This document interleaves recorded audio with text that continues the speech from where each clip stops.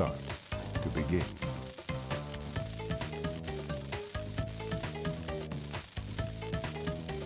Come on, OBS. What are you doing?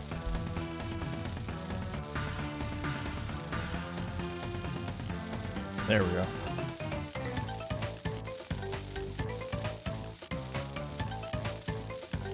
What's up, Juds? How's it going? I meant to stream the 23rd, but shit came up. That's what I'll say. Also, I was being lazy as fuck.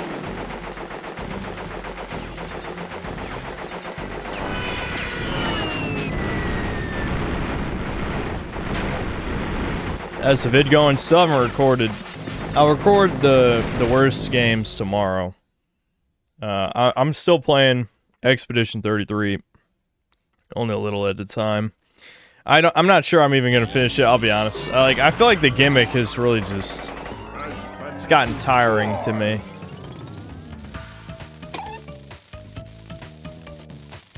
Press start to begin.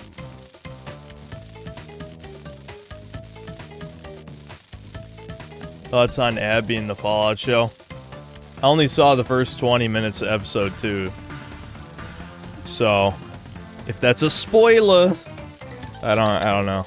I haven't seen it yet. Review Fallout? What, does something insane happen in episode 2? I thought the scene with Maximus in the power armor was pretty good, and the Rad Scorpion scene was kind of stupid, but it was entertaining at least. I don't know, them showing like the Shady Sands shit was definitely questionable. For racial reasons, as you know. Hold on. Audio and let's turn down a little. I don't think this is gonna be a loud stream. Not feeling that energetic today. Yeah, I'm gonna drink a bit of beer. I don't know if I'll drink any wine, but I don't think I'm gonna get drunk.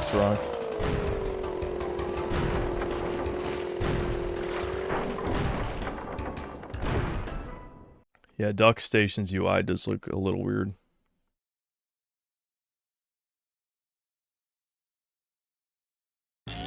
Three most anticipated games 2026. Didn't I answer this recently? I would say it was Resident Evil 9, Crimson Desert. I don't know what else is coming out next year. I'll have to look it up. Okay. Yes, Merry Belated Christmas. Oh, I'm wearing one of my Christmas presents. Hold on, you can't see it. A great ironic shirt. I love those.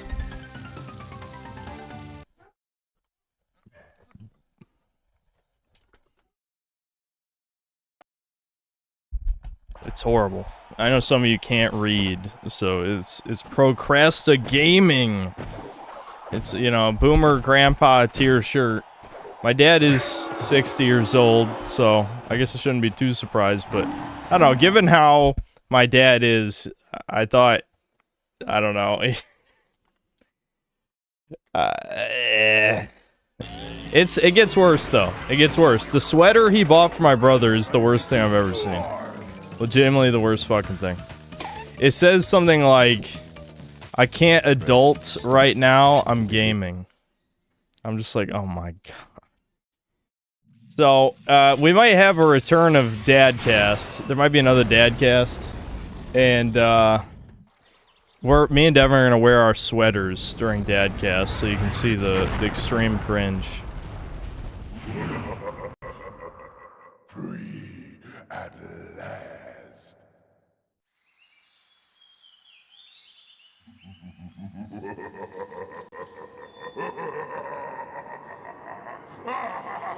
Your dad wants to get bullied. I don't think people are gonna bully a 30-year-old man. It cannot be. Evil, great evil has come.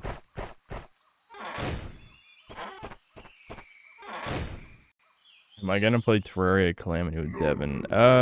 Maybe. I'm not sure if he's still playing it. Even once, but you, Cortex, you have failed me twice. Great.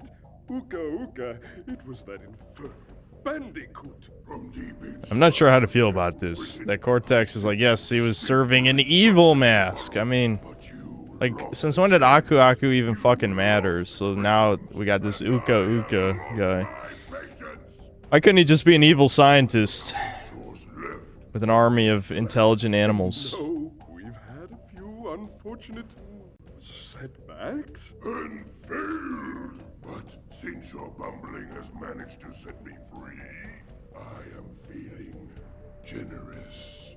There is still a way for us to amass the power needed to enslave this miserable planet. N4, you have been placed in timeout by a moderator. Yeah. We'll make sure that you do it right. After many eons, my evil twin, Uka, has been freed from his underground prison. Long ago, I locked him there to protect the world from his malice. Now, free once again, he must be stopped. Yes, let's stop him. Children.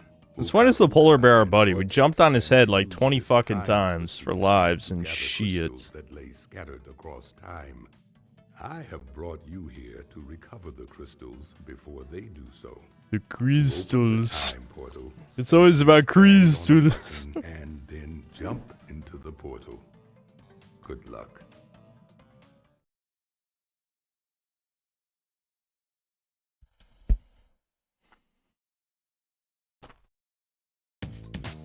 Alright, Crash 3 time. This is...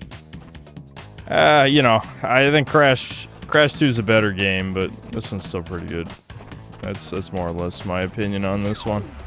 This just has too many gimmick levels. You already know from my Spyro 3 playthrough how much I don't like gimmick minigame stuff. Crash, why must you always muck in my mud? Oh look, I have a mask helping me too. We will find out which one is more powerful soon enough. Give me the crystals while you're at it. That's a stupid ass meme. See, we have our own brain right here. Like, you know, we can make fun of 6-7, and then I'm just talking about crystals for no reason. Shit, that's not good. Hold on. There we go. I missed a lot of Wumpa fruit, but who gives a fuck?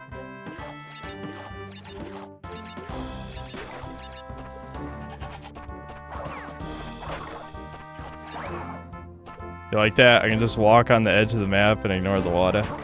Ignore the water! I love baby games. So let's see, what did I watch over Christmas? Obviously we watched some Christmas movies. What we watched yesterday was The Family Man with Nick Cage.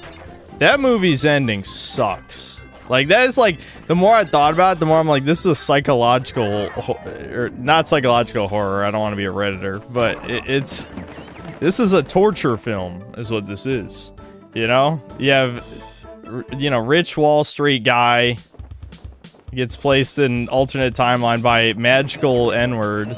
They literally do the magical black man thing, where it's like Don Cheadle is just magic black guy who puts him in an alternate timeline where he married his college girlfriend instead of flying to London and then like ending up working at Wall Street and all that shit.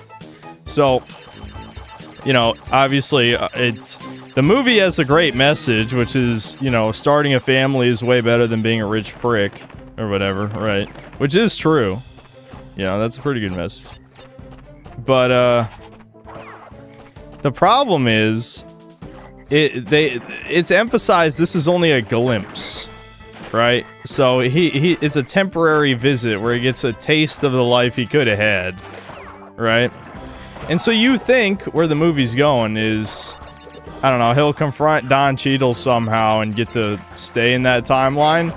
No, what happens is he gets sent back, and then he just wants to get a date with the chick, right? So all that is erased, all that's gone. He got tortured, he got a taste of like meaning in his life, and now he has to cope with 12 years of his life being gone. I mean, he's a millionaire, I guess, so you know he'll wipe his tears with his piles of cash, so to speak.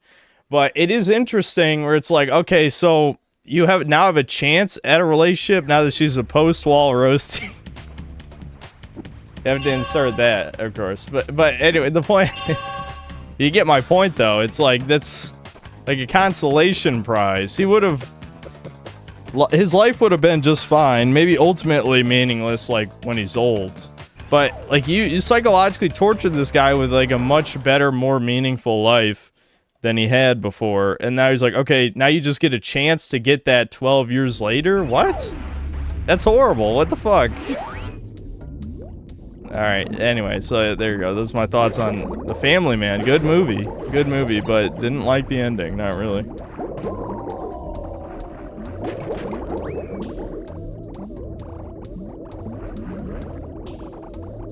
Yeah, it is a bad ending, but I think I still enjoyed the movie. It's still pretty good.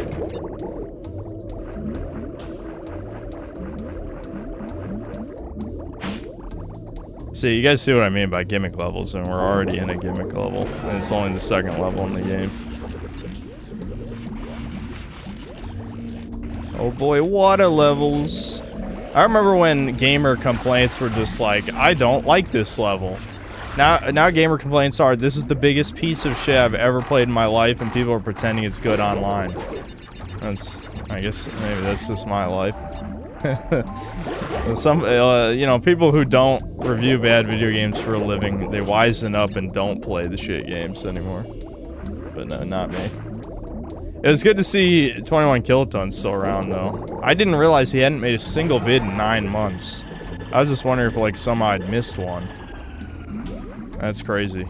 You should, definitely join me in reviewing the slop again.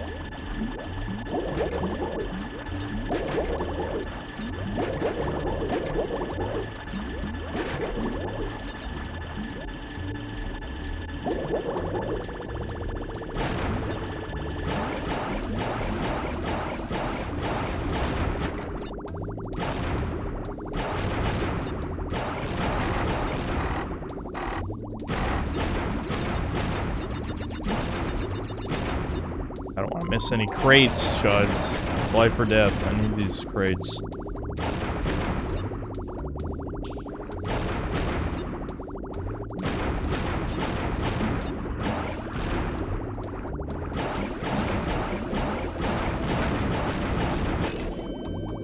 Cha-ching.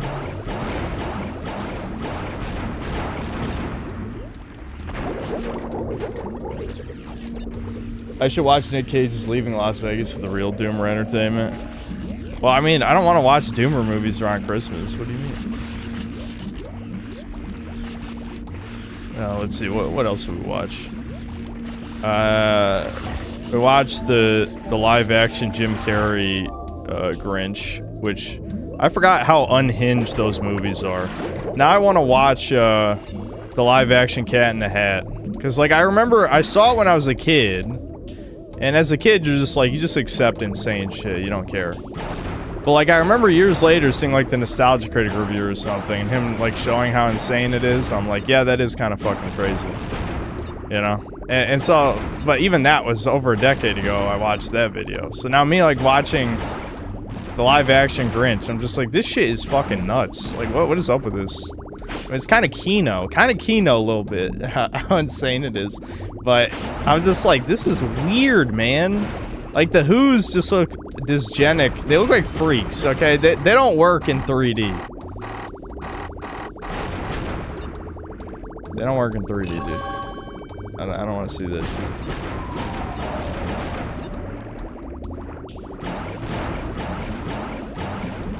I just like the kid. The kid is normal, though. Like, because they knew, like, back in the day, Hollywood knew, like, people don't like ugly. Like, they didn't try so hard to enforce ugly, so of course the child has to look normal. What is her name? Cindy Lou or something? Yeah, she has to look normal. All the other Who's look like fucking freaks. You know, it's like, I don't know, I'm on Team Grinch. I'm on Team Grinch, okay? You know, it's...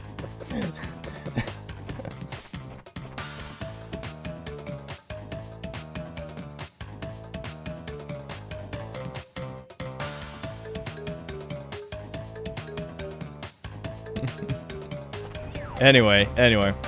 So, what was the other shit? What else we watch? I don't know, we watched some shit. I think we... the problem is my memory's so goddamn bad now. It really is. I'll just, like, blank out and not pay attention, not care what's happening. I'm just reaching... My ADHD is peak brain rot, you know? I'm a proto-zoomer, dude. I can't beat the allegations.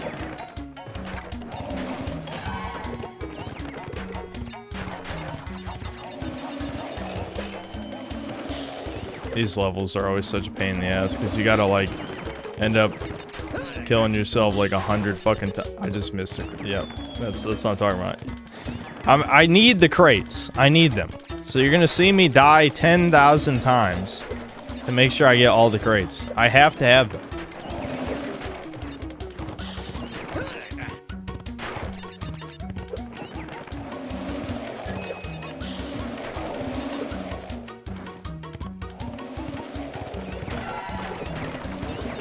Fuck.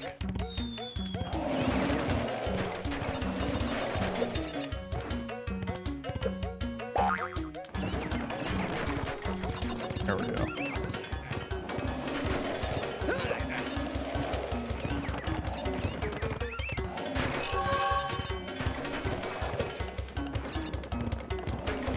So far, so good. So far, so good.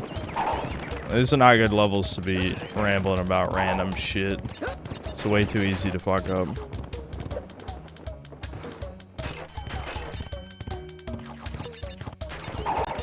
Okay. I don't think I missed anything. Do we win? Am I the win I'm on?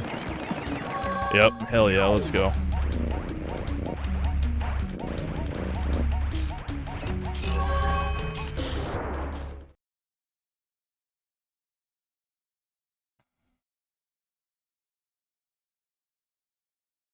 So again, drunk chill or drunk, the stream is immediately privated. I don't think Crash is gonna have me talk about anti-Semitism. I won't make any anti-Semitic remarks, don't worry. I know, everyone's disappointed.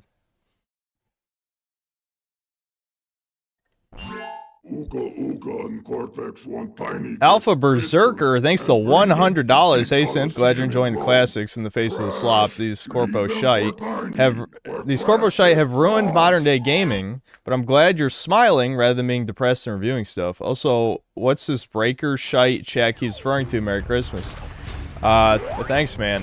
Dragon Ball The Breakers is a multiplayer game that I played for like 800 hours. It's a asymmetrical multiplayer game that's like half Dead by Daylight, half Evolve, and I streamed it like 10 billion times. That's all you need to know.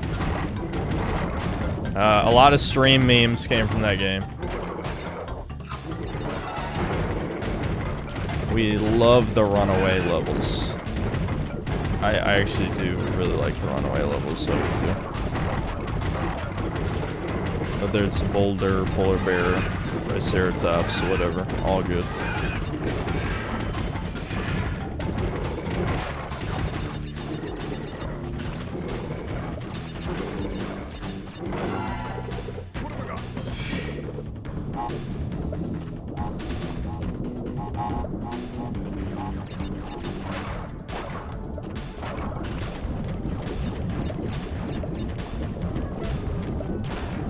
I like that these ones in Crash 3 also have like normal level segments too. I need the red gem.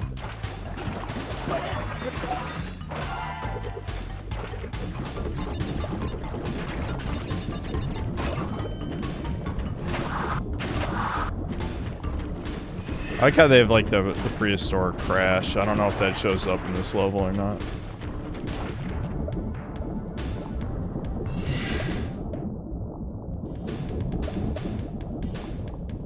And Breakers is a failed game, just want context and sent about it.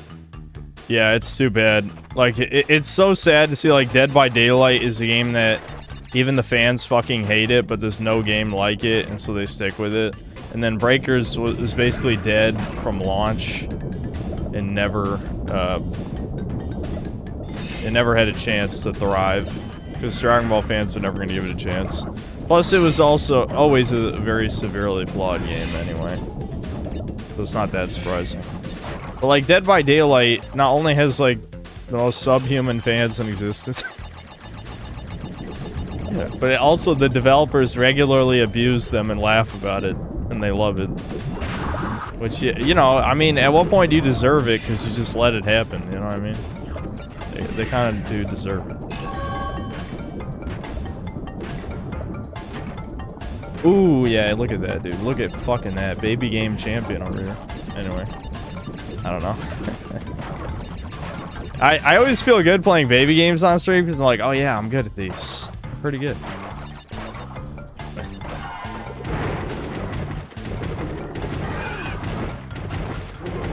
I know in one of these levels you have to purposely let the pterodactyl take you to get a secret level. I don't remember which one that is, but talk about obscure shit.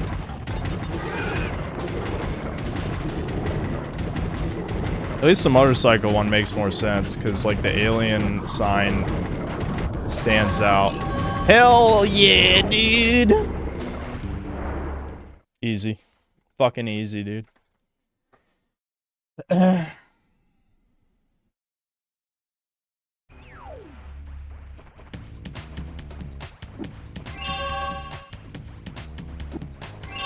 Fallout 4 is a pointless game. It's a good new video. Yeah, I got recommended that. I never watched it, but I wouldn't mind watching it.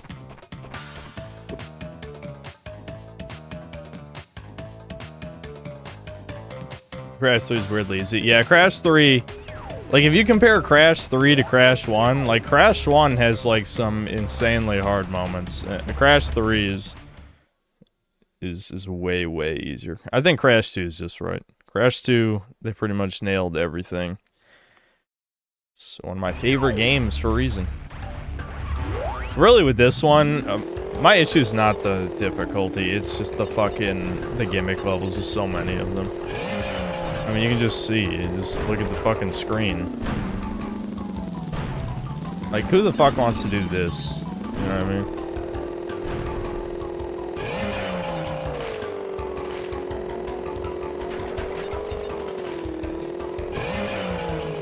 God damn it, dude.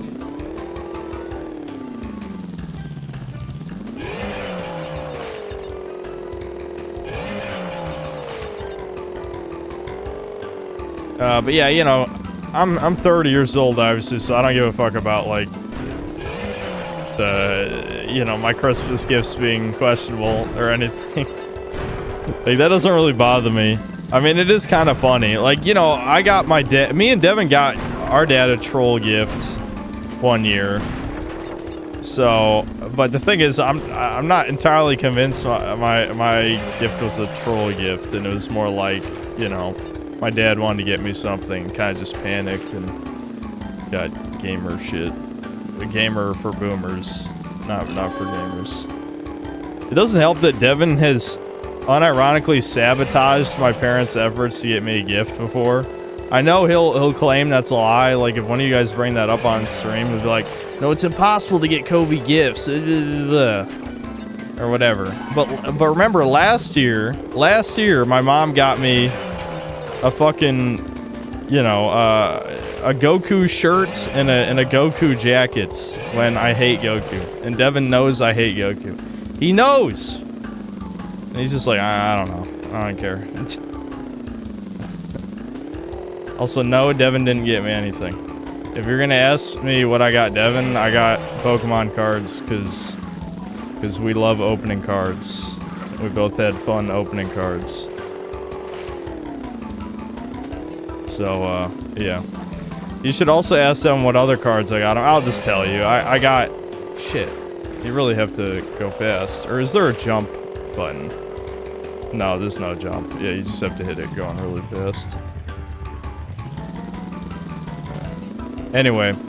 The other cards, I didn't just get Pokemon cards. I got Monster Girl Encyclopedia cards from China. AKA Coomer cards. What the fuck? Am I losing it, chat? How am I not hitting this? Is there a jump? I'm hitting every button. There's no jump.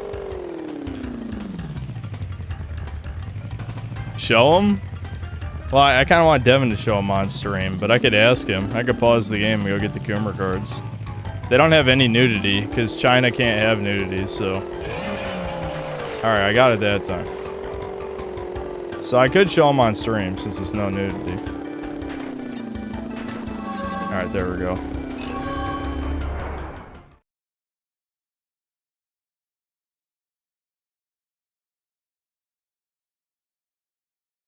I've been having videos shitting on Spider-Man 2 on my feed lately, years after its release. Once again, I was right. Yeah, but do you think they don't give a fuck? All they care is, oh, is he that racist, sexist incel guy? That's literally it. Like, that's literally it. It doesn't matter if I'm right, because these are, you know, giant cocksuckers who are making these critiques and shit. And a lot of times they don't even address the politics. Coco! Store the pretty crystals! Tiny, take them back! In Gladiator Arena! Thoughts on the Fallout show having Shady Sands blown up by a mini nuke on a cart? Yeah, that was stupid, but we knew it was gonna be stupid. I just find it funny, like, Shady Sands, like, looked so similar to the society before the nukes. Like, if you imagine, like, a post-apocalypse, like, the lack of imagination in the Fallout show is somehow one of the worst elements. I mean, you could say maybe that's not that important, but I do think it's important. I think that's really fucking important. How it's completely lacking creativity in so many elements. You know? Like, it just feels like they don't give a single fuck about anything. I mean, that's why there's so many member berries and shit. Is because it is just for normies who just recognize things. That's it. I forgot how easy this boss was. I didn't realize you can just spin the lions. I thought I was gonna die there. Wow, what a bitch. That's why they call him Tiny. He's got a tiny weenie. Haha. Alright, I forgot the moves in this. They kind of just slow down the gameplay a little. That's the issue. Like, none of the moves in Crash 3 really, like, enhance the gameplay. Well, like, the hover spin, obviously, is really useful, but it's too slow. But that's the only one. All the other ones are kind of boring. To the center of this time twister and save your progress, if you wish. Lucy leaving the goal behind because his giant meanie head. Oh, shit, I haven't watched that far. I haven't watched that far. Fuck. Brian only watched the first 20 minutes. Spoilers. You're spoiling. I already said I'm not going to review it episode by episode, but maybe I'll review episode 3. I don't actually care about spoilers, but I do want to see that for myself, you know.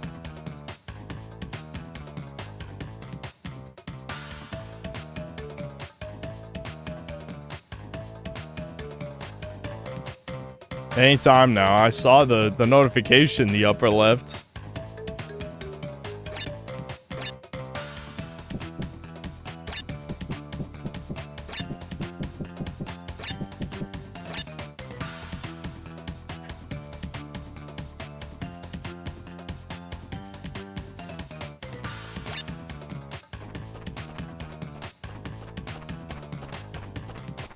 Episode 2 is at least twice as worse as 1.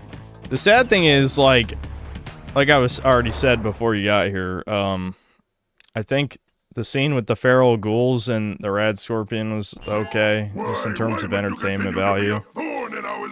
But if it gets way worse, then I definitely gotta keep watching. Tiny was a good fellow. He hated everyone and everything, but a good heart nonetheless. Based. Holy fuck, literally me. Alright, I take back my insults about Tiny.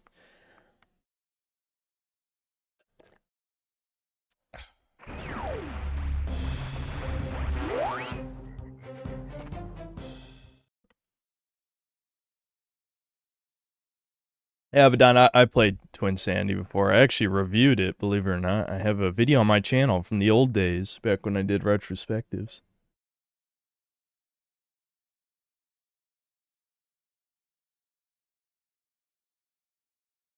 What does the N on his forehead mean?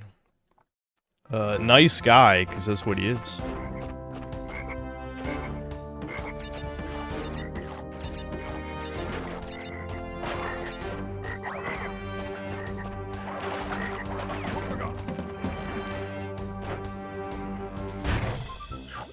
Wow, he's out. You like that? Like that super body slam?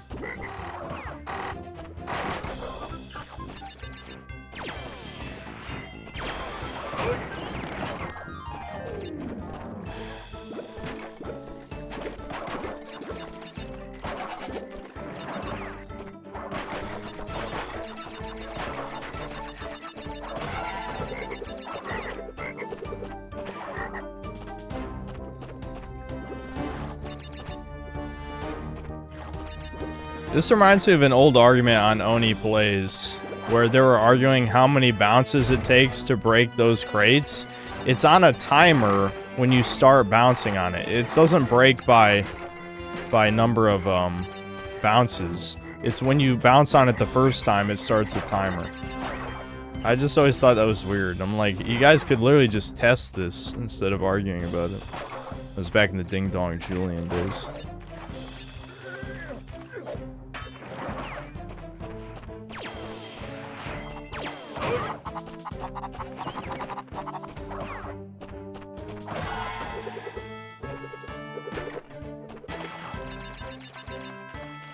I should have been there with the autist knowledge.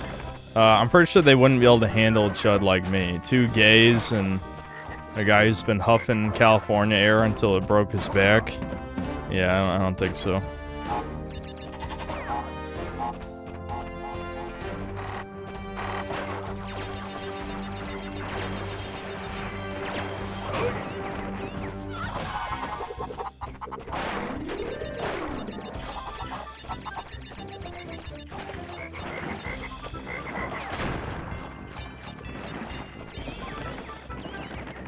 Not a spoiler, but they make the Brotherhood Knights act like literal retards. Dude, the Brotherhood has been they were retards ever since the first season. They love making the Brotherhood of Steel stupid in the show. Like, I don't even know why normies like it. Like, legitimately, if they had to explain why they like the show, could they even explain it, you know?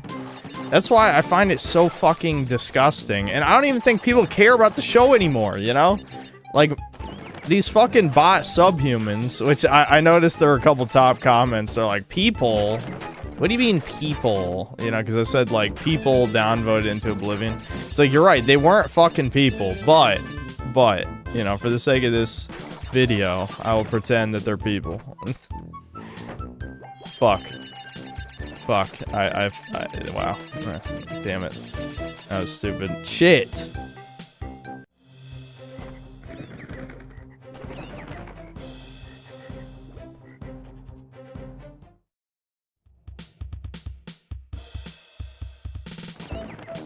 Please play Breakers again? No. Nope.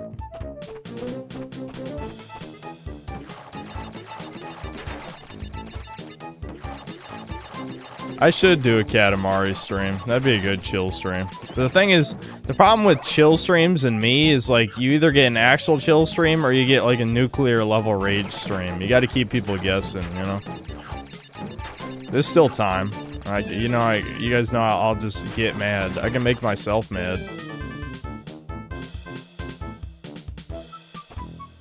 Let me just hit that first. Yeah, okay. This is positioned in such an annoying spot. There we go. Alright.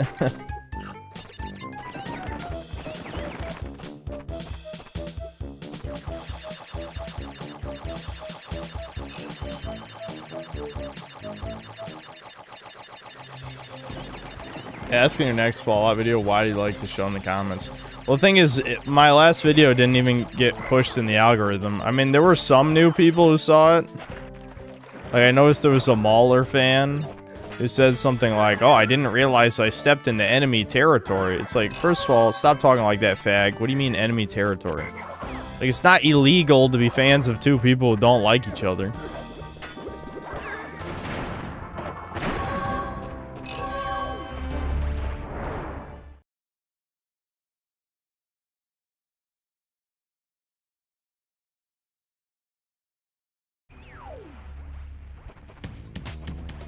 It isn't.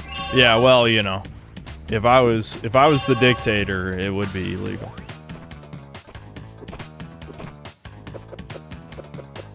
Do I really want a Mauler fan? Do you know how many borderline normies there are in my audience who haven't seen a single stream? Many, many. Just trust me, many.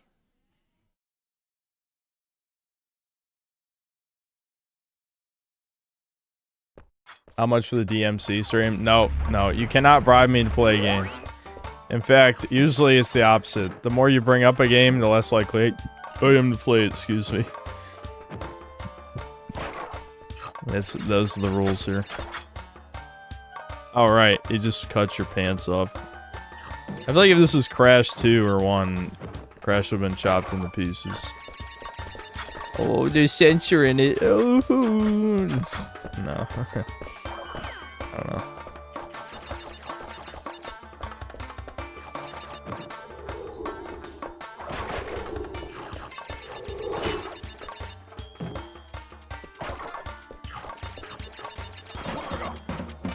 These are the type of levels that really fucking suck when you're going for the relics. Anything that, like, slows you down. And part of it's almost like a puzzle because you can use, like, the hover spin to get around some of those segments. But, I don't know. Like, any level where the pacing is slowed down really sucks for time trial shit.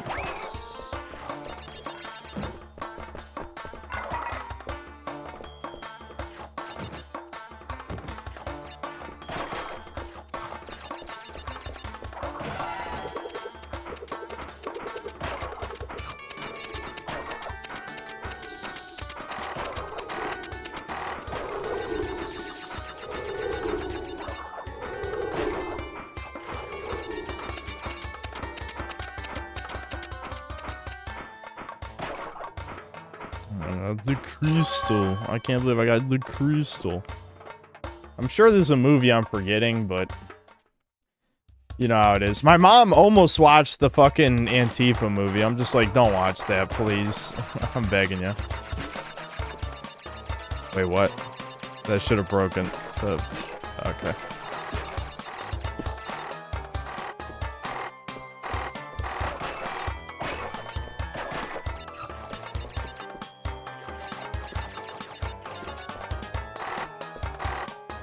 Oh, I see what's going on here.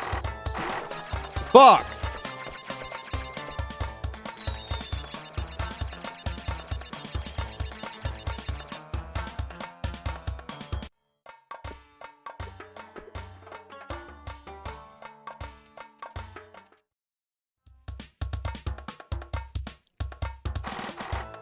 Yeah, one battle after another or whatever. Yeah, she almost watched that. I'm like, Mom, please don't watch that shit. Like, it's fucking Christmas time. We don't need to be watching propaganda on Christmas.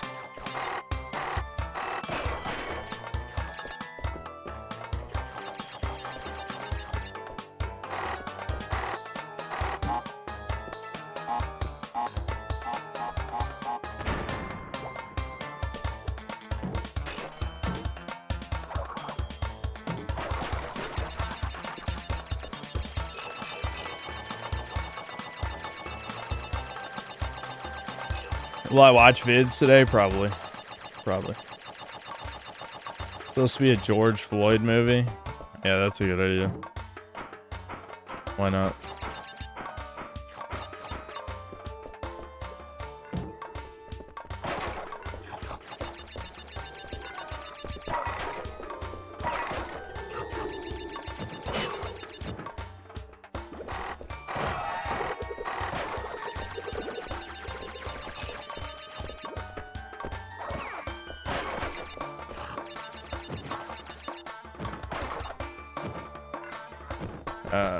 Let's see, what else is noted from Christmas?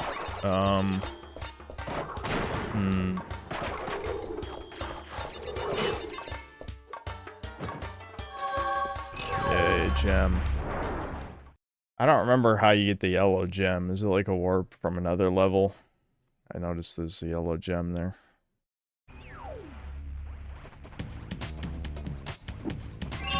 My favorite Crash as a kid, my least favorite now. Yeah, probably just because the gimmick levels.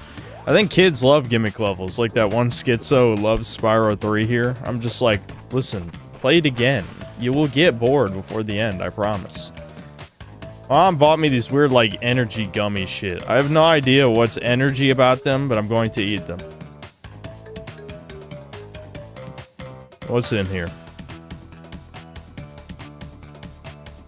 I see a lot of organic.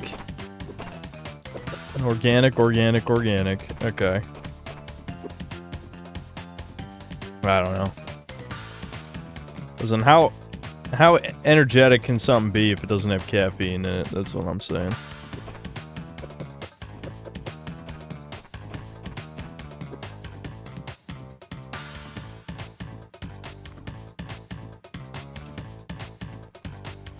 He's about to get high? No.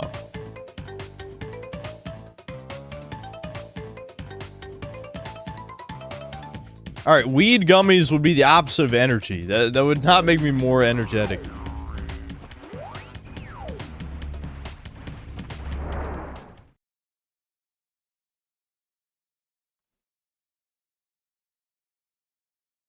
Yeah, Coke gummies. Alright, let's go. Let's race, boys. Is there a way to boost at the start? I don't remember. I always hated these levels, I'm gonna be honest. These are my least favorite ones. These ones actually make me mad. Like, don't get me wrong, the hovercraft ones, or, I don't know, not hovercraft, whatever, this jet ski ones. That's what I mean. Jet ski ones suck, but these are enraging.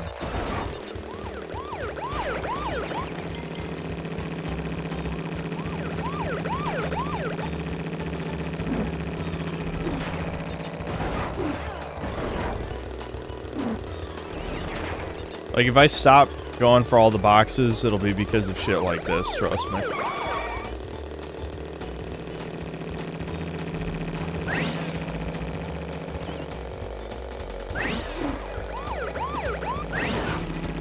Awesome.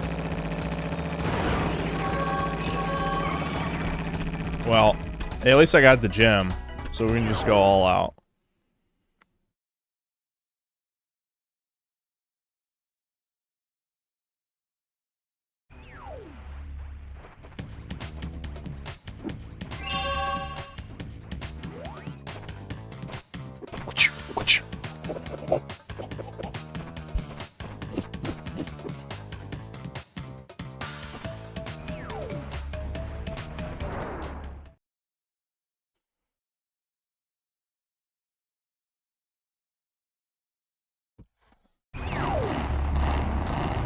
Keynotism. Alright, there we go. There's the boost at the beginning. It's like Mario Kart. I don't really need to break the crates. We need to just win.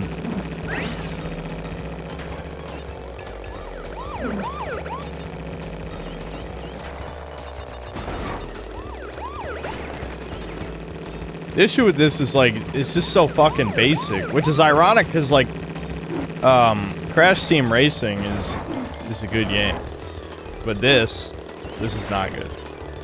This is not good. I think they learned a lot of lessons from this, and then that's why Crash Team Racing was good. They're just like, yeah, those gimmick levels were yes. All right, there we go. Easy win, easy. Nice.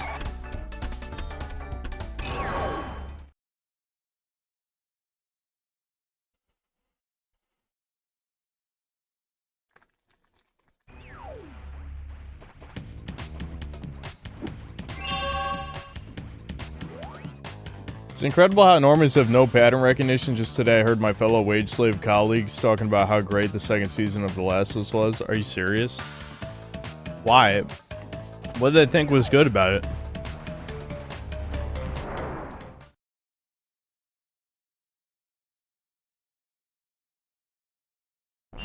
Good day, mates. Dingo dials the name, and Uka Uka and Cortex gave me orders to bring the crystals to them during the Ice Ages. So give me the goods and shove The off, or crystals. I'll roast Why you. did Cortex want the crystals? See, when he says it like that, you have to listen. It's like saying, would you kindly, you know? It's just brainwashing, like MK Ultra shit. If you pronounce crystals normally, it wouldn't work. I don't know what it is about playing video games and like the whole like let's play stupid ass style of humor, but I don't know, it just doesn't get old to me for whatever reason. How about the oil is ice? I don't think those are the same.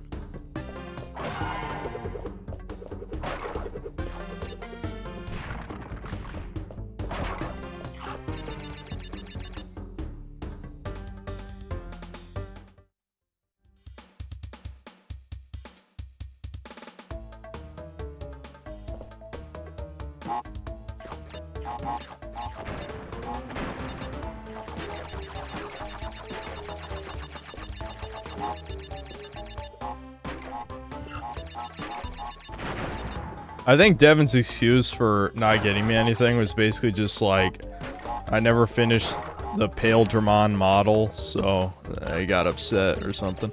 I was building it the other day, but those model kits take a long fucking time to build, which is why I wasn't building it until the Christmas break.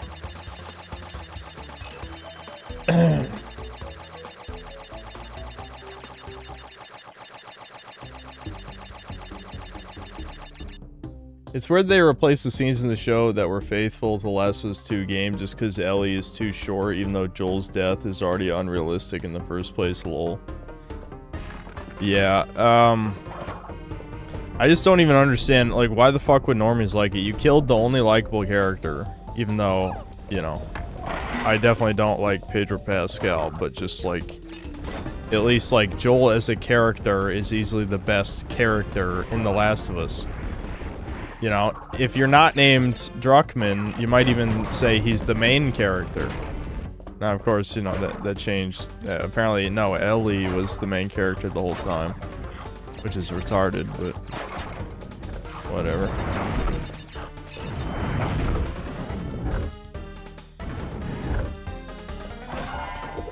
Oh, I need the purple gem. I don't have the purple gem. I don't have it, guys. Why would they do this to me?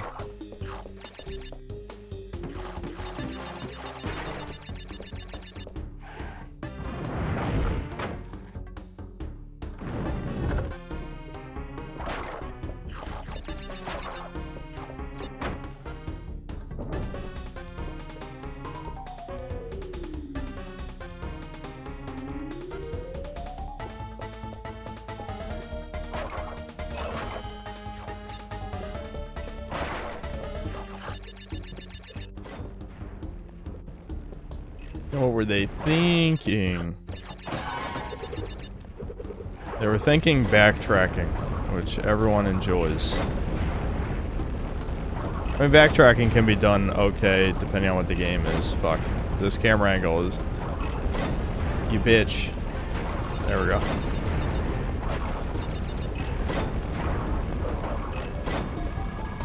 I love the Egyptian flamethrower technology. I mean, I guess the scientists are just like, they're just cosplaying or LARPing, I guess, more or less, but it's still goofy.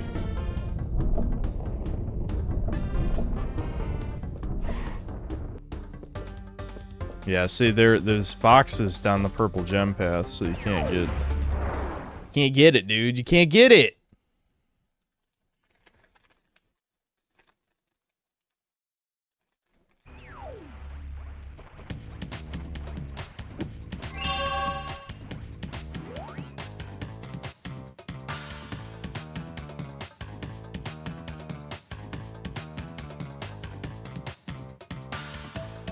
I played some silly shit, dude. What do you mean? This is a great game.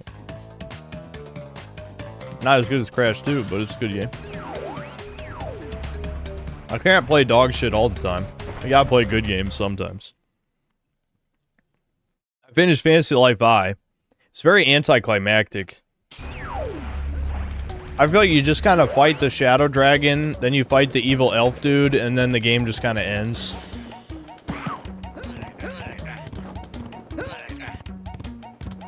The weird thing too is like your waifu is still dead. Yeah, I mean like she's shit. How the fuck did I miss a thing? I thought Coco is fine. It's the animal that gets abused. Like when it's crashed, the polar bear is fine.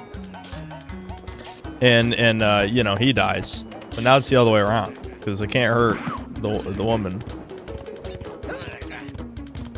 It's Crash 3 woke, dude. Someone called PETA. How did I fuck that up again? God damn it.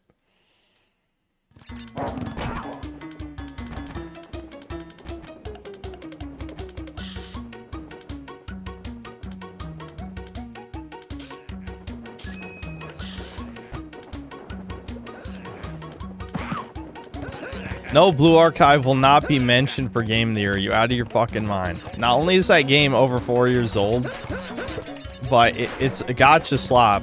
Okay? It's gotcha slop. End of story.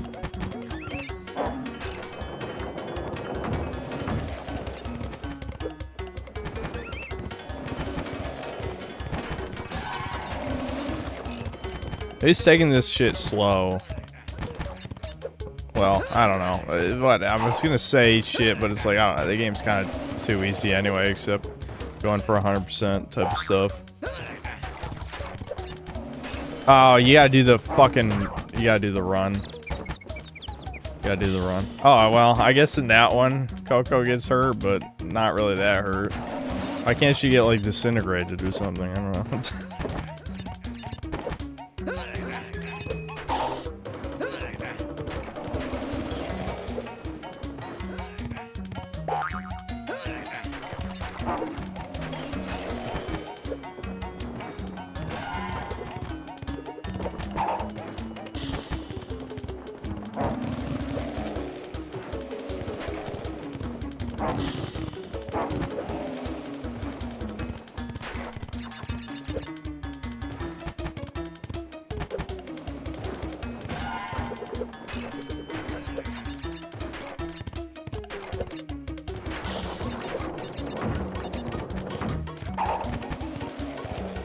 I'm trying to think. Chuds. I was doing so much chilling over Christmas that I really don't have that much to talk about. I mean, the food was great as always, but that almost goes without saying when my mom's cooking.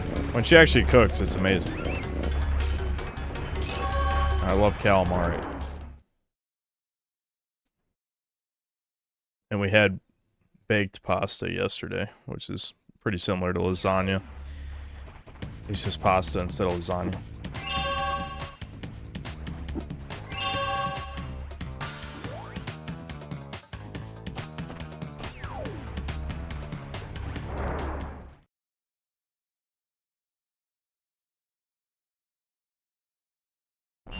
Right. Now you've gone and done it. Them crystals are mine.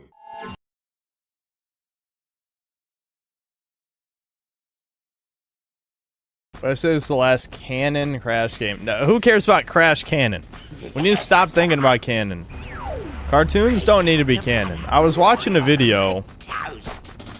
I forgot the channel name, but it's one of the channels from the old days. I was shocked that he's still around. But I watched a guy do a video. It was like all the times Tom won and Tom and Jerry. I'm just like, listen, canon don't fucking matter. It's a cartoon. It can do whatever the fuck it wants. Millennials are too obsessed with that kind of shit.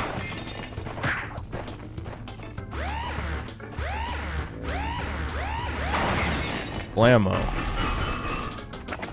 It's a fun explosion animation.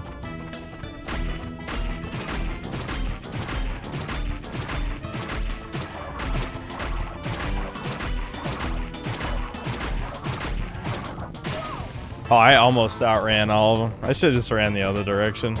I wanted to see if I could outrun every shot. Oh well.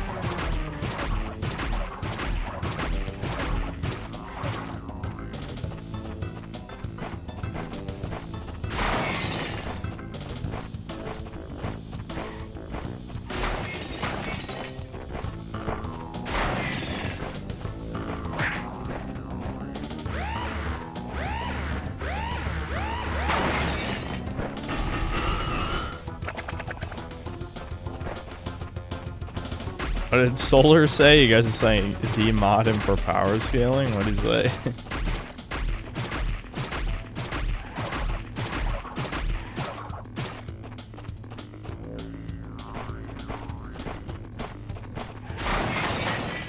How about he's just like firing it in random spots?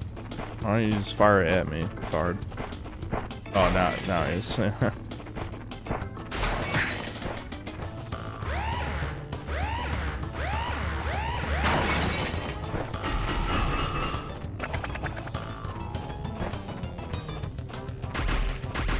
Oh, he's double firing.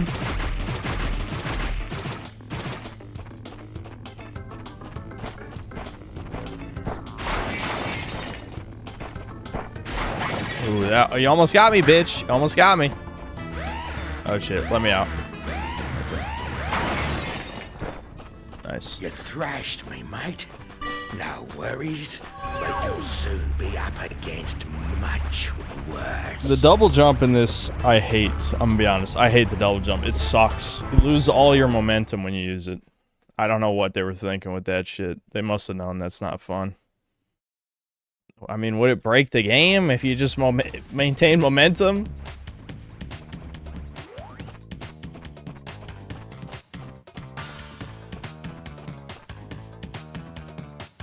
The funny thing is, you actually don't even need the double jump most of the time. Because in Crash 2, they added basically a secret super high jump. Where if you slide jump, but you spin as you're going upward, you go even higher. And that's still in this game. So that goes almost as high as the double jump. So you actually don't even need the double jump a lot of times. Oh, shit. I accidentally skipped levels. Oh well. Well, haven't we gotten far for a pair of fuzzy marsupials? I am Dr. Nefarious Tropy, master of time and creator of the very time twister machine you see before you. So it said Crash canonically can intercept light speed. In this little charade, so you won't be leaving my area with the crystals. Devil Artemis is leaving Death Battle, citing the toxic community as a main reason. Synth, you did it. You killed Death Battle. Holy, I'm based. God, I'm so based. Dude, that's what I was thinking when Devin was like reading that Reddit. Or I'm like, you know, Reddit is like, he's allegedly the brother of the synthetic man who, you know, has racist titles and blah, blah, blah, blah. Which, I don't even know what the I still don't know what they're talking about, racist titles. Because even my Mind's Eye video, it's the thumbnail, not the title that's racist. You know what I mean? I know you could say I'm playing semantics, but like, what? I wonder what video they're thinking of that's a racist title. Synthetic Man said Kratos should beat his kid. Yes! Yes! I do think that. You fucking pussies? What do you want?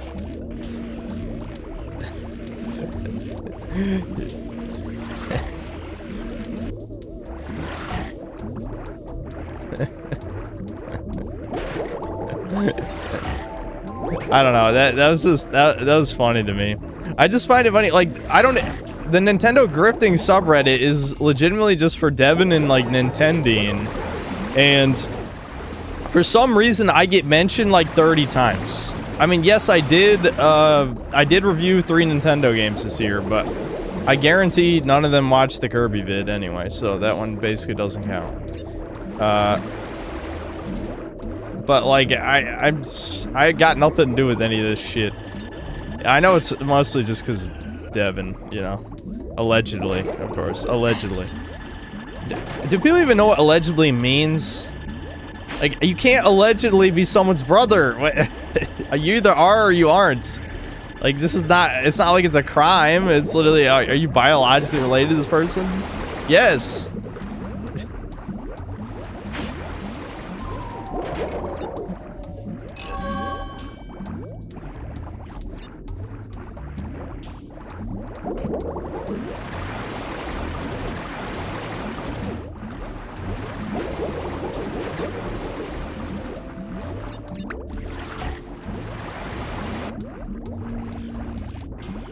Wait, is this the real path? Hold on. You always go down the optional path first.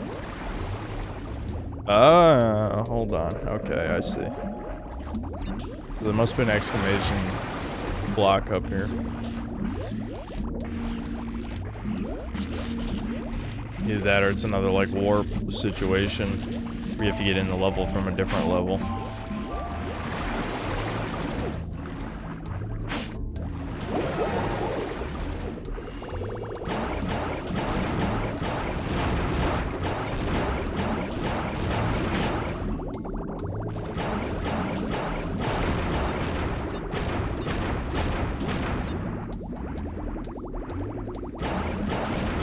I don't know how people are offended by me doing like the retard voice for deaf people though. Come on, how's that offensive? That's hilarious.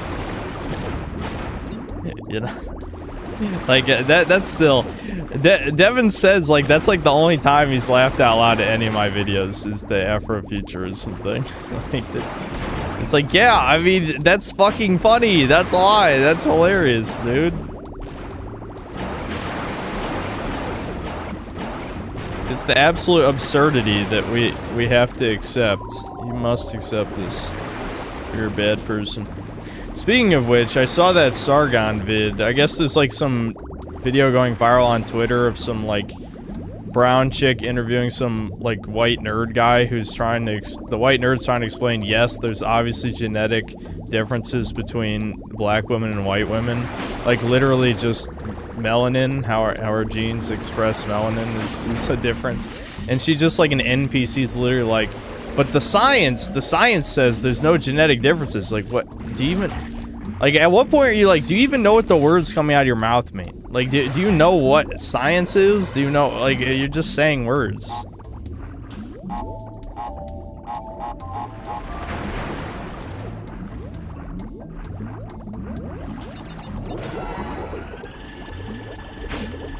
I hope this isn't one of those levels where I have to backtrack all the way to the exit from here.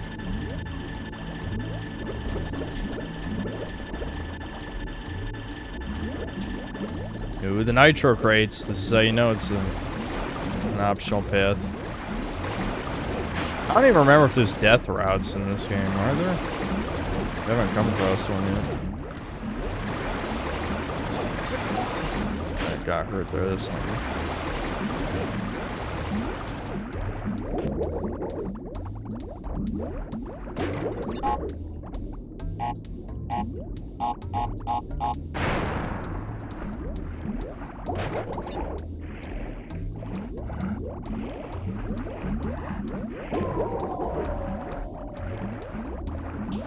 Just gotta be careful, chuds. Gotta be careful. Oh, be careful. Hell yeah, dude, yeah! And we got the red gem.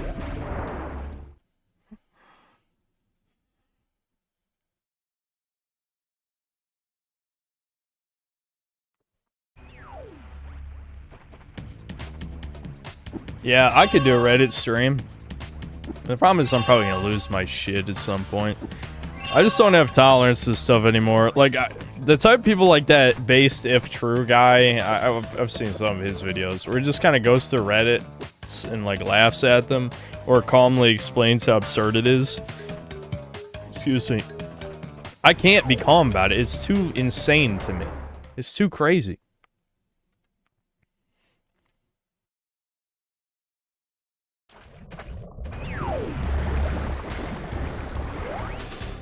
Low tier god got banned from Twitch again. Well, why do they keep they keep putting this black man down? This is fucked up. What the hell just happened there? Wait, what? Are you guys seeing this?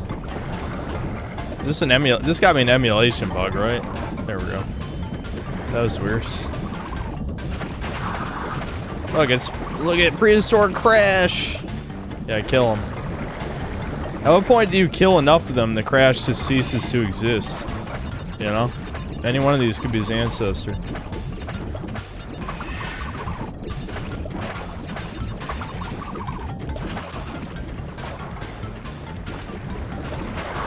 Oh, right, yeah, as someone mentioned this earlier, I didn't finish my thoughts on Fantasy Life. Yeah, so it was like, yeah, you beat the final boss and seal away, like, the Gear of Time thing that was gonna fuck up everything or whatever the hell. I kind of forgot some of the plot because it had been so long since I played. Okay, we need the yellow gem for this one. And then the game kind of ends with like the ghost of the waifu chick being like, yeah, I'll remember you forever, Growler, the dragon. Because, you know, the past dragon and the present dragon were the same dragon. It's just, characters are dumb, you know? And then the game kind of just ends there. It's like, did we really save the day? I don't know. I mean, we did beat the bad guy, I guess, but it's just kind of like, it's not like the civilization suddenly exists in the present. All those tribal people, they're dead, I guess. They just, their civilization goes extinct for unknown reasons. Don't question it. I don't know, I felt like a very rushed ending. I don't think I had to finish it. At least it didn't take me that long, since my late game equipment could brute force all of the stat requirements for the jobs, the lives that I hadn't started yet.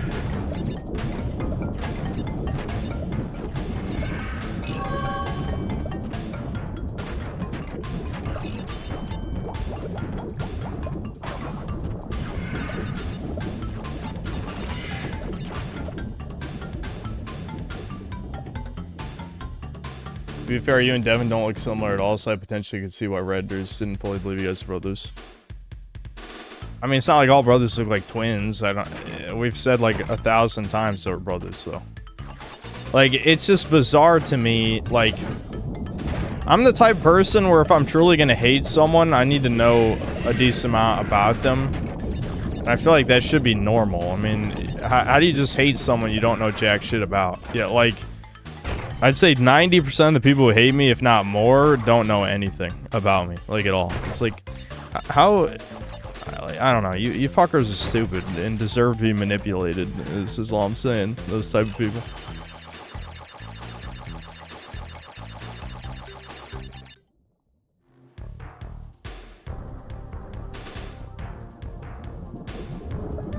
I just popped in for a bit. I'll be back later, probably. I'm spending time with the family on Christmas. Yeah, that's good. Feel free. This is just a chill stream. I'll check out the routine game a bit later, but we might do a video watch segment in between this and that.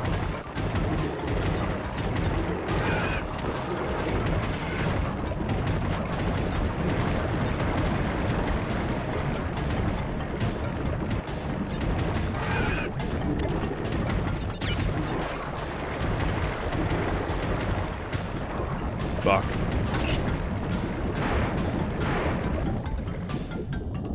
I hate sometimes, like, you know, unless you see it coming, it's kind of like trial and error gameplay a little bit.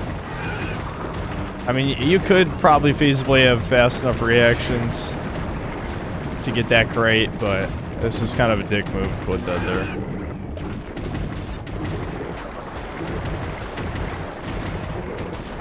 Dude, what? My memory is not good. I'll just say that. It's not good.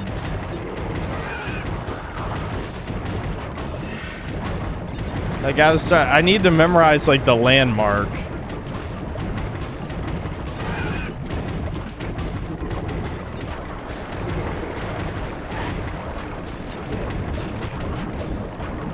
Ooh, shit. Oh, because the yellow gem, I did that for no reason, because the yellow gem had 30 fucking crates.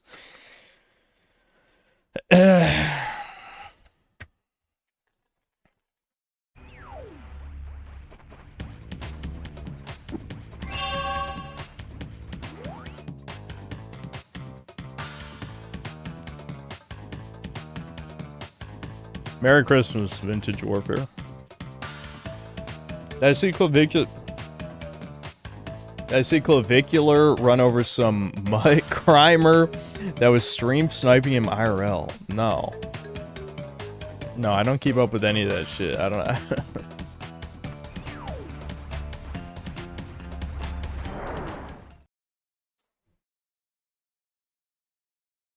What's Ricardo? You're calling Crash 3 slop? This fucking boomer, I swear to God. Aren't going to back off, eh? Just to continue to gather crystals and see what I do.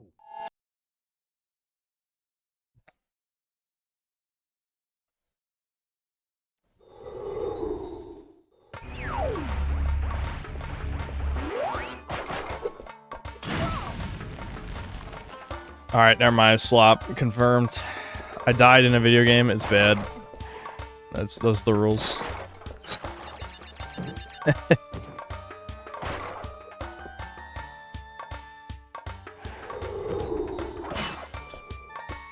Trying to think. I gotta like dig deep in my memories. If there was, I swear there was more stream topics I wanted to talk about. Probably something to do with one of these vids. I did see the, well, I saw someone review the Animal Farm trailer, because I noticed people were talking about that in my Fallout review.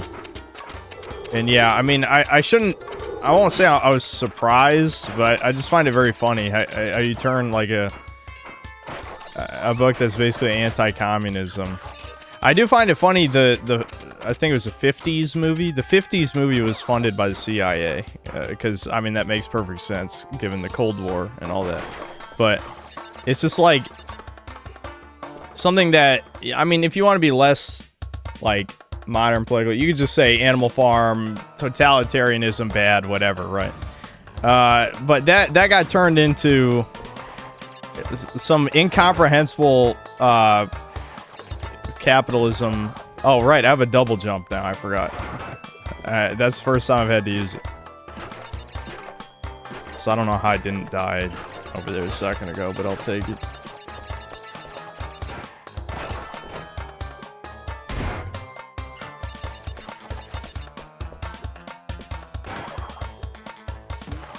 I could have made that, damn it.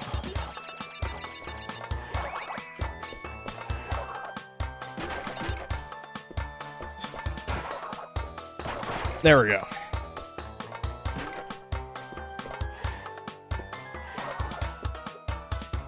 Also, I feel like if Seth Rogen is in a movie, you know, it's gonna be the biggest dog shit of all time. Like, it just... anything he touches is gonna be shit.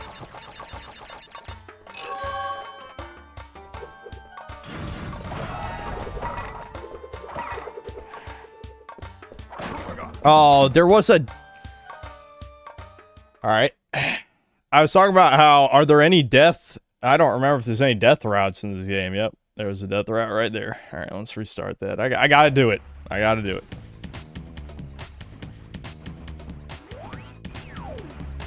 Gobi. Yeah, what's up? How in the middle of things are you? I mean, I could pause here. You want to see something really funny? Sure. Go to the Nintendo grifting subreddit and search by new. That Super Mario 64 guy made a video. Oh, jeez. Are we gonna bully someone? It's only like 4 bullying minutes long. Nintendo. Okay. Hello. Oh, it was right there. Oh. And then just search by new. Video about Lord Frogmire is finally out. Good. He hasn't posted it, but this is like his preamble. Yeah, it's 3 minutes long. So, Lord Frogmire mentioned me. Yeah, dude, I hate. We already got Reddit speak in the title. Let me pull that up for chat. Hold on.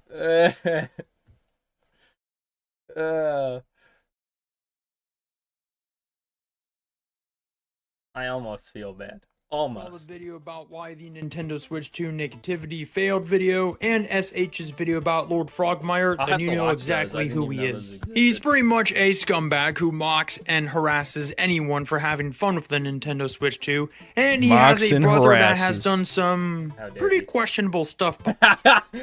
Pretty questionable stuff. Let's see. Synthetic Man is a bad critic. Amazing. True. Synthetic Man does get silent elf. Yes, I do. The problems with Synthetic Man, why I stopped watching him. Who the fuck are you? The political extremist gamer, that's true. I think this guy's a transphobe. He didn't use any of Dead Dove AIDS videos. Behind the scenes. From what I've heard, some people are not happy with him using Shigeru Moto on his thumbnail, considering the fact he's not responsible for those decisions. And you wanna know why he uses Shigeru Moto on his thumbnail? Shigeru Miyamoto. Is that what he just fucking said? Not even fucking close. Here's a video explaining why directly from him. Although I get some criticism for it, there's a reason why all of my thumbnails use Miyamoto. He is the face of Nintendo. Despite barely even working in games anymore, he still appears in the Nintendo Direct. He still has a legacy, and people still recognize him. I would love to use the president of Nintendo, but no one even knows who he is. Absolute brain dead cringe and take. He doesn't say why it's bad, by the way.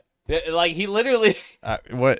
Okay. Like, this guy's just an idiot. I mean, what? That's what I'm saying. Like, you're openly retarded. There's nothing to argue with.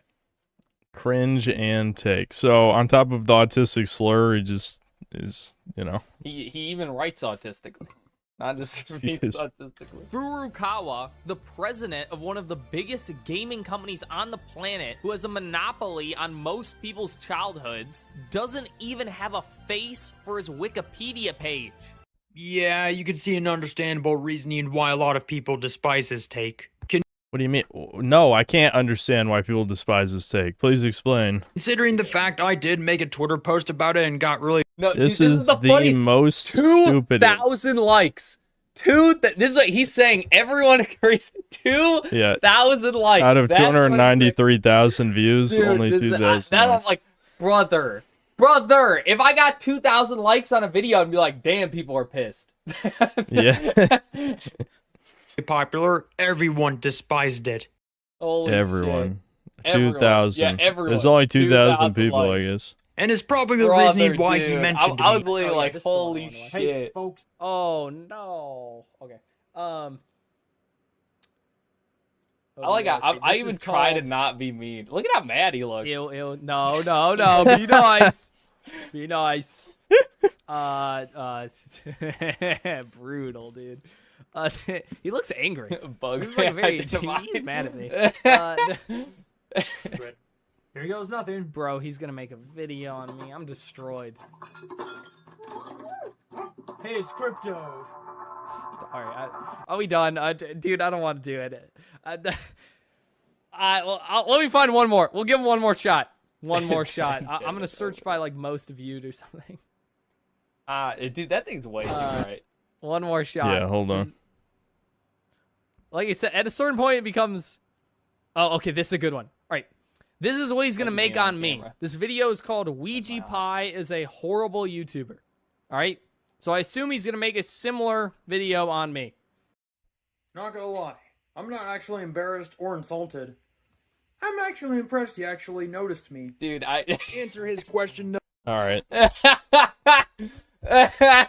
Listen, I don't want to bully chat right now, you know? This is why imagine about half of you guys are like, so, yeah.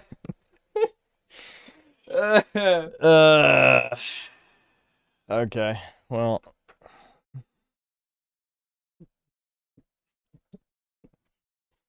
Anyway, should I listen to the rest? Yeah, might as well. Yeah, okay. No, I have no plans to make a Ouija Pie-like video exposing him. Although... Ouija Pie like that. You know, if your fucking username's Ouija Pie already, you know you can't take a single thing they say seriously. So this is... No, that's who he made a video against. He's I see. 64 bros. So he made a takedown of Ouija Pie. He made a takedown of Ouija. I don't even know who that is. I yeah, couldn't who the fuck is the it? video. It was too cringe. Oh, I am going to be calling out some gifters of my own, but I will be doing it. He said gifters, not grifters. Well, dude, why not just take another take, dude? I mean... They can't do it. I mean, I'm sure you can hear in Audacity or, you know, Adobe Audition or whatever you're using that you did a flub. You could just re-record the line. In a honest, grounded way. Regardless, though... Also, I really wish he would stop showing Spider-Man 2. I fucking hate this game. It still doesn't give you any excuses to mock or harass anyone for enjoying the Nintendo Switch 2 or any Nintendo product, despite the decisions we absolutely despise. If you don't admit that, then maybe there's a reasoning why some people absolutely despise your behavior and the way you... Okay, but why should anyone care if some people despise your behavior? You know what I mean? Like, I'm sure chat despises this guy's behavior, but he wouldn't take any of, you know, my audience seriously. So why should we care what, you know, Nintendo fanboys think? Kobe, those whole 2,000 likes, man. I need to be freaking out. mock others when they make response videos towards you. Also, as a No, mocking others is based. Okay, end of story. All right, nice reminder, point. if you saw SH's video, he did actually mock someone for calling him out, but deleted the live stream like a coward. But I think he deleted the live stream like a coward. Or how about you can get reported and get strikes on your channel like I have All of our things you live streams are unlisted. He still kept it. I don't know, I was busy with real life stuff. But other than that, that's about it for this video. But by the end, I hate when Redditors say shit like, "I was busy with real life stuff." It's like, oh wow, yeah, that's so unique. I'm glad he touched grass. He touched grass, dude. Today, all I can say is this. All Lord Frogmire did was just proved my point even more. You proved his point. I can't believe it, dude. I know. Awesome. Yeah, I'll watch your takedown vid whenever it comes out. That'll be funny. Yeah, just a glimpse at the top comment. Just give it. You don't read the whole. I didn't read the whole thing, but just the first sentence is really funny. The pinned one. Yeah. What makes Frogmire so annoying is just how arrogant he is with it all. True. That's Devin. Anyway, he basically carries with him an air of having won every argument no matter what. Dude, me and you, this is why both of us though. This is literally both of our channels, isn't it? This is why we piss people off. I'm like, you get it. I mean, you got it. That's true. That is exactly what we do that piss people off. Get fucking owned. This is 100%. If you had to boil down why we make so many people mad, minus the politics, it's this. Anyway, and it's just kind of irritating because you want to see someone like that slip and fall on his face and actually be fazed by it, but he knows if he ever does, that he's cooked. So he does his best to always act like everything's beneath him. What are you talking about, bitch? Dude, just look at my channel. I've slipped and fell like 100 times. Who fucking cares? No, I'm like, dog, we're talking about video games for babies. It should be beneath you, too. All of this should be beneath everyone. It doesn't fucking matter, dude.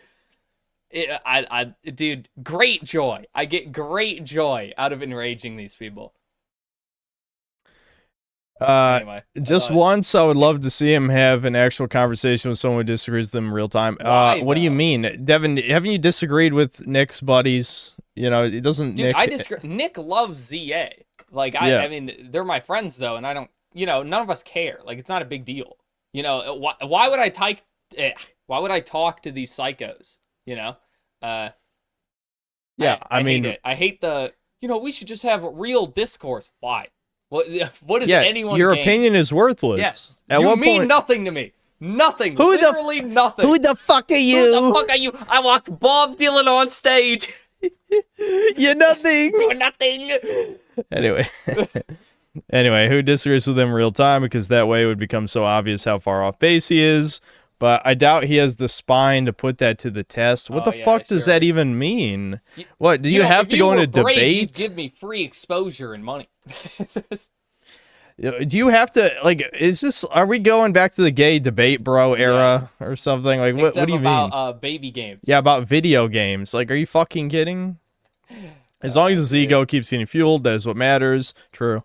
It's only when that one's accurate. That part's accurate. It's only when inevitably his own fans turned against him they'll finally start to crack. Well, here's the thing: a bunch of your fans are synth cells, and my boys will never turn against you. First of all, the Frog Squires are loyal, but second of all, bro, my average like ratio is like 60%. My fans are against me already. You know, like that is the fuck are you talking about, dog? But yeah. Yeah, so this is just delusional. The Frog Squires are loyal, and everyone else hates me, so who cares? Yep. We're at the gates. Yeah, that was, dude, I just thought that was so fucking funny. I'm like so ready for the full video. I'm like so ready for it. Yep, it'll be amusing. That'll be a good stream. That'll be a really good stream. Yeah, I give it a dislike, get fucked. Ooh, get disliked. 8, dude, that's brutal. 8 likes and 1 dislike. Yeah. Brutal ratio. We only need like 2 or 3 dislikes and it'll actually be like a real like negative feedback style video. Yep. Good times though. Good times. It's just funny, man. It makes me laugh. Anyway, I thought you'd enjoy that. Yeah, I did enjoy that, and I'm sure I'll enjoy the full video quite a bit. I know there's gonna be a segment just about me. You know, Yeah, like right, there'll be a short segment just talking about all the things I've done. If I'm he like, doesn't say allegedly, I'm gonna get upset. yeah, yeah. Anyway, all right. Goodbye, chat. Bye. Yep. Yeah, I should catch up on Superchats. It is weird that Crash's pause screen is completely quiet. There's no music.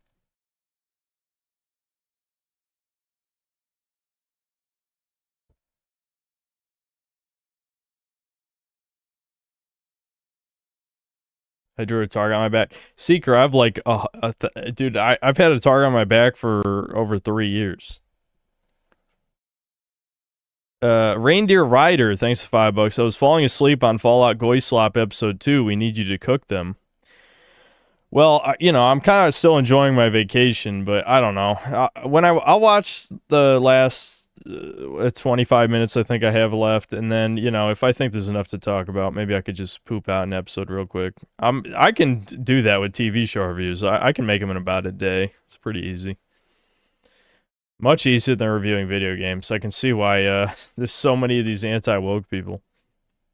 Brian the God, thanks to the $2. What did Debin give you for Christmas? Nothing. And I got him Pokemon cards and Coomer Monster Roll cards. Oh, wait a minute. Yeah, wait a minute. Hold on. Before he goes to bed. Well, he'll still be awake for another hour and a half. I'll get the Coomer cards.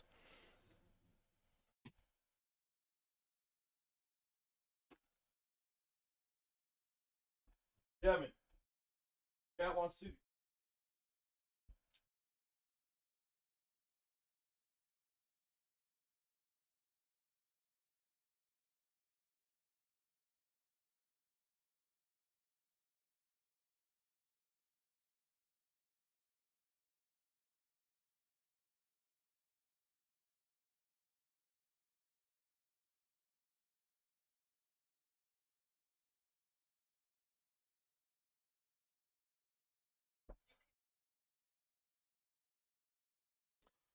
All right, I'm gonna pee real quick. Hold on.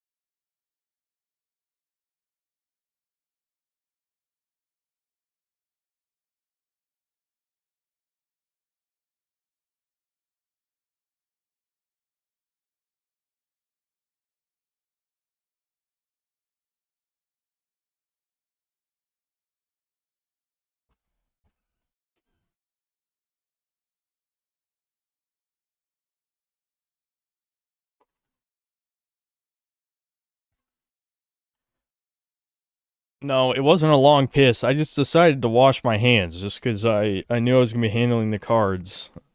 So I did wash my hands. I know. It's a new day. Wait a minute, that pinned comment was made by the same autist that made an hour-long video on Debin. Oh, really? I should tell Devin that. Brian the God, thanks $5. I got gifted a Grim Reaper graphic tee that says "Gamers never die." Lol. Yes. Well, that's kind of more funny in an ironic way. I feel like the Procrasta gaming is kind of funny in an ironic way, but the one that Devin got is like horrific. Like, this is too cringe. We'll show it next Dadcast. We'll show off our sweaters. We're supposed to do Dadcast after New Year's because Devin's gonna hang out with Nick. Hold on, I'm just gonna expand this thing since I'm gonna show the Coomer cards. Wait, I just realized I don't have to do that. What am I doing? There we go. I forgot that I set that up. General Winkster, thanks to the $2. I remember when Naughty Dog made fun games. Yeah, that was a long time ago now. Giga Doomer, thanks to the 8 months membership. Toucans got loaded with coal like every year. Yeah. Yeah.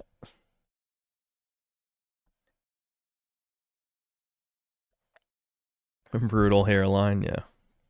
Yeah, there's not much left.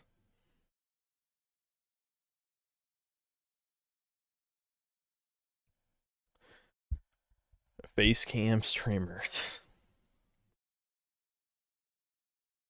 Everyone's saying I have brown eyes. I fucking hate... you know what? That's literally the only reason that I've been tempted to get have a real camera set up instead of a face cam. It's just so you guys can see my fucking 80% green eyes.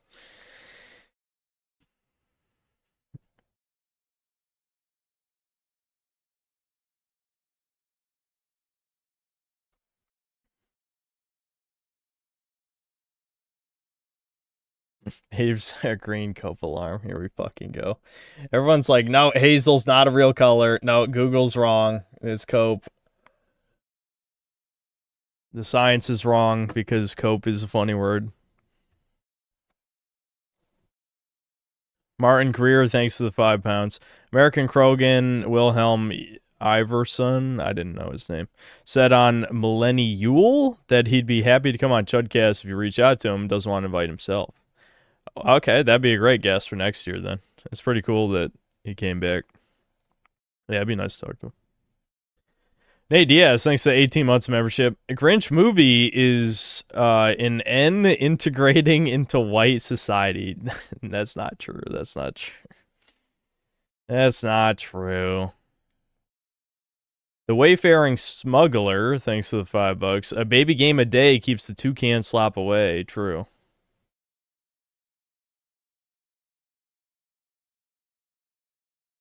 Mick Sterlison, thanks to the $20. Hey Synth, I know your positive videos don't get as many views, but have you thought about reviewing older games like this? I missed a lot of baby games growing up, and you're an expert, so I'm curious what your thoughts are. Well, I mean, you kind of, you didn't phrase that like a, well, okay, I guess the first sentence is a question, but you basically answered your own question. They don't get many views, and it hurts to put a lot of effort into something and see it fail. It's just that simple. It's not about the money, it's about the effort. I remember what I told chat is probably one of the most true things I've ever said about myself, which is that my life is split into 3 different things. Time, money, effort. And effort is the thing that I value the most out of those 3 by far. And it's a lot of effort for something that, is, not going to be something most people care about that watch my channel anyway.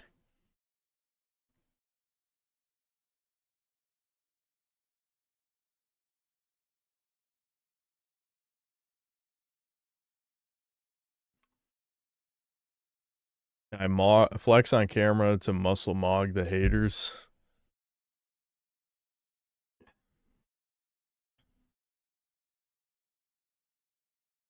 There you go. I haven't done that in a while.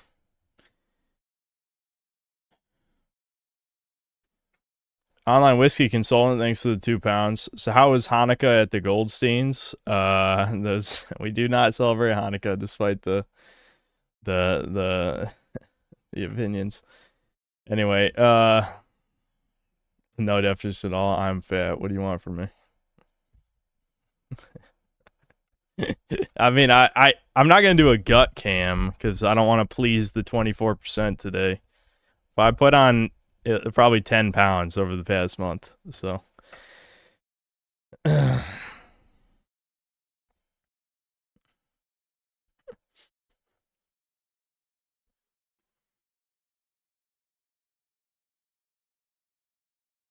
What happened to the cut? Because it's winter. Is what happened to the cut. I'm not cutting. I'm bulking.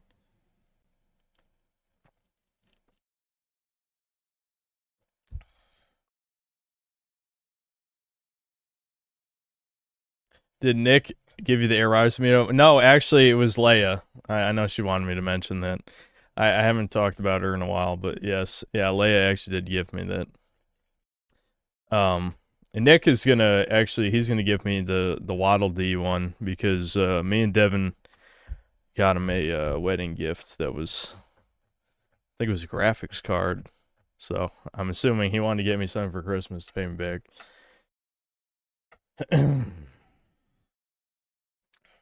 Anyway, Nate Diaz, thanks for the $5. Speaking of your old videos, I listened to your RE1 remake video, and you used to tell us you loved us. It would be funny to stream those sometime. Yeah, what, stream my old videos? Dude, I'm gonna cringe so fucking hard at myself. I said a bunch of cringe shit in the first 2 years. Excuse me. I think after my God of War Ragnarok review, I pretty much just kind of like, I went all out. I stopped holding back after that one. And that's kind of when I'm like, yeah, this is me. This is who I've always been. I actually have gotten a little bit more radical since back then, because I was thinking about some of my old opinions I used to have, and I'm like, yeah, I've definitely gotten worse. Like, especially I think I was recalling the we'll just call it the gay argument, the stuff with Cobain for the old cells here, the whole demodding of Cobain situation. I'm like, yeah, I feel like I've gotten more radical on that issue since then.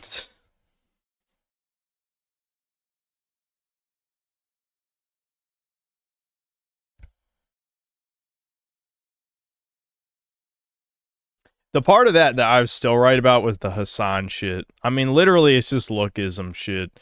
Where it's like, the only reason Hassan has any fans is because of his appearance, period. And the fact that he's shoved in everywhere because of, Twitch and likely government psyop shit. But no one would listen to him if it wasn't for his appearance, which is what my point was.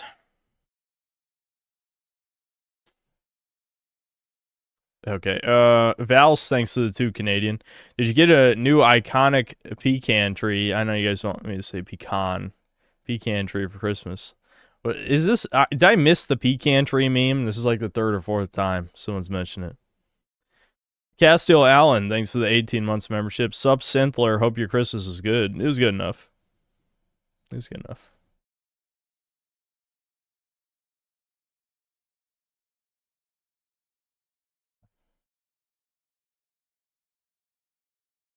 Yeah, I mean, his Uncle Chank, yeah, for sure, with the Young Turks and stuff, that's definitely also a big part of his success, too, yeah.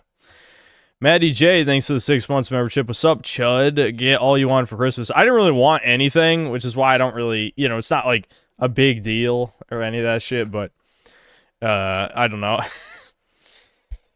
I want to wear the sweaters. I can't wear the sweater now, though, because the heat is too high. I guess I could shut my door and open all the windows, but I'd rather save it for Dadcast. I'll wear the sweater on Dadcast. This shirt I have now is like the right level of cringe irony, I'd say. Here, yeah, you can see it in its full glory.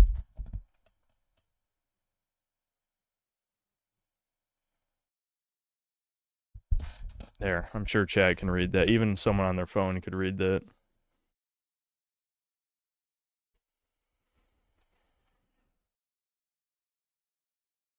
Jewish Rooftop Party, thanks for £5. I used to watch Mahler when he did game reviews. Then I watched EFAP for the first time and thought, this is really gay. And unsubbed. Yeah, you're kind of right. You're kind of right.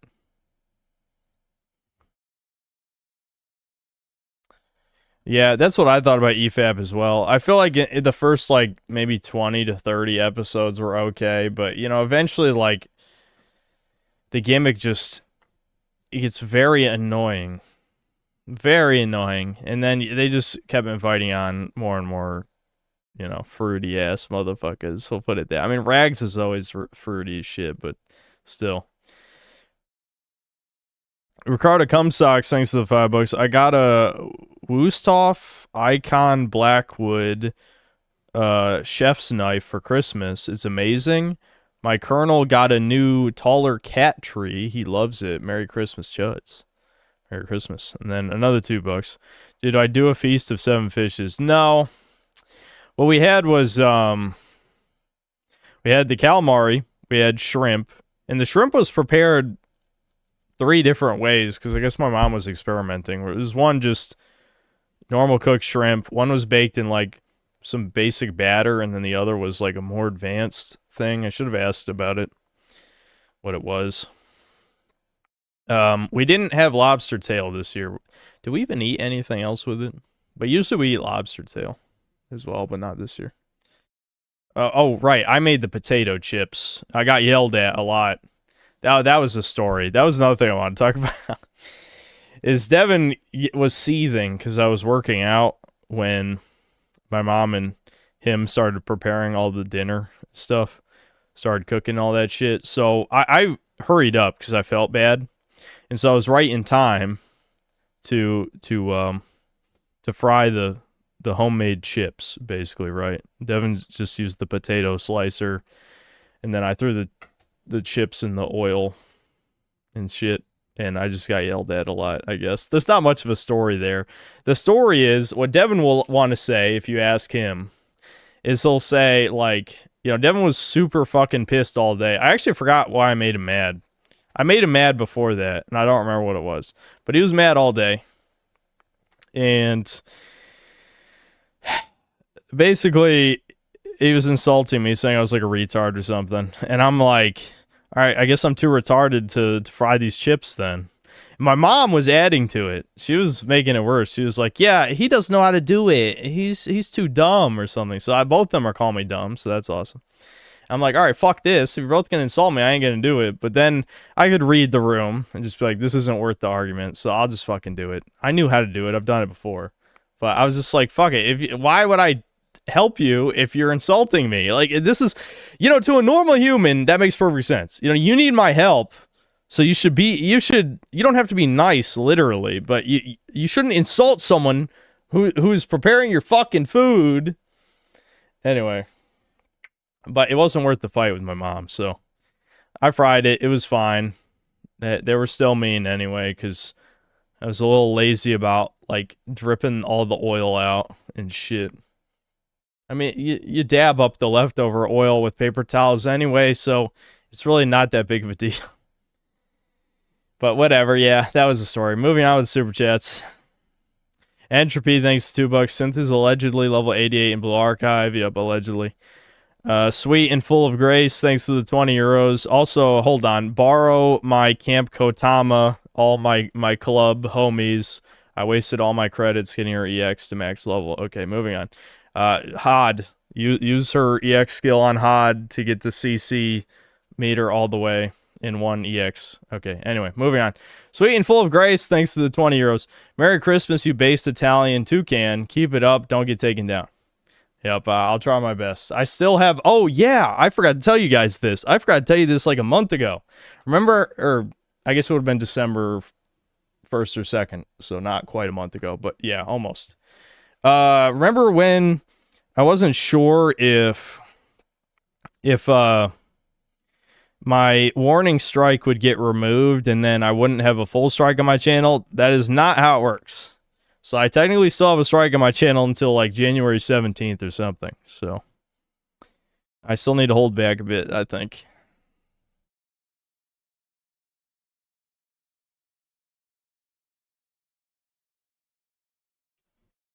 So yeah, just telling you. Just telling you. The channel still has a strike on it.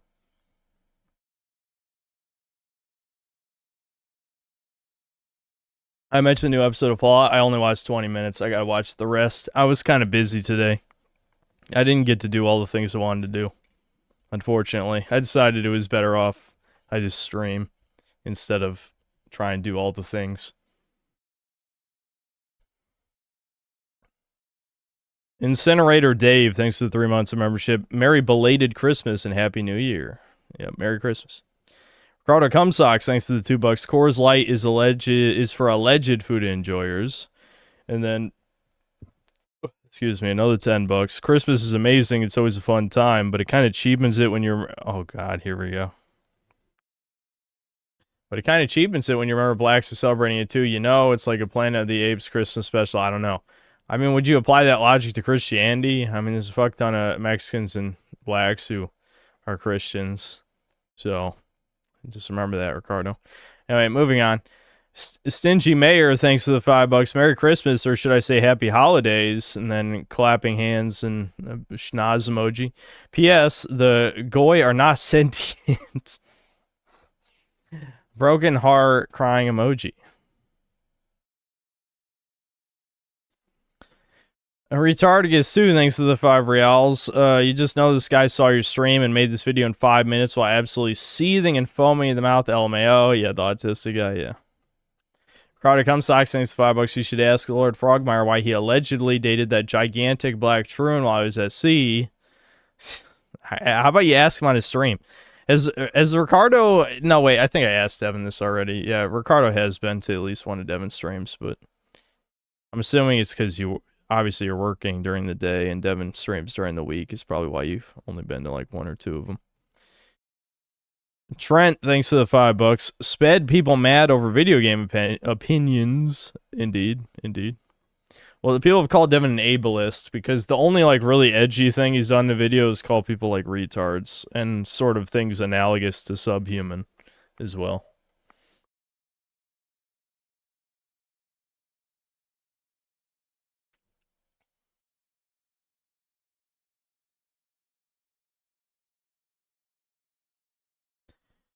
Entropy, thanks to the $2. M64 bros for Chudcast. There's a 0% chance he would go on.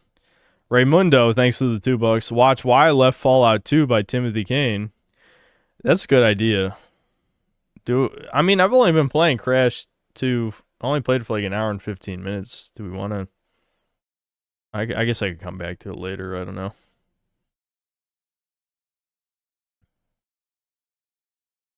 M. Garcia, thanks to the $2. But oh god, here we go with the fuck, marry, kill. Why do you guys keep giving me these? Tommy Lauren, Pearl Davis, Erica Kirk. I'm just not answering this. Let's just move on. Alright, Retardius 2, thanks to the 17 months membership. Grinch is about a chud integrating into soy society. Yes, that's a better comparison than the other one earlier. Dan Chris, thanks to the $2. PlayStation All-Stars and Digimon with Devin when? Devin said he'll only do PlayStation All-Stars if I play Smash. I guess we could play Smash and he could humiliate me and then I'll cry on stream and it'll be horrible. But people never clip those. They only clip me being a chud or something, or saying some very weird shit. They never clip Devin beating his brother down, who helped him. Nope. But Digimon, he did say he'd play Digimon sometime. I'm down for that. I don't know when that's happening, but we should do that.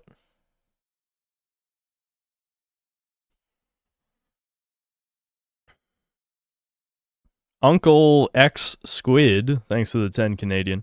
How long do you plan to be a YouTuber if you can dodge the toucan strikes? Forever? I don't know. I don't have a problem with YouTube. YouTube's the type of job that, like, I mean, how many fucking YouTubers will just not make anything for like a month, 2 months, 3 months? Why not just be a YouTuber as long as you can? You know, there's no reason to stop. I mean, yeah, it would be pretty weird if I'm like a 60-year-old man still complaining about video games online, but who's gonna stop me? I don't know.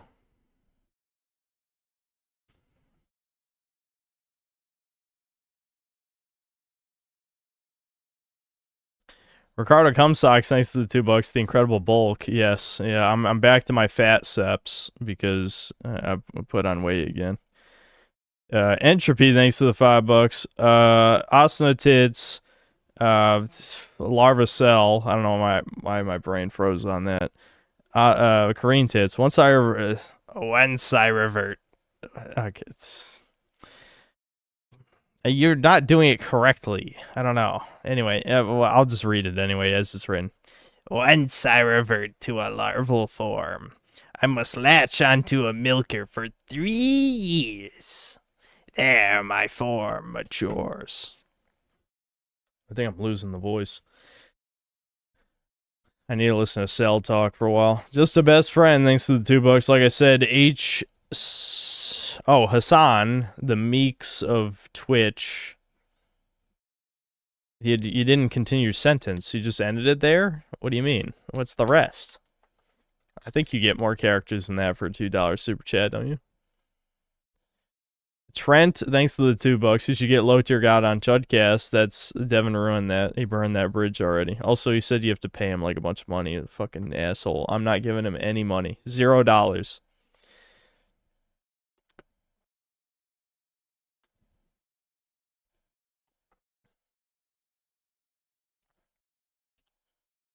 Jeremy Meeks of Twitch. Yeah, is that what he meant? Yeah, Hassan is the Jeremy Meeks of Twitch. Yeah, maybe that's what he meant. Yeah, okay, I get it.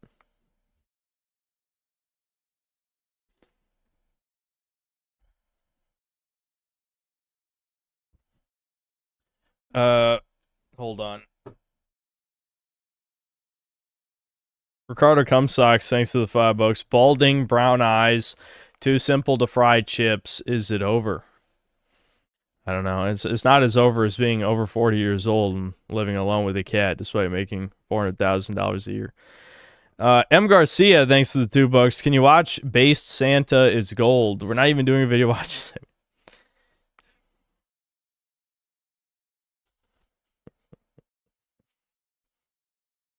Anyway, Distimon, thanks to the 9 months of membership. Can you watch The Act Man and Acting Ma'am? Okay, we already got 3 fucking video suggestions. I guess we'll do a video watch segment. Just a best friend, thanks to the $2 DSP maxing. Truly, I'll be unkillable. I'll be the new Pig Roach. That's it, Pig Roach. Ricardo Cumsocks, thanks to the $10. My colonel is currently obsessively digging his claws and kneading the top level of his new cat bed. He doesn't want me to touch him at all while he does this important business. I gotta let him work. Yeah, just let him claw it up. He's having fun. It's just like when Sam, she'll just lick her bed or lick a dog toy for a while, you know? She's just gotta lick it. She used to lick my dad's shins for a while, too. I don't know, she just likes the texture on her tongue, I guess. It's probably the same shit.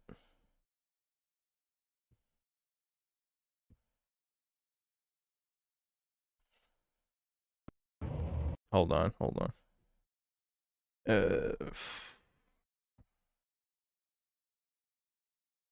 What was the first video suggestion? I'm gonna have to scroll back up. Was it the Why I Left Fallout 2? I think it was. Chat will remind me if I missed one.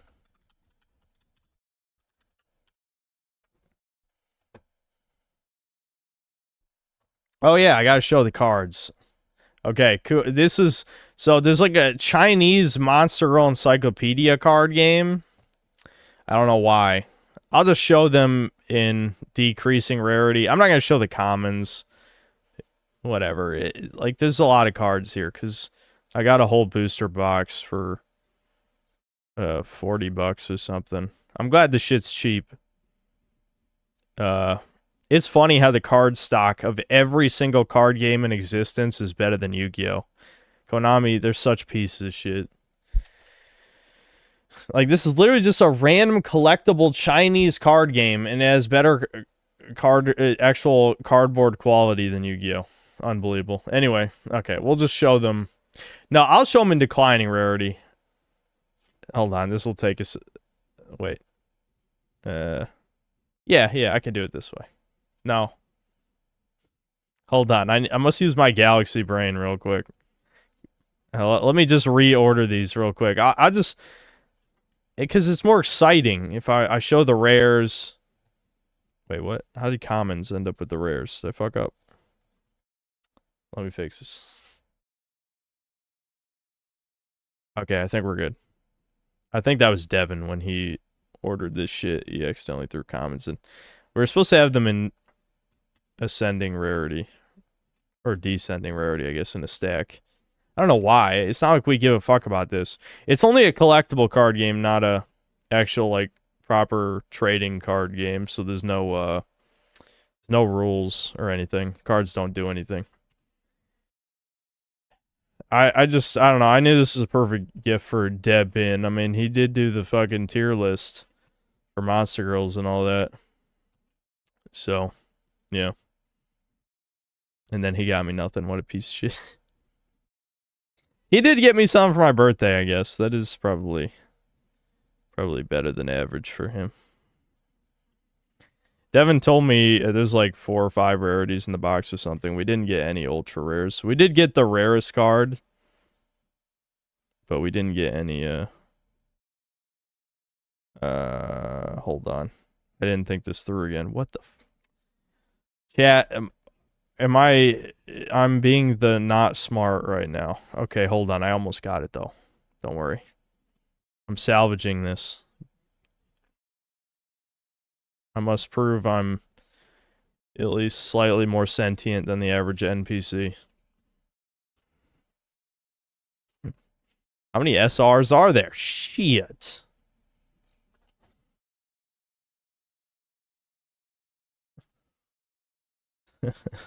This is the worst build-up for shit no one actually cares about. Okay, I did it. Okay, we're going rares, super rares, SSRs, and then the PTR of the set. All right, here we go. Was that is that a water spirit or something? My camera's not that good, chuds. All right, there we go. We got the centaur. Dude, the camera sucks. Hold on, let me see it so I can see it. All right, we got like a cyclops or an oni or something. And there's a butterfly girl or some shit. Plant girl. Cowgirl, there you go. Look at, she's got milkers, huh? Make milkers joke. A mimic. I'm not sure you'd be too disappointed to see that mimic, guys. It's just a girl wearing a treasure chest. Yeah, like a naga or a lamia or whatever. Kitsune. An eyeball slime. Sure. I can't even tell what that is from here. There's an oni. That's a plant girl of some kind. Carnivorous plant. A pig. Fucking pig. What is this? What am I looking at? Oh, it's the Headless Horseman. Okay, it looked like a blob.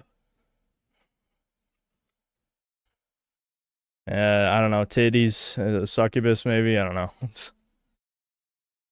Is that a turtle? Yeah, it's a turtle. Okay. Spider girl. Harpy. What is it? What is that? Evil Dark Angel Lolly or something? I don't fucking know. Super rare Spider Girl.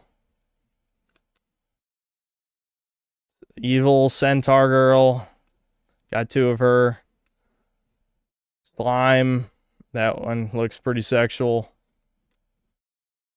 There's a Robin Hood girl for some reason. I don't know. What the fuck is this? I don't know. Some lolly just wearing clothes. Oh, it's like a fire spirit, I think, or some shit. I don't know. It's just a girl. Is that a satyr? What is it? Kind of. I don't know. Another oni. I guess you got 2 of that one. Some other succubus thing. I feel like I should have had music playing during this part. They had the Mad Hatter because, you know, Japan loves, well, I guess this is China technically, but Asians love Alice in Wonderland for some reason. I mean, Monster Girl Encyclopedia is Japanese, so I guess it fits. What the fuck is this? I don't know. It's got big boobs or something. I don't know. I don't know. Like maybe it's like a reindeer satyr girl or something. Oh, this is Ice. Ice Girl. She's ice. You know, the ice monster of Isis. This is an egg. This is a literal fucking egg. Would you an egg, chat? You're going to prison, bitch. You're going to prison. It's done for you. If you said yes, you're done. You're gone. There's another fire girl of some kind. Another lolly. How many fucking cards am I holding? I said Devin, this is like the anime Coomer version of a Digimon. It's just a girl wearing a bear costume. Okay, even more rare Spider Girl. They love their spidery things. This is some kind of weird, like, plant girl, sort of. It's in, like, sap or amber or something. Oh, and here's the ultimate mega rare Ice Queen, bitch. There you go. Okay, that was all the cards. Was that worth it? Did anyone get off to that? I don't know.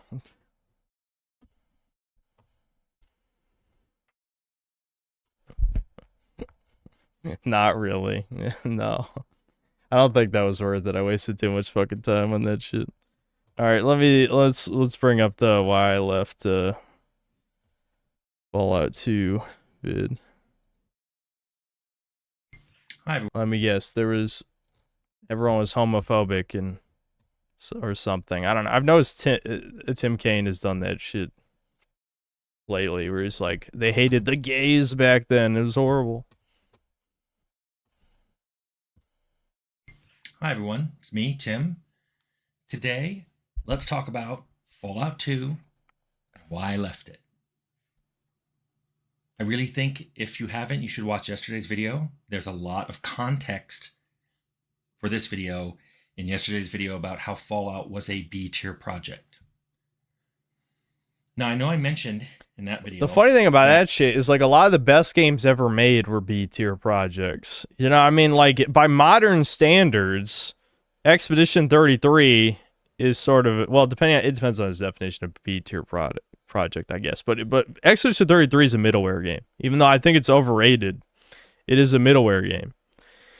And, you know... Like, I'd say, like, most of the best games, at least my favorite games from, like, the 2000s, are nowhere near what a AAA game would be considered in terms of budget. Not even close. We had never really planned on a sequel. And by that, what I meant was there were no hooks in the original story or the setting or even the system mechanics. I mean, we hadn't planned on what would happen if the level went past 20. We just weren't thinking of a sequel. We were just trying to get Fallout 1 out the door. I think the only 2 times sequel even came up during development of Fallout 1 was during the naming meeting, where I even said Vault 13 isn't a good name because it doesn't make for good sequels. Vault 13 2 or more Vault 13 or Vault 14. Well, I mean, I don't...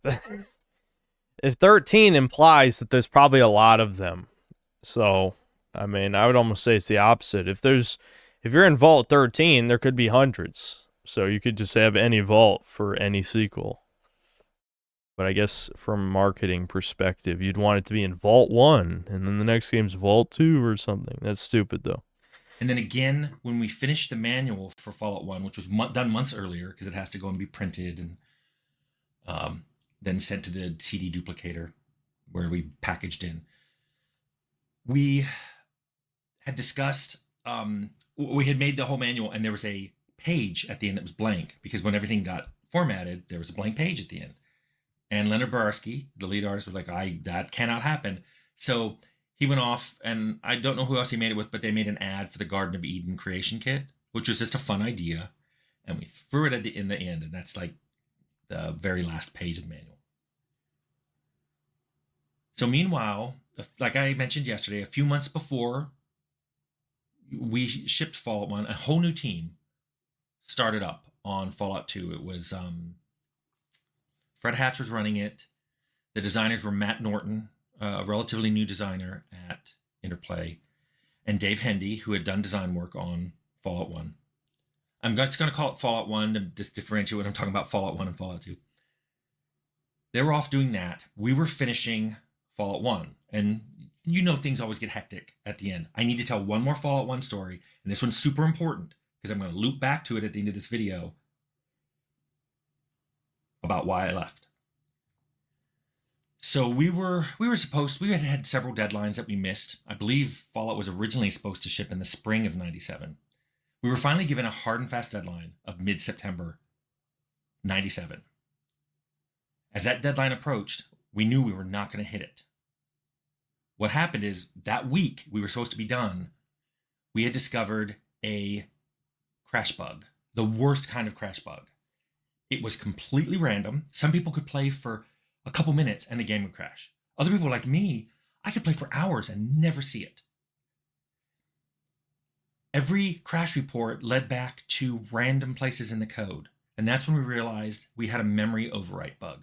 Some part of code was randomly writing into memory junk. And when that randomly wrote over data or code, the game would eventually fail in novel, unique ways. Well, everybody was super busy, but I did have a contractor on staff, Mark Harrison. So I asked Mark if he could look into it, and he would work on it all day. And then after my 8-hour day, I would join him for another 5 or 6 hours. We were doing 14-hour days on this. This was the last 2 weeks before Fallout 1 shipped. Mark invented this thing he called a bear trap, where we were collapsing him on the bug. He would write out a bunch of data into memory with a particular format to it. Then, a while later, he would check all those memory spots and make sure the formatting was untouched. Nothing should be writing into them. If something had, he knew that between the write and the check, something, or then late at night, we had moved the bear claws so butter. Now, like I said, Fallout shipped with a lot of bugs. So we immediately started working on a patch. So that's what the base team was doing. We were still exhausted. We had worked long days for months. We finished, went out. Everybody seems happy. I'm working on patches. The Fallout 2 team on their own had made a pitch over the last few months. They put together a design. Brian Fargo shows up in my office. He does not like the design. He said, I want you to do it. And I was like, I wasn't going to work on Fallout 2, remember? I wanted to do something else. He goes, I want you to do the pitch. Make me a pitch. And he leaves. Leonard Borarski and Jason Anderson were right next door. Their office was right next door to mine. They came in and they said, we have a pitch. We thought of something. And I read it and it was really good. It was this giant war machine, this giant tank, bigger than a tank. It was like this rolling monstrosity was going around the world map, destroying things. Kind of like Bethesda did with Broken Steel, with the Enclave huge mobile fortress thing. Interesting.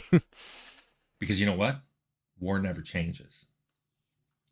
So we gave that pitch to Brian. He comes into my office the next day. He liked it. But then he said, I even wrote this down. He goes, I don't see your hand in this. Did you write this pitch? And I told him, no, Leonard and Jason wrote it. He said, I want a pitch that you wrote. And I said, well, can I write one with them? And he said, yeah, I want you to make a pitch and I want you to be involved in the pitch. I want the humor. I want the Fallout-y vibe in this new one. I was like, okay. Which is ironic because the humor is kind of the problem. It'll be interesting. I never did finish Fallout 1. Maybe we'll do that stream in the next week or two. But, so many people bring up this too much goofy humor, reference, Easter egg shit in Fallout 2. I'll have to see that for myself. So, the three of us sat down and wrote a pitch for Fallout 2. This pitch is a lot like what shipped. especially in the first few areas. In fact, like Arroyo, Klamath, the Den, Modoc, those are all very similar in our pitch to what actually shipped. Now, after that, it starts to vary from the design. And people have asked me specifically what changed in the original pitch of Fallout 2 from what eventually shipped. And it's you pretty much, I mean, I left at the end of January in 98 or very beginning of February. So I wasn't there. And so things varied towards the end. I know the Enclave was very different in our pitch than the end. There wasn't the president wasn't in power armor coming out to beat you up. There was supposed to be the spaceship in there that was being built. It was different. A big thing was the humor. I kind of rode the humor on Fallout. I was always watching things and making comments and specifically pushing back on things I thought were wrong tonally. Other people did that too. But my big thing was... Yeah, well, seeing what happened to the franchise, clearly nobody stopped Bethesda. There was nobody at Bethesda with that job to make sure that the tone was consistent. Clearly they needed somebody to be looking at that shit. If you make a joke and someone doesn't get the joke because it requires cultural knowledge or something specific, they shouldn't even know there was a joke. Or there should be another part of the joke that's funny, but they don't get the joke at a deeper level. That apparently just went out the door when I did. Because Fallout 2 is full of jokes that are in your face. If you didn't see the movie, if you don't know the pop star, then you will know a joke was told and you're not getting it, which I didn't like. There was even fourth wall breaking. I mean, there's a whole area, the den of... Yeah, it reminds me, what I did see of episode 2 is the fucking brainwash guy, saying the famous New Vegas quote where it's like, patrolling the Mojave makes you almost wish for a nuclear winter. It's like, I get that reference. Holy fuck, talk about a shallow reference. Why would you brainwash a guy to say that of all things? I know why, because it was a shallow commentary poking fun at NPCs in video games. That's not funny, dude. It's a fucking video game franchise, you bitch. No shit. That's part of what video games are. That was some Hollywood fucking slur. And I said the K word in my head. Who was like, video games are pathetic. I'll make it better. Bad memories. I don't know what it was. Broke the fourth wall. Now, we occasionally broke the fourth wall in Fallout 1, but we did it much more subtly, and I tended to push all those into random encounters because the random encounters were gated by luck. In fact, I probably should do a video about random encounters. Anyway, so that was a big difference in Fallout 2. So we made this pitch. Brian loved it. I thought that's where things would end, but it wasn't. He basically said, no, I just want you to run the project. Just take over. And sure enough, that's when I checked, and Fred's producer promotion had not happened. And I'm like, ah. So I took over. This was around November, but I had already talked to Fergus about not being happy. So now let me tell you. So this is what happened over the next couple months. First of all, I was super exhausted. I was physically exhausted. I was mentally exhausted. My soul was empty from literally almost a year of crunch on Fallout. Gay people tell stories like women, dude.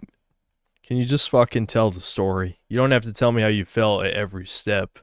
Just get through it. Then I was told that Fallout 2 had to be out by the following October in 98. Meaning we're looking at a year of crunch. A whole game in less than a year. We're looking at a year of crunch ahead of us. And I don't know if I could do that. The other thing that started happening was Fallout shipped and did really well. Got great reviews. They were talking about revitalizing the RPG area, the RPG genre. Suddenly, everybody wanted in on this. People I had never talked before in my life were coming up to me saying, that was a great job we did on Fallout. I remember a marketing meeting I went to. That is kind of funny. Remember, that feels like what? That's like the leftist takeover of the game industry. Oh, we did such great work. It's like, you didn't do anything, you fucking piece of shit. Excuse me. We did great work on this. You didn't work on any of it. You fuck! You did nothing! That's how I imagine Retro Studios was with Metroid Prime 4, where it's like, you have probably like 5 people tops, probably not even that, who worked on any of the previous games still at the studio. And all these new fucks who did nothing, don't even understand the game they're working on, making the new shit, being like, yeah, we did such great work back then.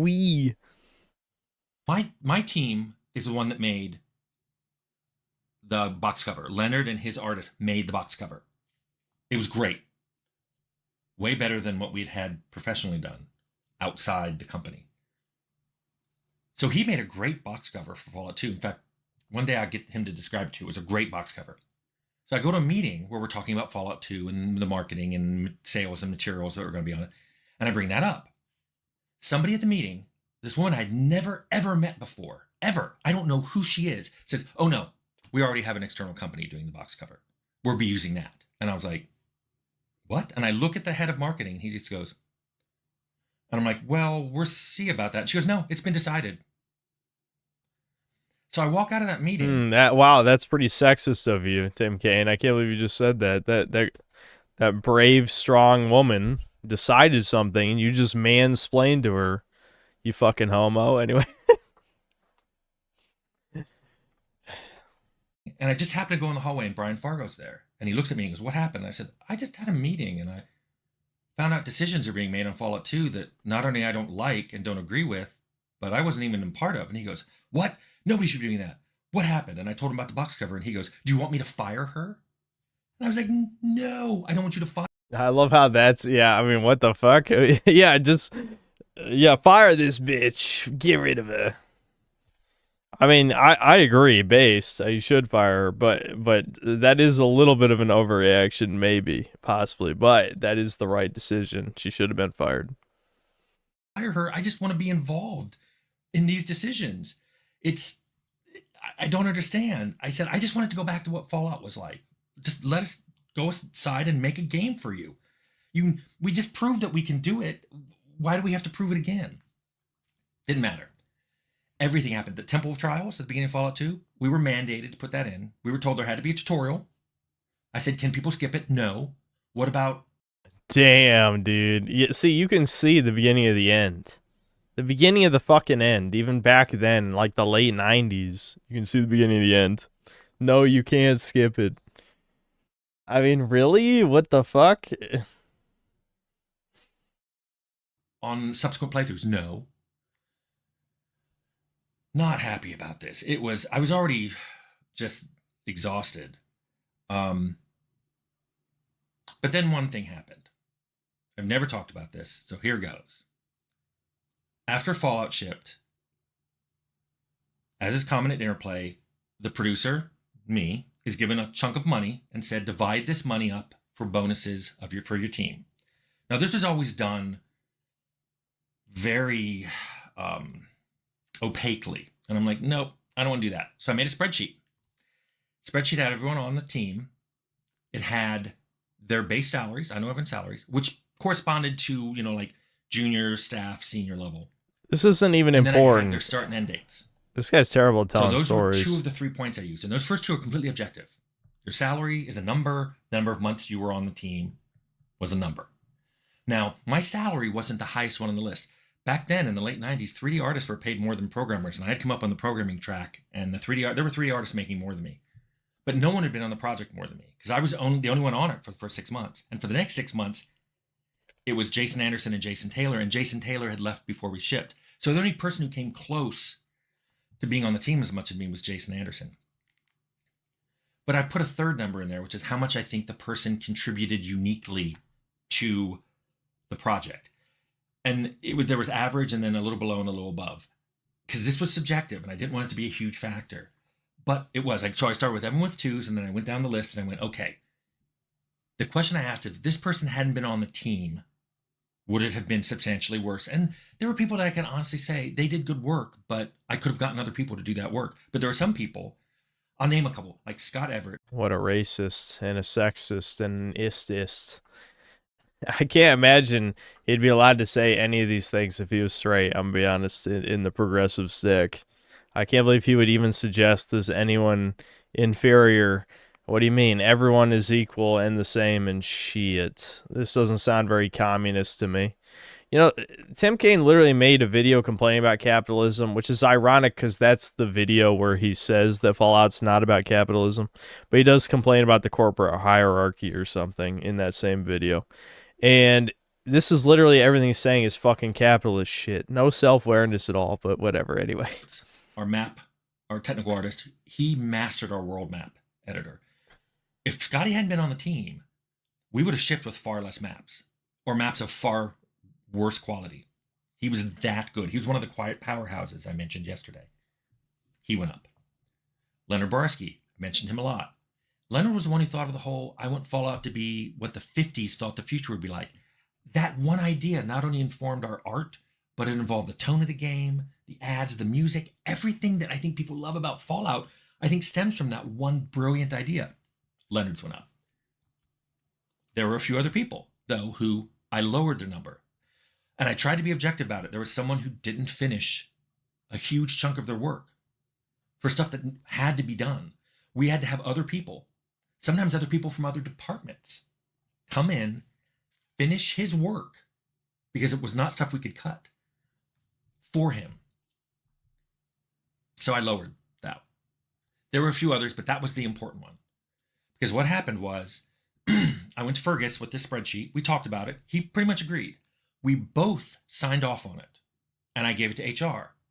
To think Leonard conceptualized the Fallout aesthetic and went on to produce the Reddit Worlds one too. Oh, really? He worked on Outer Worlds as well? Dude, I'm telling you, the leftist brain rot mind virus, it just like, it killed so many creative people. Absolutely. Because, yeah, usually left-wing people are more creative, at least on average, for sure. I do think, you know, there is a lot of cope by leftists on that shit where they refuse to accept that right-wing people literally, you know, they either have to hide or they'll be blacklisted from the industry. So, of course, if leftists dominate the industry, this can be mostly leftist people. But usually left-wing people are more creative because they're usually younger, right? And younger people are definitely more creative than older people, for sure. I mean, even people who are like legendary directors and all these other things, you see their work when they're old and it's always shit. And sometimes they destroy their own creations like Ridley Scott.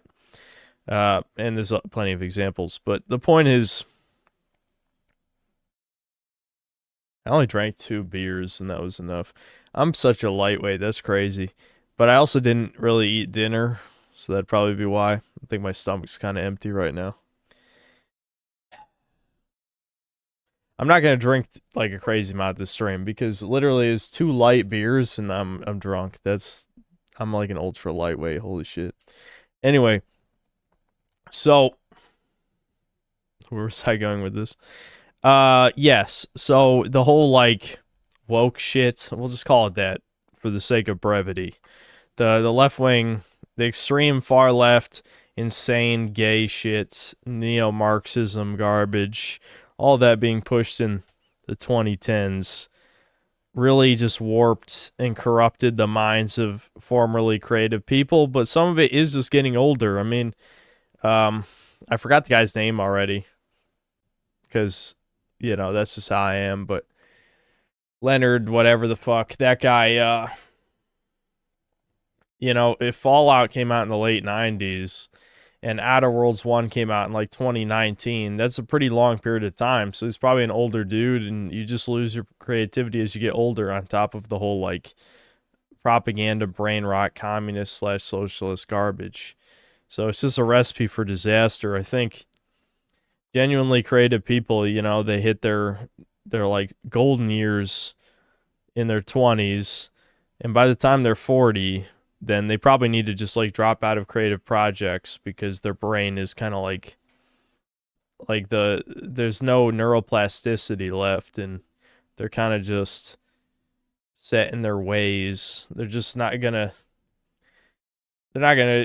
produce anything new of value. They'll just rehash their old stuff. But in the case of Outer Worlds, it really is just like you clearly inherently lost what makes things aesthetically pleasing because Outer Worlds is so fucking ugly. It is obviously ugly to anyone.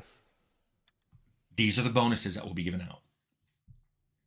That was the last time, by the way, I should be clear on this. That's the last time Fergus or I ever saw that bonus sheet. A few weeks later, new pay period. Now that probably happened in late November, early December. So now we're approaching, it was either Christmas or early January. I don't. Leonard was the creative director for 2 and the game director for 1 with Tim Kaine. Yeah, I mean, again, I'm not going to detract from Tim Kaine's experiences with Fallout, but again, like, I don't know if Tim Kaine has made videos on Outer Worlds. I know he's talked about Outer Worlds in videos, but has he made videos specifically about Outer Worlds where he talks about that? Because, like, I think that is the ultimate example of him losing his talent. Because, like, Outer Worlds is just bad. Like, the second game is worse. Don't get me wrong. The second game is definitely worse. But I played the first one on my own time back in 2020 because I got it for free with my Ryzen. I don't remember the graphics card. The one in my first computer. Was it like a 5700? Whatever it was. I don't remember. I forgot the name. Anyway, the Ryzen graphics card I had in my first computer, you get free games with graphics cards. I got Outer Worlds 1 with it. I played it back in 2020 in the first year of my channel. And it's bad, dude. It's fucking bad. Okay? It's bad. The second game is worse, but the first one is bad. Remember, my notes don't have a date on this. I get my bonus check. It's small. It's small. Now, from what I remember, I was expecting one of the highest bonuses because project leader. Rise only for GPUs. What did they call? What did they call the AMD graphics cards? I forgot. Yeah, whatever they're called. I don't remember anymore.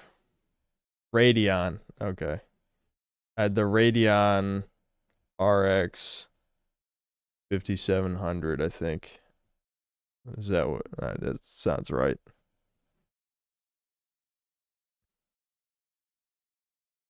That was in my first computer. Producer, lead programmer, designer, been on the team, been the only one on the team from the very beginning. Nope. I dropped to somewhere in the bottom third. Outer Worlds 1 was solid 6 out of 10. That hit at a bad time. By my rating scale, Skitter, that's probably about right. But chat goes by the 5 out of 10 is average, so probably 5 then. By chat's rating scale, 5. By my rating scale, 6. That's probably about right for the first game. The second game definitely dropped, like, considerably. Probably like a 4.5 or something. Because, like, it's just like the first game, but worse in every way that matters. Maybe not the combat.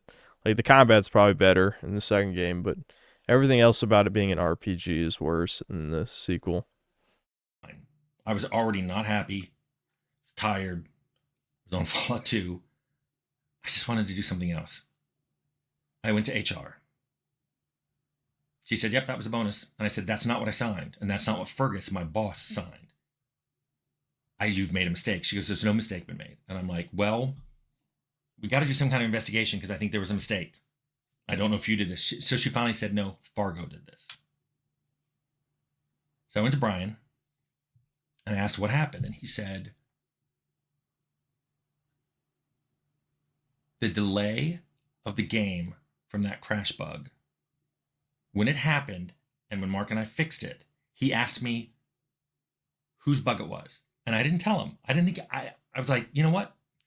That's not important. We found it. We fixed it. It wasn't done intentionally. There was no malice. He said, no, I want to know. I demand to know. And I was like, no, I'm not going to tell him. I'm not going to tell you. I said, I'm the project lead and I'm the lead programmer on this. You don't get to know. And he said, okay. It is interesting. Way back in the early days of gaming, lead programmer and project lead would be the same thing. Like, there's no way in a million years that would happen now. That is very weird. I guess because the teams are so small and programming was much more heavily respected, I suppose. I mean, it is very essential to making a video game, obviously, but that is interesting. Okay. So when the bonuses came in, he reduced mine twice. once he said he didn't agree with me reducing the bonus of one of the people, so he gave that person part of my bonus. But the other reason, the big reason, was he said, you didn't tell me whose bug it was, and you said you wanted responsibility for it, so take it. Big reduction in my bonus for that. And I just looked at him and I was like, is this supposed to encourage me in any way to work on Fallout 2? Is this... He goes, yeah, encourage you to do better next time. Okay, that's kind of base.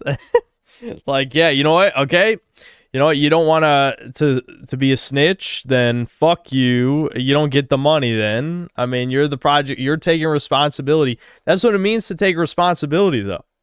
I mean, to be like, honestly, like, let's be real here. Okay, that is what it means to make a sacrifice, right? You don't want to snitch on your homies. That means you got to take the responsibility for their failure as the leader. That actually makes sense. You know, now that I'm thinking, like, this is the problem with left versus right wing thinking right here. It's like, he's a leftist. Brian Fargo, I'm not gonna say he was like staunchly right wing, but it was definitely like a right wing way of approaching the situation for sure. I went home and I drafted my resignation. I sat on it for about 2 weeks. Came in one morning, told Leonard and Jason, I'm quitting. Went to Fergus, gave him the resignation letter. Gave him the option. I can leave that day. I can give him 2 weeks, or I can give him to the end of the month. He chose end of the month. Said I had to go talk to the executive producer. I did. She said people were going to be pissed. And I was like, okay, I cannot do it anymore. It's all in the letter. I'm done. I go back to my office. I've been away from my office now for about 2 hours. I go back. Leonard and Jason took my letter, copied it, and resigned as well. I can tell you people weren't happy. People on the team weren't happy. Brian wasn't happy. Fergus wasn't happy. But there was just no way I could stay. I got beaten down. All I can tell you is I made an IP from scratch that I had always believed in from the very beginning, that no one else had believed in except the team. And look at it now. And look at the state of Fallout now, you know? Yeah. Yeah.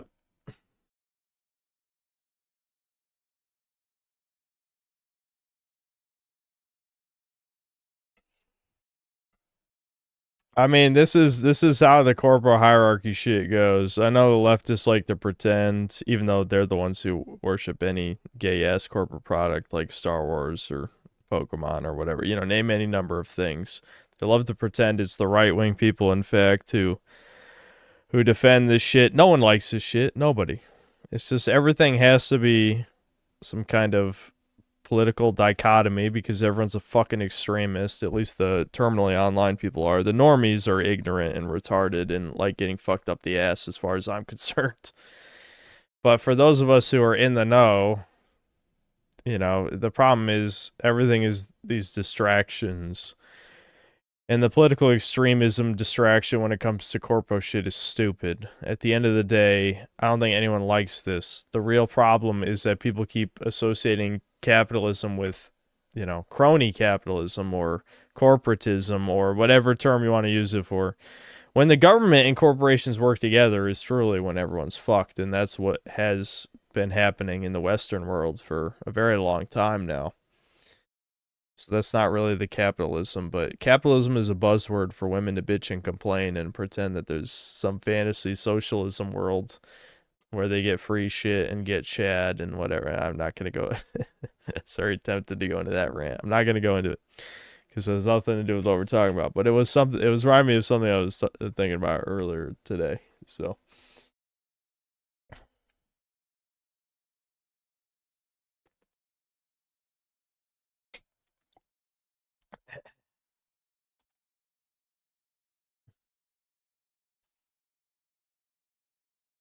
So, yeah, I guess, I don't know if that was really worth watching, to be honest. I mean, long story short, because he was defending one of his fellow programmers, he didn't get as big of a bonus as he should have on the project, and so he quit. Okay, I mean, I don't know, that's not that interesting. I'm sure there's like 1,000 stories like that in the game industry, which is slowly how everything went to shit, because all those people, the actual talent, got replaced with hacks, diversity hires, etc., which is why everything sucks now. So, yeah. Yep.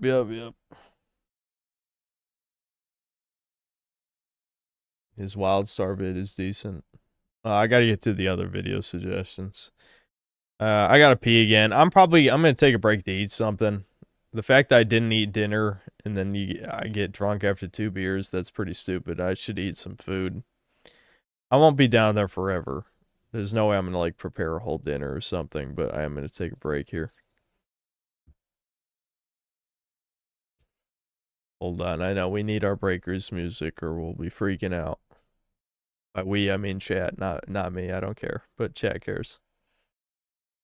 Did I lose my breakers theme? Dude, I thought I always had it ready. Why would I exit out of it? Am I losing my mind? I don't even remember ever doing this. When did I do this? If I was an actual professional, I would just always have it ready in OBS, but I'm not a professional. Let's see. You guys know me, I'm just too fucking lazy. So, if it's like, oh, you must learn new thing. Like, sometimes I'll see on, that's too loud. Sometimes I'll see stuff online where it's like, YouTubers can't even learn this easy trick in OBS. It's like, yeah, because we don't give a fuck. I don't give a fuck. I don't want to learn. I'm done learning. I don't want to learn anymore, okay? Alright, I'm gonna eat some food.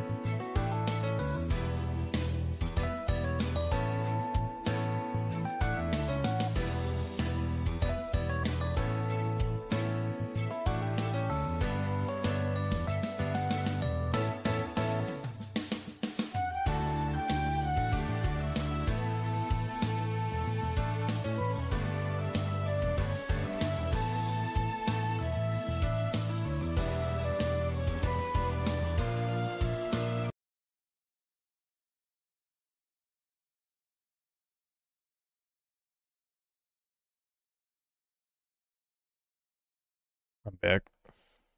I brought some food with me too, because I didn't really eat a full dinner.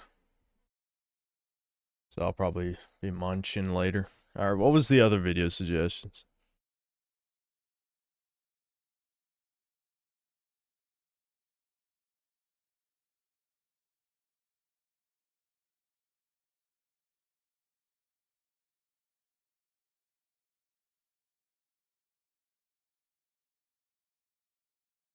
Here, I'll catch up on Super Chats real quick.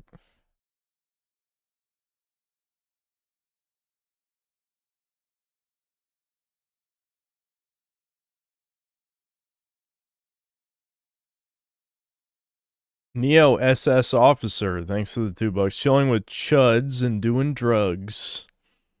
Indeed. SS Stone, thanks to the 2 Australian. Watch Israel Invades the North Pole by Troglodyte. Okay, we'll get to that, I suppose. My Stridlery, thanks to the 18 months of membership. Get those PSA rated immediately. The cards. I don't think the Chinese... I don't think the Monster Girl game is worth any money. I'm going to be honest. Online Whiskey Consultant, thanks to the £2. When do we get to the Dallas layover part? Yeah, really. Goose Rooftop Party, thanks to the £5. If you don't eat red meat and eggs, you will look and sound like this guy in 20 years. I agree. I love me some eggs and red meat. Gilgamesh, thanks to the 20 pesos. Long story short, gay man gets outgayed by corpos. Yeah. Asterix, thanks to the $20. I'm a developer, and I have to say, having a serious bug in the code isn't necessarily a sign of incompetence. Serious bugs always happen. I agree with Kane's response, especially if he thinks the programmer was competent. Yeah, I agree. What I don't agree with is he was not willing to accept the consequences. I'm not going to say the corpo gay shit is justified, but I feel like, isn't that what we're always taught about being a leader? If you're the leader, you have to accept the consequences for your team's mistakes. And he didn't accept the consequences. He left the company, right? I mean, I'm not judging him for it or anything. I'm just like, that's just how it is.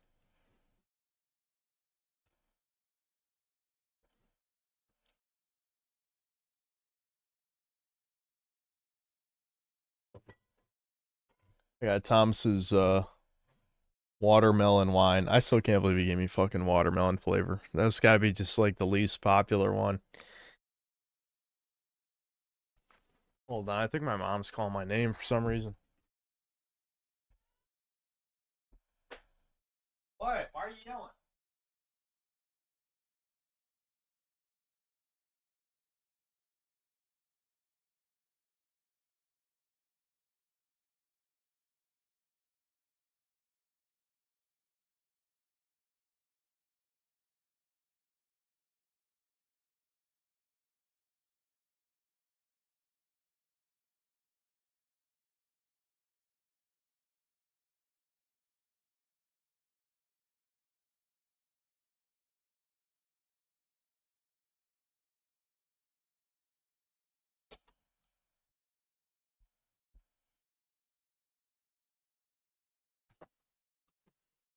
She thought I set an alarm or something. The fridge door was slightly open. Our fridge has a beep if it gets left open.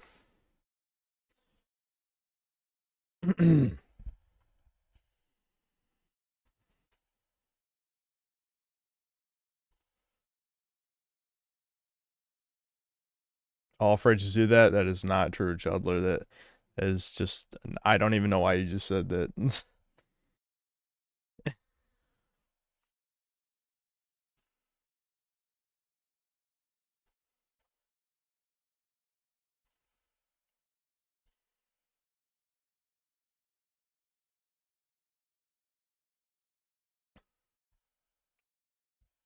ABC, thanks to the $2.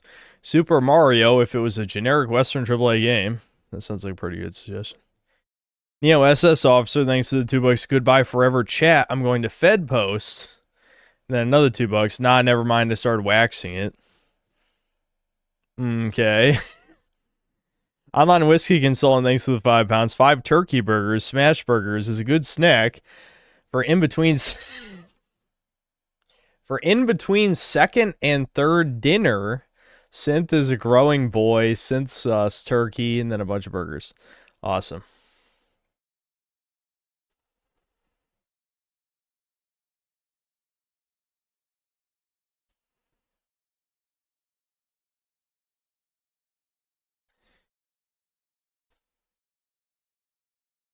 A growing 30-year-old boy. Listen, I might be 30, but, you know, I'm still internally 15 years old in terms of my, like, comedic maturity. We'll put it at that. I still laugh at the same shit I laughed at when I was a teenager. Okay, what was the second video suggestion? Was it just based Santa? I think it might have been. I think so. Yeah. Yeah, that was the second suggestion. Okay.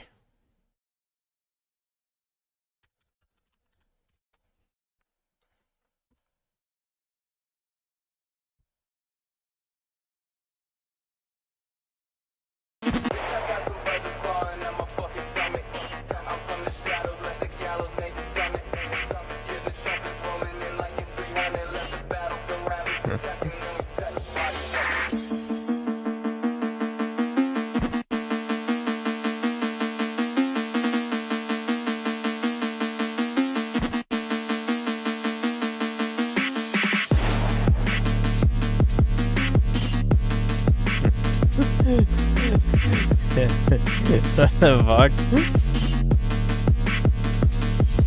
Yo, bitch, I got some buzzers clawing on my fucking stomach. I'm from the shadows, left the gallows, made the summit. Hear the trumpets rolling in like it's 300. Left the battlefield, ravaged the tech, and then we set the bodies up. Boy, shining off the armor that I'm about to rip. Got no time to wait, so don't worry, I'll make it quick. The death will be glorious, I'm emerging victorious. Notorious, but this isn't where the story is. Okay, that's definitely a video.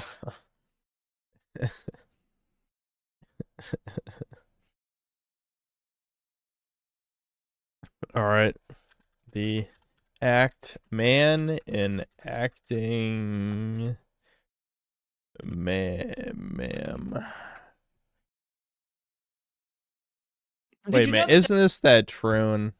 Why are you guys right? This is the second fucking whatever. I don't care. Fine. We'll just listen to it anyway. There are people out there that consume mud and dirt. It's a real sign of poverty when you have to resort to sub-slop consumption. Anyway, let's talk about the act, man. Excuse me, it's ma'am. It is ma'am. I must stress that I... Okay, this dude is pulling some shit or something. There's no way a genuine tranny is like, I'm gonna pull up this it is ma'am thing. Is he a pretend troon to like as like a political shield? Is that what he's going for?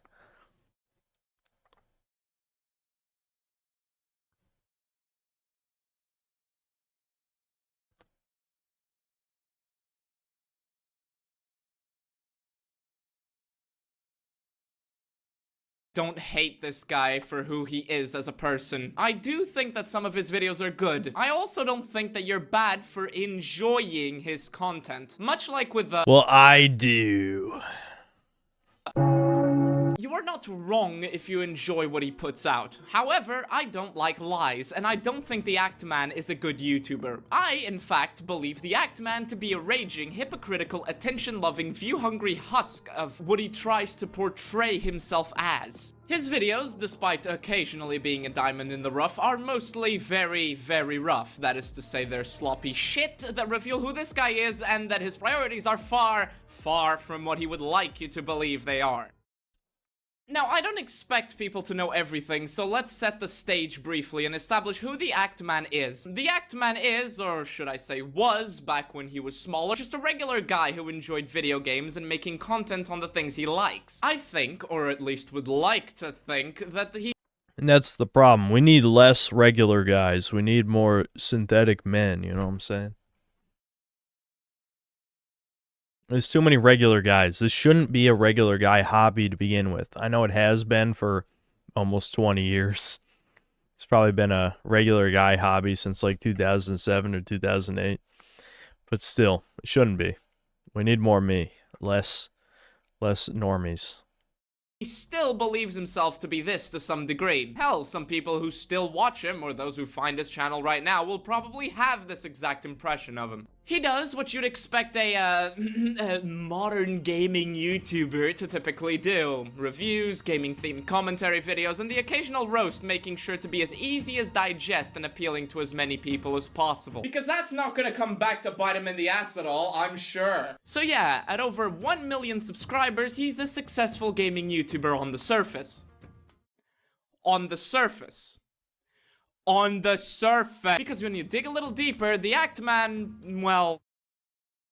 I believe it would be really unfair if I didn't preface my next section without going over some mentions of the positives he has in his favor. However, and this is without intending to poison the well or anything, you'll notice a pattern or two with a lot of what I'm about to say. Because it builds into and then upon how I described them in the previous section. Leave a 100 emoji in the comments if you notice a pattern before I say it. Again, I don't want to poison the well here, but get ready because this foundation is gonna burn down faster than an expensive Nike shoe store during a social justice demonstration.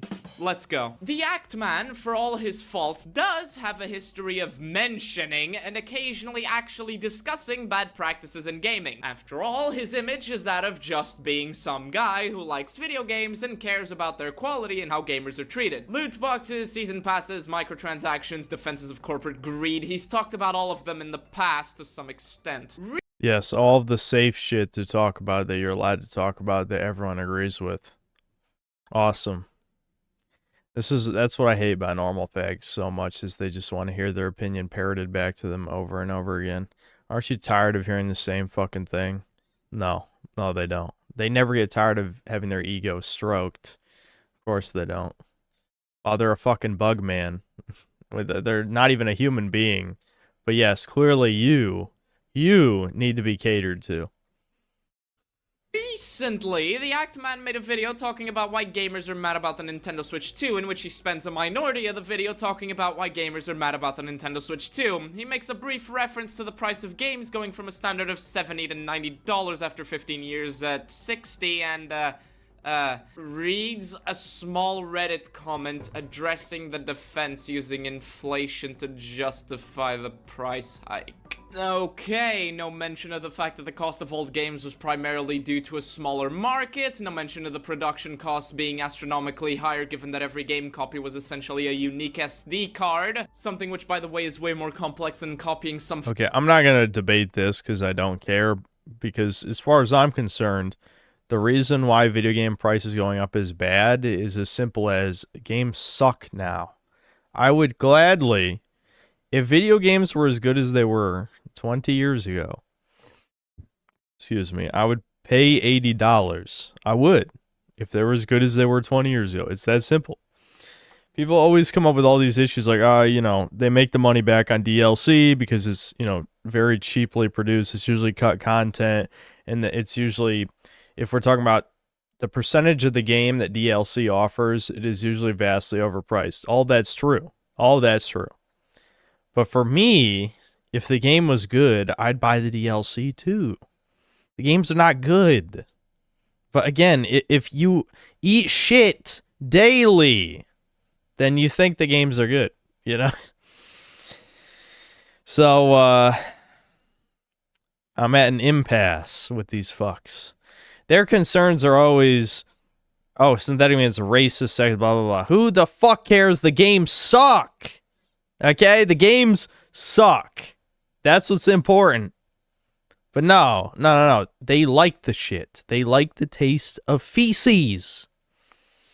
Files to a Blu-ray disc, by the way. No mention of the modern bloat and developer teams that spend longer making every texture hyper-realistic than designing a good game. No! A small Reddit comment comparing house prices and median household income in the 90s to today. Okay, that's his responsibility. The bread is stale and the circus is boring. Let's talk Absolutely. about how much FPS the Switch 2 can reach, right? Another example of a positive in his favor would be his politics in video games video. I promise I'll be brief here, here. In this video, he correctly points out the ridiculousness of the idea that every game is political, bringing up the notable example of Tetris, a game originating in Soviet Russia that is about as apolitical as anything can get. Later on in the video, he contrasts the political tone of BioShock and Dragon Age Veilguard, the latter of which, as he says, is so blatant that it effectively serves as a way to educate the player on the political point of the writers, a scathing condemnation of which is funny considering BioShock is Jewish propaganda. All right, you know, as our boy American Krogan very thoroughly dissected. But yeah, it is subtle. I mean, I don't think the vast majority of people playing the game will even understand the type of message that BioShock is going for. But it is the fact of the matter that, you know, Ken Levine is, you know, he's definitely he's one of them. You know, certainly the elite types of toucan-like people. Wokeness and diversity politics in video games. You know, a really good point in a video of really good points, Actman. This is honestly an amazing foundation to talk about the issue of wokeness in video games. And I would love it if you addressed the root cause of the problem. Wait, we're moving on. No. All right. Yeah, no. These people will never address the root cause of the problem. Now, I don't know if this Enclave Emily person agrees with me or not. But yes, something that you'll notice, it doesn't matter if they're left or like the anti-woke people, whatever. No one will actually address the core of the problem. It's kind of, again, I think about it because it was a good joke. In Big Bungie's Doctor Who video, he said that the anti-woke people, like Nerdrotic in them, praised that the Doctor went from being a white woman to a gay black man, as if that's an upgrade. Are you fucking kidding? I don't know if that's actually true or if he was just making a joke. Maybe he was making a joke, but the spirit of the joke was correct. The spirit of the joke was 1000% correct.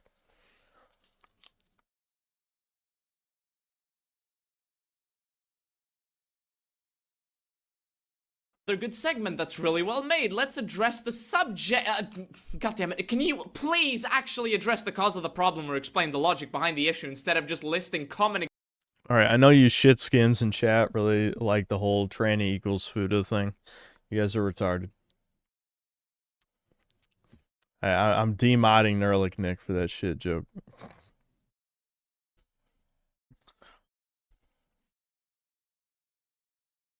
For fuck's sake, this is a problem I have with many of the Actman's better videos. Just to clarify, he could disagree with me at every turn. That's not the problem here. The problem is that even in the videos where he is objectively correct, it's just because he limits himself to talking about obvious examples and little else. The pattern, for those of you paying attention, is that he always sticks to talking about things on a surface level in order to be as easy to digest for regular consumers and little else. On the surface, this might be fine, and it might even sound fine to you in general, until you realize that the direct effect that this has on his videos is that, as lengthy as they might be, they end up being little more than summaries of the what, but never of the why. This isn't because he wants to be as easily digestible as possible necessarily, it's because he wants to remain inoffensive. To be, correct. If you will... Absolutely correct. Yes, that is exactly what it is. That has always been his channel, is this lowest common denominator slop.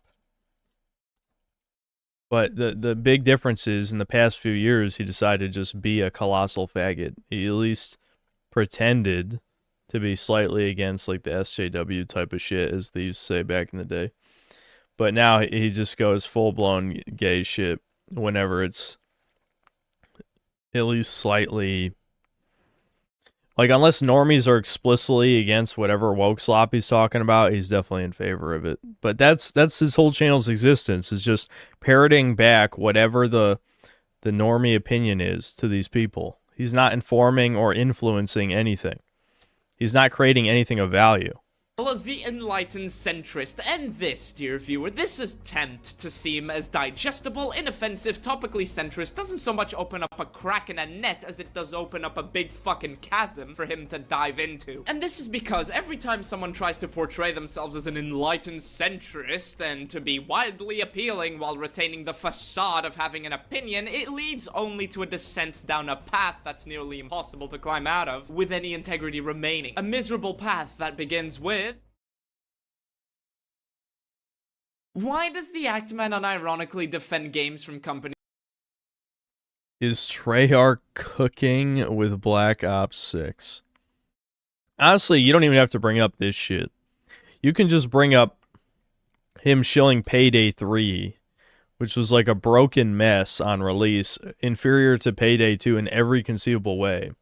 But he shilled it because the devs flied him out to some kind of retreat or whatever the fuck, and you know, buttered him up. And so he said it was amazing, and then it was absolute dog shit when it released. And retards keep watching this shit.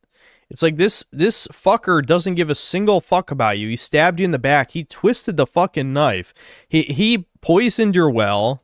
He stole your shekels. You know, he ate your foreskins. He probably ate a Christian baby of some kind. Anyway, I wonder what comparisons I'm making right now. Weird. Anyway, he did all these things. You didn't even exile him. Okay? You know, 109 other societies learned, but not yours. No, you stupid fucks. Keep watching the videos. You're retarded. That embody everything he claims to be against. No, really, why? Regardless of how deep into the discussion on the state of the gaming industry you are, there are some things that everyone in gaming already knows. Everybody knows that EA will put out... The internet reputation is not real. I mean, you're basically right. I've talked about that a bunch of times over the years. Like, think about mine. I have probably the worst reputation out of any gaming channel, period, probably. Honestly, period. It doesn't matter? No. Not really. I mean, who the fuck cares? I mean, like, well, how does that affect me? You know? Yeah, reputation lost. Like, legitimately. It like, especially if they rage click the videos, especially Twitter loves to just like be a bunch of colossal fags. I mean, like, you even just look at the Silent Hill F vid. Like, those people who brigaded the video were Twitter people who didn't buy the game and never will play the game in any form, and were convinced by, you know, a satanic tranny. I never watched this video. I'm never going to, but whatever. I was right about what the game's about. These retards just can't read between the lines because, I don't know, the whole media literacy thing was always projection.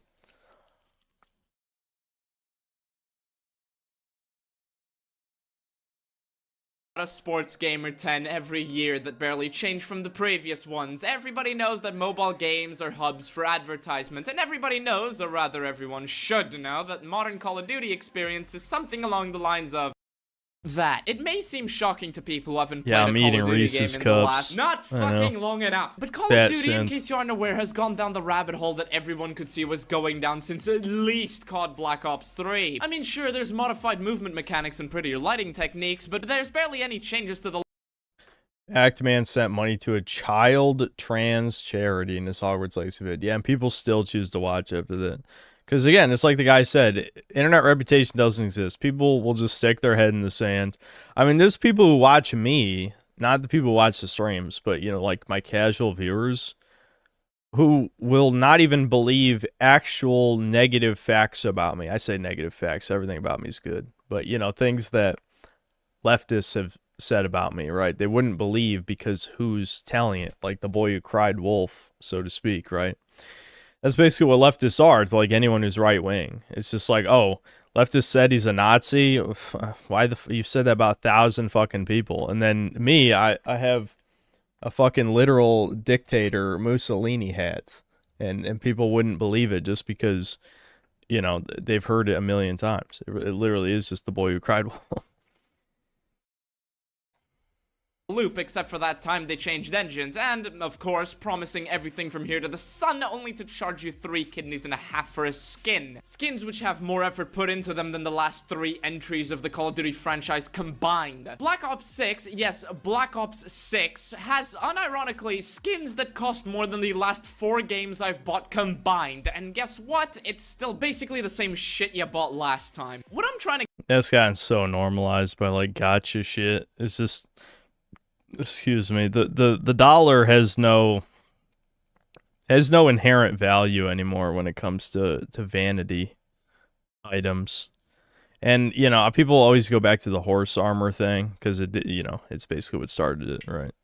But it's just so funny how much worse the prices have got. I mean, you pay $20 just to, you know, make your digital character stand out. But it's the same thing as, buying some, like, buying Gucci or whatever versus just wearing some off-brand crap. You got to show off to people.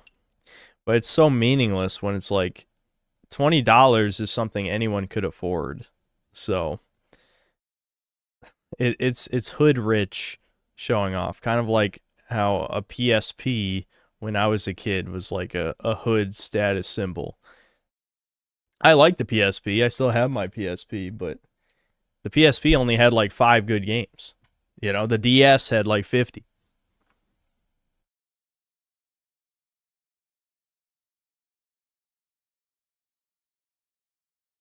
Yeah, I still got my PSP.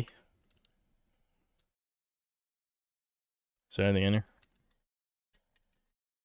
Invisimals, dude. Invisimals. I got Invisimals.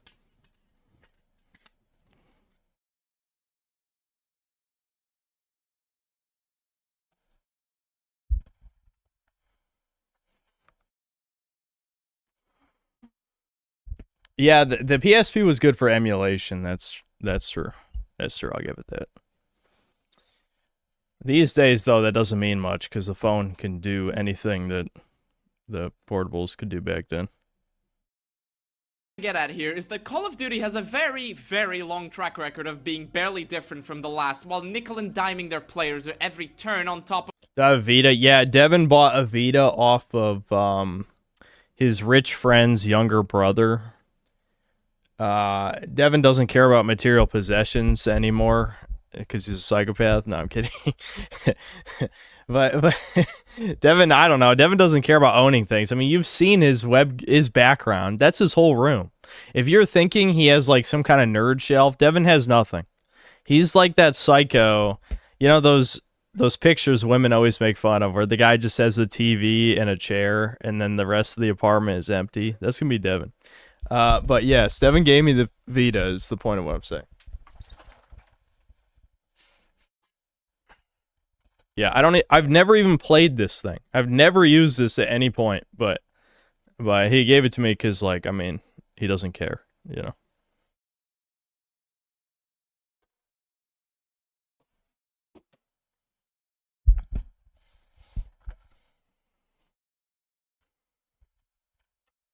So I'm the Jewish brother? We're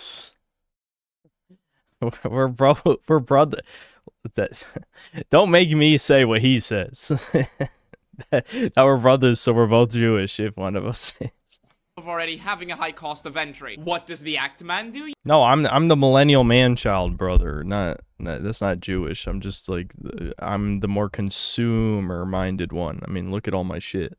You wonder, Black Ops 6 is too good to be true. Treyarch is cooking with Black Ops 6. Black Ops 6 campaign traumatized me. Wow, man, I can't think for myself, and my favorite YouTuber is telling me that it's too good to be true, that it's amazing. He played the beta a few months before release and says it's gonna be great. There is absolutely no precedent for being cautious about committing to a AAA game release, guys. It's gonna be fucking... I mean, yeah. Honestly, Actman is the perfect example of like just how to run a modern YouTube channel. You just say shit. No one will remember it anyway. If you're catering to normal fags, none of them fucking care. Like, and he also lives in the fag era. So like being, oh, he did this gay ass shit. People will be like, I don't care. It's like, yeah, you don't care about anything then, bitch. Stop eating and drinking. Stop being a cog in the fucking machine and die if you don't care. You care about what I tell you to care about, motherfucker. I'm the synthetic man. Anyway. So, yeah, people don't care. Like, in the modern internet, no one cares about anything. Back in the old days when it was only nerds, it was like, Kiwi Farm's tier behavior made a lot more sense in the early days when it legit was just only, like, it was an internet of, not terminally online, but, like, the same, like, type of people who would be terminally online. The nerds, those are the people who spent their time online. But when normies join, normies can't remember, they don't even know how they would feel if they hadn't eaten breakfast this morning, much less if they, what they ate. They don't remember that. So... Of course, like, internet drama shit is pretty trivial.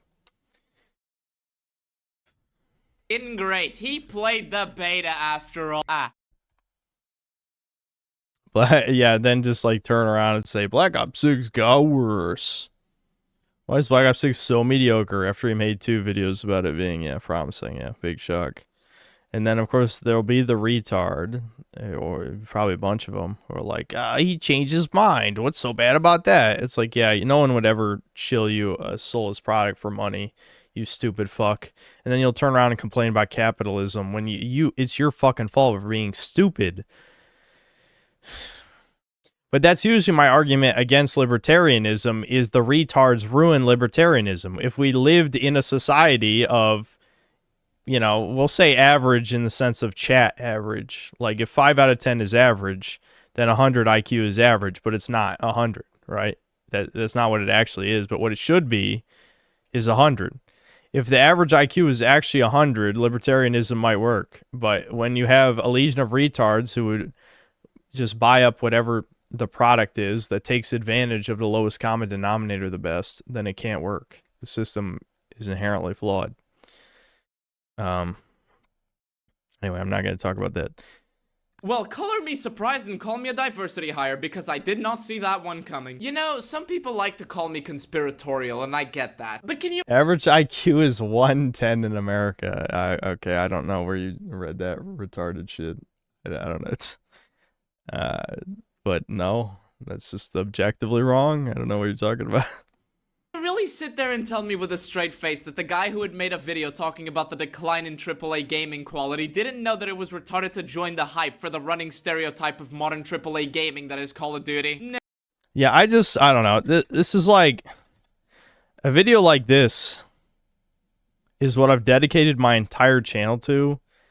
Yeah, I guarantee he's not going to talk about woke shit in that vid, and I'm not going to watch to find out. I don't care, because his channel is just utter dog shit. But dog shit's what people want to see, judging by the 3.1 million views.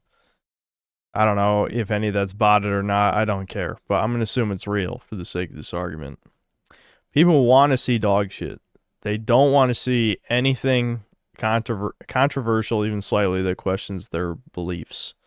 And so it'll just hit the same points every other video like that have hit. About microtransactions, about bugs, about games running like shit. You know, all the stuff we've all heard 100 billion times. And they will offer no solutions. No solutions. What the fuck is even the point? I'll tell you, you want to know my solution? I'll give you a final fucking solution. You want to hear what? No. I got some final solutions. Don't you worry. Don't you fucking worry.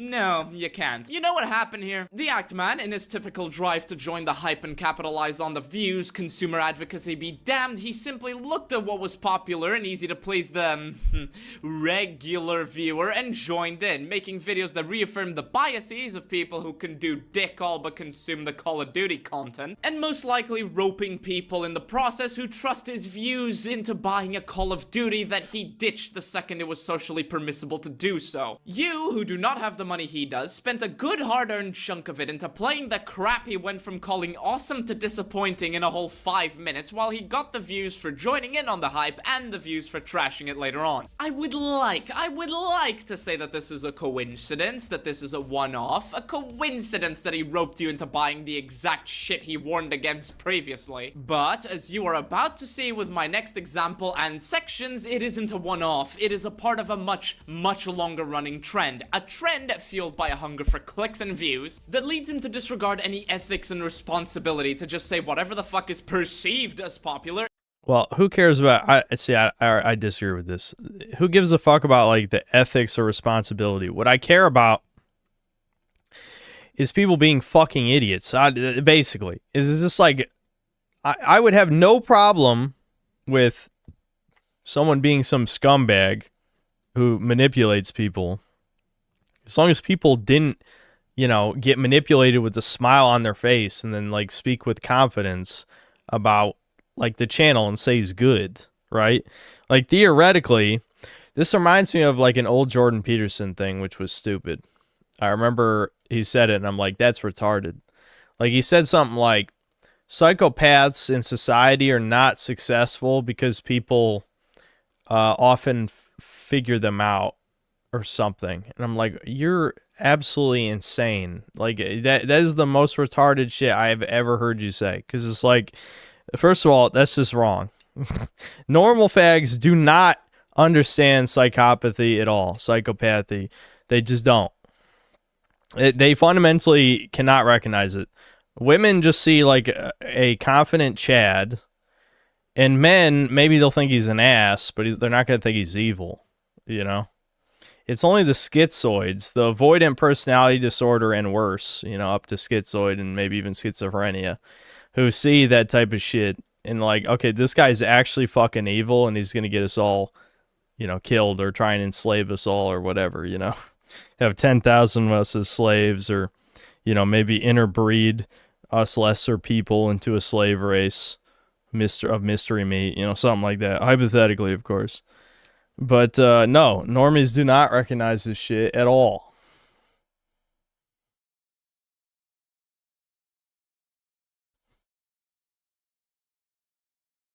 The never-ending schizo versus psycho war. Yeah, exactly.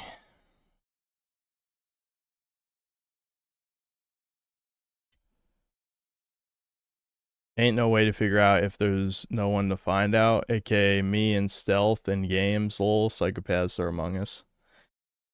Like, there's a reason that evil behavior is rewarded in the corporate hellscape, or even, you know, the governmental hellscape as well, you know.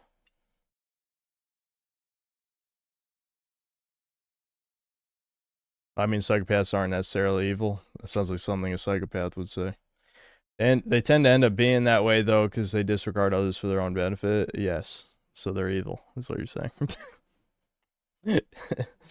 Like, how would, the thing is, I don't care to talk about the racial shit that much here outside of just being, you know, saying racist jokes or whatever. But if you want to build a society of, you know, a mono-ethnic people, whatever, start an ethno-state, you might say, is the inappropriate way of saying it. The psychopath amongst you is not going to help build that society. He's, at best, he will be a hermit of some kind, at best. But it's far more likely that's going to be for the schizos, because the schizos will display the socially inappropriate behavior. The psychopaths put on a mask to fit in, and then backstab people continually as he climbs his way up the hierarchy, right? Because he uses the difference between the schizo and the psycho, they both have good pattern recognition skills. One of them uses it to take advantage of as many people as possible, and the other uses it to try and help the people until the people, you know, bully him and exile him from the group, you know? So I would hope most of the people here are of the latter group, the people who, you know, when they were young, or just, they were Tismos or whatever you want to equate it to. We didn't fit in, and so we got pushed out of the group, and we noticed. And then the Ludwigs of the world, because Ludwig is a great example of a successful psychopath who still hasn't gotten what he fucking deserves, continue to manipulate people to this day and fuck other people over with no consequences. I mean, he fucked over Germa, he fucked over Mango, the Smash Bros player. He fucked over so many people. How the fuck are people still associating with Ludwig? And I know the answer is for money, because he has a lot of money and he starts business opportunities and people love money. But legitimately, don't be a stupid fuck. You could lose all that money. I mean, he's already lost money multiple times before. I know Ludwig plays Smash. So that's irrelevant to my point. I mean, he started with Smash. That's how he got popular initially.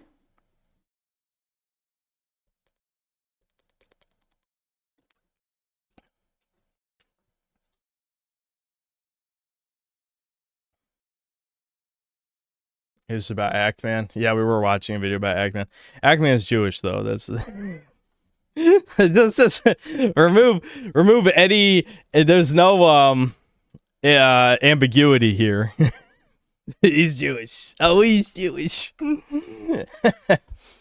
And reaping the benefits while screwing the viewer he claims to give a shit about. I'm gonna do you, possible Actman viewer, a favor and say something that he never will to you. You know these betas that you can pay to get access to a few months before launch, Battlefield 2042, Black Ops 6, and so on? They're not betas. They never were. That's not how betas work. They're demos. Don't buy into them. It's a tactic using fear of missing out in order to get you to commit early on. And if it turns out poorly, well, you joined everybody in. You didn't want to be left out now, did you? And they'll fix it because they have like 2 months or whatever the fuck to fix it, and until it comes out. If I recall correctly, part of the reason Jerma soft retired, which was, I don't know, 2 years after I stopped watching him since H-Bomber guy flooded Jerma's audience with troons. Ludwig started a company that Jerma was one of the main investors or producers or whatever the fuck, and the company went under, and so Jerma lost like $1 million or more. I don't know, he lost a fuck ton of money. So that's why Jerma came back from retirement, because the business venture with Ludwig fell through. So I'm sure you could say it's just not in any way Ludwig's fault, but you know. It's a tactic that every single fucking major gaming YouTuber knows about, but very few of them will actually tell you about it, because if they did, they wouldn't be able to reap the benefits of guzzling the dicks of corporations, and getting the views by joining in on the hype and giving the socially permissible opinion. Anyway, now that you know all of that information, settle in, because this is where shit gets fast real quick. Payday 3, what to say about— Hey, he actually— okay, that's what I was thinking. Because that was probably— I don't keep up with Actman anymore. This was the last time that I heard anything related to his channel, because I'm just like, this is like the point of no return for anyone who gives a single fuck about anything. Which, again, normies don't care because they're not people anymore. But, excuse me. After this shit, how the fuck would you trust this person? Legitimately. Well, because you're stupid, and you know he didn't say anything politically incorrect, so I'll keep watching him. You should get— never mind. I'm holding back. Out Payday 3. It's shit, and you should have seen it coming. You know who didn't see it coming, however? The Actman, because as we know, even if he had the patience to do one Google search to find out that this dev studio has survived solely off of microtransactions and DLC for the last 10 years, and that the people who made it great in the first place are gone, he would have seen it coming. And maybe he did see it coming, maybe he did do his Google searches, but he didn't obviously show that off. Why? Well, let's take a look at his video then titled— well, they wined and dined him. It's just that simple, just like game reviewers get. It's not that complicated. Payday 3 is a certified banger where he got access to the closed beta. Why the fuck did you get invited to the beta? And where he gives us his thoughts on it. Tough questions require tough answers. I was invited by the Payday 3 developers Starbreeze to— why is the audio of this so fucked? Go out to New York and take part in one of the coolest pre-release gaming events I've ever been to. I mean, it's only the second pre-release. Like, I don't know if he uses like a scuffed video downloader or something, but like, this fact that it's not synced between the left and right ear sounds like complete shit. Event I've ever been to, but it's gonna be hard to beat. Wow, Actman. That sounds really cool. And why the fuck did you get invited to the beta? They brought me and a bunch of other content creators to a real— it's like it so it can't get copyright striked. I don't think that's how it works, because the copyright strike system matches the video, and the video looks the same. Bank in New York, and then they all held us hostage in a mock robbery, and that was just awesome. Amazing performance. So I met up with some really cool content creators. I asked one of them if he wanted to play a robbery. What do you mean it doesn't work? Do you want me to pull up the page right now? Oh, wait. Wait, or maybe you're agreeing with me. I don't know. I'm a little drunk. If you're agreeing with me, correct. If you're disagreeing, fuck you. Anyway, let's keep watching. Free game. He said yes. Wow, you know, Actman, that sounds fun. That actually sounds super fun. But really, Actman, why the fuck did you get invited to the beta? And we had 2 hours to play Payday 3 and a new heist that wasn't available in the most recent beta. Damn, dude, it sounds like they really rolled out the red carpet for you, Actman. A real grand old time, and why the fuck did you get invited to the beta? So consider this a first impressions video from someone who went into this completely blind, having never played Payday before. And that's the red flag right there. So red that Vosh is good. Yeah, he's never played Payday before. You know, people, I don't even say, listen, I've reviewed series where I'm not a fan.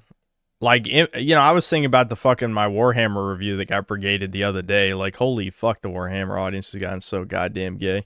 And then if I ever review anything Warhammer related again, I'm shilling the fuck out of Space King. I don't even care if it indirectly gets Tom and Don some heat or something, because, like, legitimately, it's a chud thing. The chud's got to claim it. It's our only chance.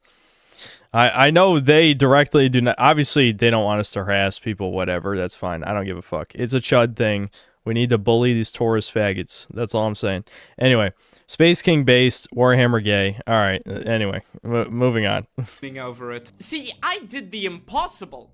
Basic research. Turns out that the studio that survived pretty much solely on microtransactions and DLC for the last 10 years decided to specifically not invite dedicated Payday YouTubers to the Payday dedicated event. Thomas so here. that What's when up, fans Thomas? turned up thinking it was public, they recognized absolutely nobody. Instead, Payday 3 devs held events that, as far as I could tell, gathered people who specifically hadn't played Payday before or played it very little, twice, and then held them in a very controlled environment to get them to make videos on it and make sure they had their perfect experience to make content on. They did eventually have a beta you could sign up for, but that public sign-up beta was, what, a month before release, so it's almost like they were trying to hide something, you know? Almost like they knew it would take far, far longer for these YouTubers to make their videos than the people who Halo when? When are you next available, Thomas? Just hit me up. We can finish Halo next time. I don't want to put a time frame on it, but we absolutely should be able to finish next time. I just gotta buckle down. My problem is I don't take it seriously enough when we play. Or, well, I took it too seriously when I yelled at you that other time, the last time. But, I need to take it medium level serious where I'm paying attention and playing well, because the two of us just running forward and, you know, into the meat grinder is not going to work. You got to play it right. But yeah, we can finish next time.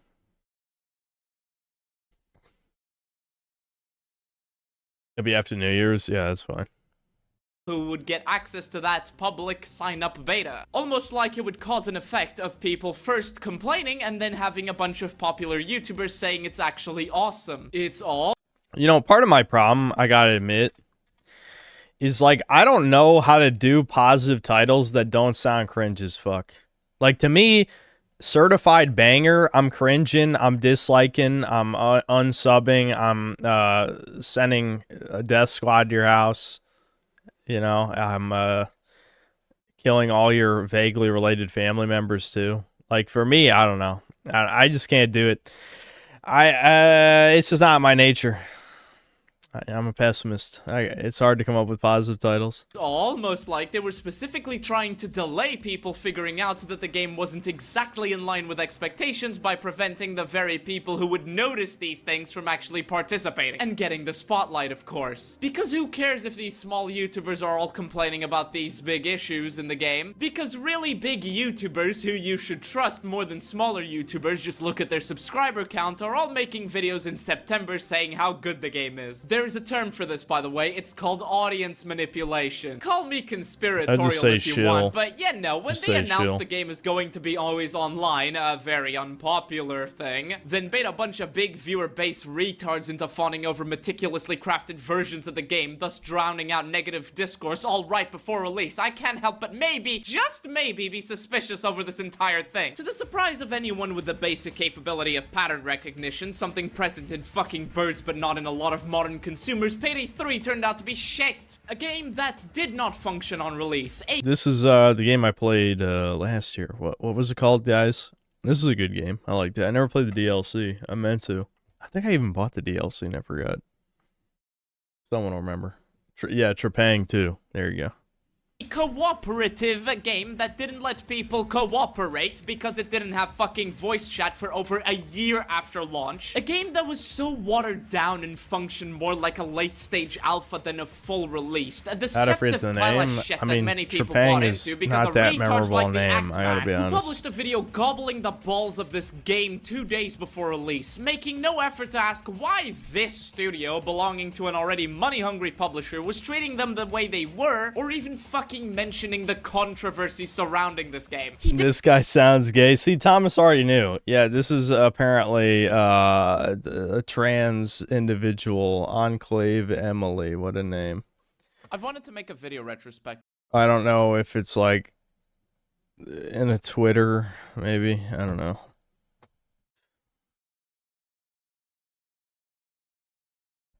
A Portuguese. Let's see. Fallout fan.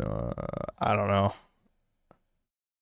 Someone said it's a troon or something. I don't know why we're watching the vid.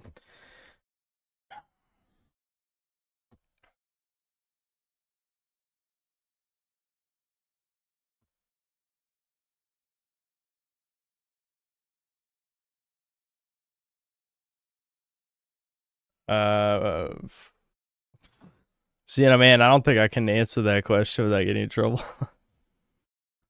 All right, let's watch a different video.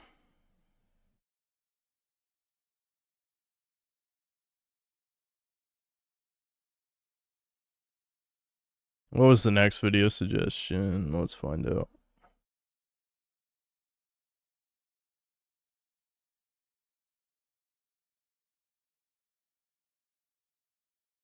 Watch. Oh, Israel invades the North Pole. Okay, that sounds fun.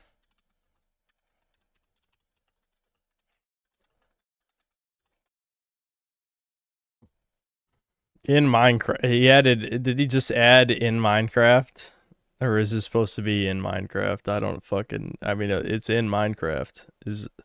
By Troglodyte. Yeah. So it is in Minecraft. It was the night before Christmas, and all through the house, not a creature was stirring. Not even a mouse, until a strange, sneaking man appeared and said, "Yeah, this was promised to us 3,000 years ago, Goyim." And so they came in, sneaking about, stealing all of Santa's presents on their route. Up in the sky, the Death Star of David appeared, leaving the elves wondering, why? Hello and welcome to the Troglodyte channel. Today I have a two-part Minecraft minigame video for you all. In part 1, Israel will be invading the North Pole to steal all of Santa's presents. And I, role-playing as Santa Claus himself, will have to hunt down and stop the Jews from doing so. Jews, of course, with the full backing of the United States taxpayer, will have modern weapons, while Santa and the elves will have toy guns and vanilla weapons. The elves will outnumber the Jews 3-1, however. Then, in part 2, Santa they have and tunnels the elves on the North notice Pole. the Jew tunnels and follow them back to find the kosher secrets that they hold. All the rules are in the description down below, but with that, let's get into it and see if the Jews can stop this antiseptic holiday. Santa and his elves set out to rid the North Pole of the infiltrators they had began noticing. But I assure you, they were not ready for the secrets that they would soon uncover. And as we see the Jews get started here, how this is going to work is the Jews must collect a stack of presents, and Santa and the elves must hold out against them and stall them as long as possible. Then, however long they hold out, that's Minecraft how long with Santa and the MP5s elves just will looks then fucking have weird. for phase 2. The first few Hebrews to make it through went down pretty easy. They were a little confused about what was going on, but they would soon learn some better strats. Stop noticing, Goyams. Where's my gun launcher? You took my gun launcher. Kill this. Ah, shit. We're getting...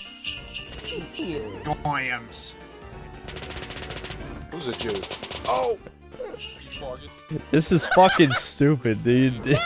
My people were very passionate about this one. I had to mute this entire clip because slurs were flying, I'm gonna be honest. Yeah. Seeing the elves swarming and rising up against the Hebrews despite being outgunned was so nice. Wouldn't it be nice if the real world was like this? Interesting comment. What does that mean? Where'd he go? Stop running. Coward, coward, coward, coward, coward. Idiot. Get him, get him, get him. Think about shoot gumbos at him. Shit. Thanks, Donald. Don't worry, my brother. I'm on there. Dude, what? Turn him. This is just like the synth cells. The synth cells join this fucking server. This is stupid as hell. Is there a point in this video I need to skip to? Because I'm probably not going to watch this whole thing, but that is funny. Yeah, maybe we'll skip to like the Death Star part. Santa and the elves, now equipped with Qatari weapons, was to go up to the Death Star of David, find the Jews' leader, and kill him. And you see the timer counting down on the screen because that's how much time they have to kill him based on how long they held out in round 1. It was truly a sight to behold, seeing all the elves fly up and start bombing the synonym. It felt great to have a people stand up for themselves. They fly now. They fly now. Fuckers, come here. Die. Oh no. And equally hilarious was the prospect of the Hebrews having to shoot down flying elves with machine guns out of the sky. This is a shit show. The Goyles have turned against us. Whatever could we have done? Here you can see the top of the Death Star of David getting absolutely bombed into the Stone Age. It was glorious. But within the synagogue, Santa and the elves would soon discover a dark secret. I don't even know what to say about this. King's retreat. This is so beautiful. This is the most beautiful footage I've ever gotten. Keep checking.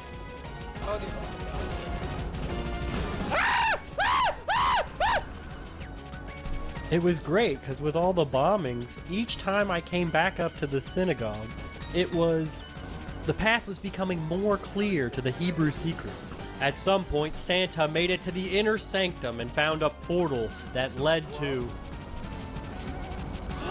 Moloch. Oh my ancient god. Talmudic Jewish god that they were feeding all of the presents to. Santa and the elves clearly had their work cut out for them. It was not going to be easy to take down Moloch. Yeah. And this difficulty was compounded by the fact that the Hebrews had made it in and were protecting their Talmudic god by spawn camping. In order to kill Moloch, we have to do enough damage to his head and then go inside of him and kill him from the inside. This had all turned into an epic aerial gunfight. Get out of here! Get out of here, truck! Is that Mr. Beast? Mr. Beast? It's literally Mr. Beast. It's literally Mr. Beast. Yeah. Is that the Bite of 87? The Bite. Yeah, it turns out fighting Moloch and flying machine gun Hebrews at the same time is really hard. At this point, Moloch entered his final phase and got so angry he followed us to the overworld to eat the North Pole himself. It was truly an apocalyptic scene. Turns out this is why everyone just does what Israel says. Yeah.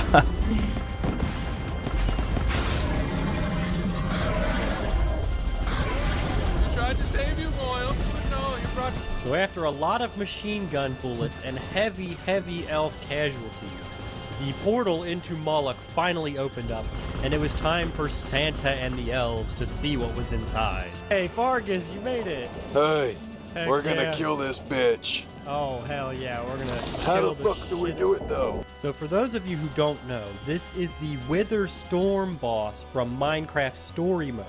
And he is representing Moloch because the similarities are insane. But anyway, in the Wither Storm fight, you have to go inside of him and destroy the command block to kill him in the final phase. Oh, there it is. It's up here.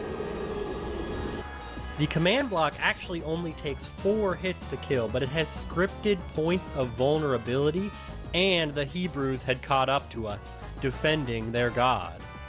Yeah, axe. No, you don't have it. And it was really unfortunate dying, because it took me almost 2 minutes to get back here.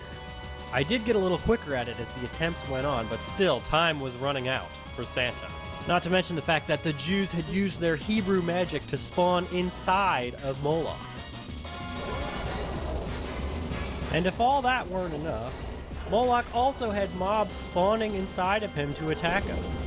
Oh, here's some footage of me getting a hit on the command block. It did 1/4 of its health, as you can see, and we only needed 2 more. One of the Jews actually got grabbed by Moloch, which was pretty funny. And here, I'm trying to figure out how to trigger the scripted vulnerability for the command block.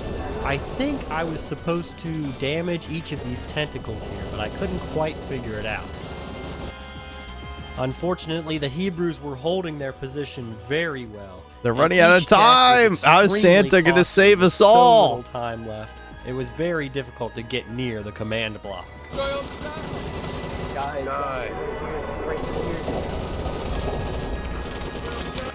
Here was my final gambit with 30 seconds left.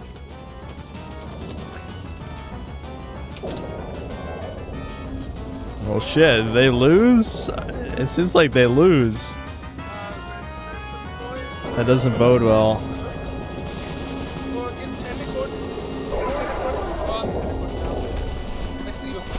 And there you have it. These antiseptic goys thought they could win, but they could not stand up to the almighty power of Israel. Happy Hanukkah, everyone! But seriously, thank you all so very much for watching. I hope you're having a very merry... Oh, that was entertaining. Okay.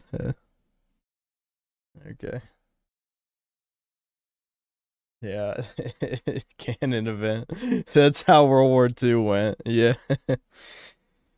Okay. Big sad.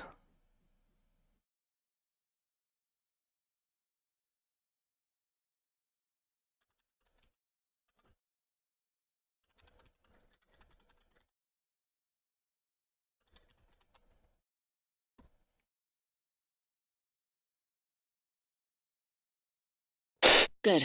You made it. That you, Peach? I see Toadsworth roped you into this, too. A monarch's job is never done, but we can talk more later. Bowser's castle should be just up ahead. I thought I smelled something burning. Focus M. Bowser's got the power stars, and you know what that means. Yeah, trouble. Exactly. So watch your back. Oh, and if you find any red coins out there, make sure to grab those too. Collect enough, and I might just have an upgrade waiting for you. All right. You're the boss, princess. Okay, Mario. God, yeah, dude. Oh. Time to party. All right. Time to party. Uncharted, dude. Uncharted. It's all Uncharted's fault. Fuck. That's brutal.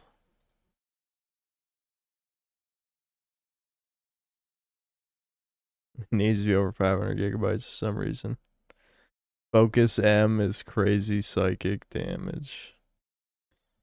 But saying crazy psychic damage is in itself millennial writing, so you should gain some self-awareness. You and the 3,400 fucks who upvoted that, upduted it. Give it a like. Thomas, you got a video suggestion? All right, throw it to me.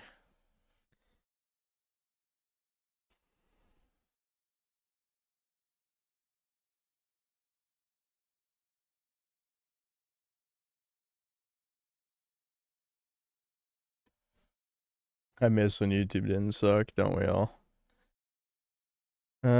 Oh no, not this fucking guy. Whatever. I'll watch him anyway. I know this guy. This guy tells you to be retarded. We gotta freaking talk. We gotta talk. My goal here is so you don't have to suffer. Too many of you guys suffer. Maybe you got a bad friend group. Retard max your friend group, okay? What the fuck does that mean? That you just don't like being around, don't ask any more questions. don't look for any more advice. Simply do a 360 and moonwalk away from your friend group. Seriously, just moonwalk out of there. Who cares? Well, I mean, I've known these guys, dude. If your friends are narcissistic, if they are demeaning, if you don't get like a good feeling when you're near someone, if in your bones your back starts ache, do a 360 and moonwalk away. Don't think about God. Don't think about religion. Don't think about what you saw on YouTube. Just stop hanging out with these people. Retard max it. Retard max your friend group. Deal with the repercussions later on. Okay? There's not going to be any. Oh my God, Eli. I sometimes get tired in the middle of the day and I feel like I need a little nap. Dude, retard max, like, drink some orange juice. Sometimes you just need to have a little bit of orange juice. Sam Hyde shouted this guy out. Why am I not surprised? Why am I not surprised?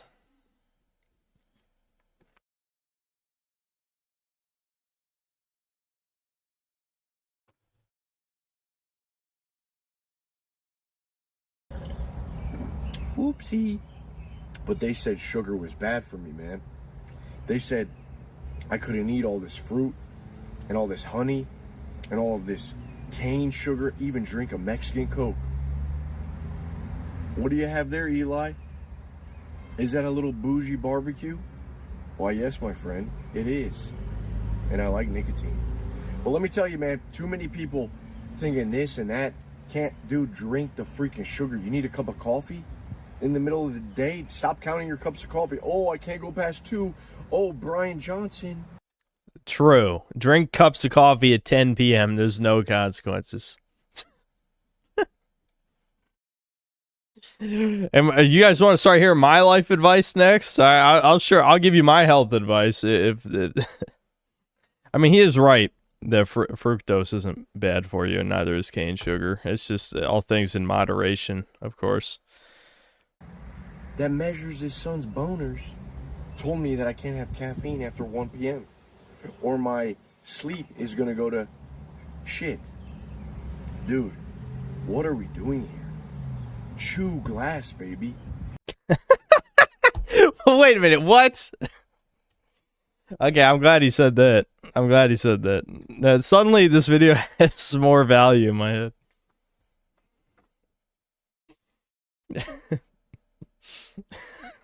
Breathe smoke. A lot of you guys, look, we're talking as friends, but listen, at the end of the day, it's the end of the day. You gotta retard max, okay? Retard max your relationships. You don't like the girl you're with? I mean, the girl you're with, just because you think in your mind that you've spent, let's say, 5 years together. When is a long-term relationship really begin to be a long-term relationship? Probably three years, you know, after that 18 months honeymoon stage, kind of settle in, start to get to know each other.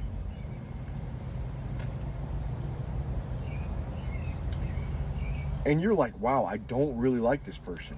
I feel like there's a bunch of beautiful Latinas out there. And I just want to smell them. I don't like the way... Wait, well, hold on. What did he just say smell them? I know I've been drinking, but I think he just said smell them. Hold on. On the vibes. Honeymoon stage. I feel like there's a bunch of beautiful Latinas out there. And I just want to smell them. I don't like the way...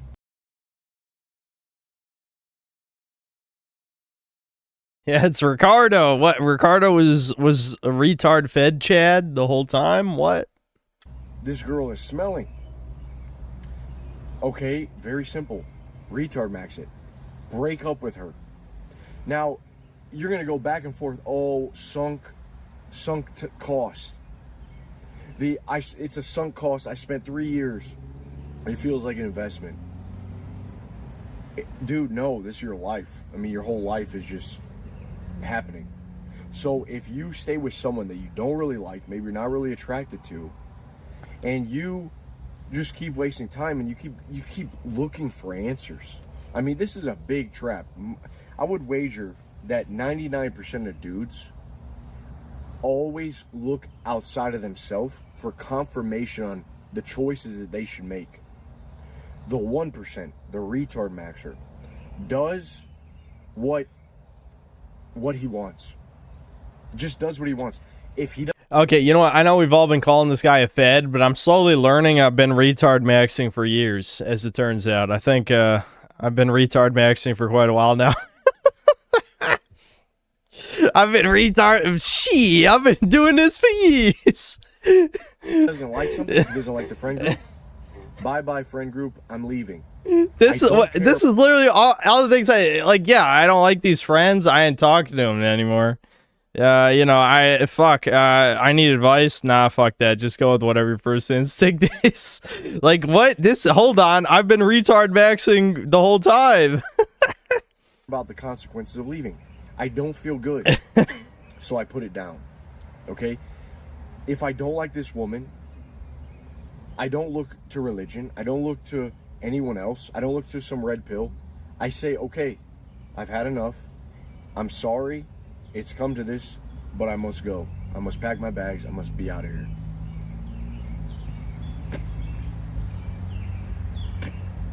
Another big trap is you're just waiting. You're waiting for things to happen to you, man.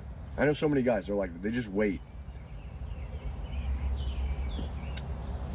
Rule 1 in our group by the Prophet Fabian said they always come back. The women come back, but you know what else also comes back? The sunny days. Like it's gonna snow. The sun will come back. It'll just do what it's supposed to do. The women will come back. I had a girl come back after 9 years. I even had a crush when I was in church. I was probably 9 years old at the time. Dude, I had her follow me on Instagram recently. It's been over 20 years. She still came back. That's fucking bizarre. See, this is not relatable to a normal person. You know, assuming this is not fed shit and it's just like some weird like retard Chad guy. Like, no, that is not applicable to over 90% of the male population. It's just nonsense. Like, what?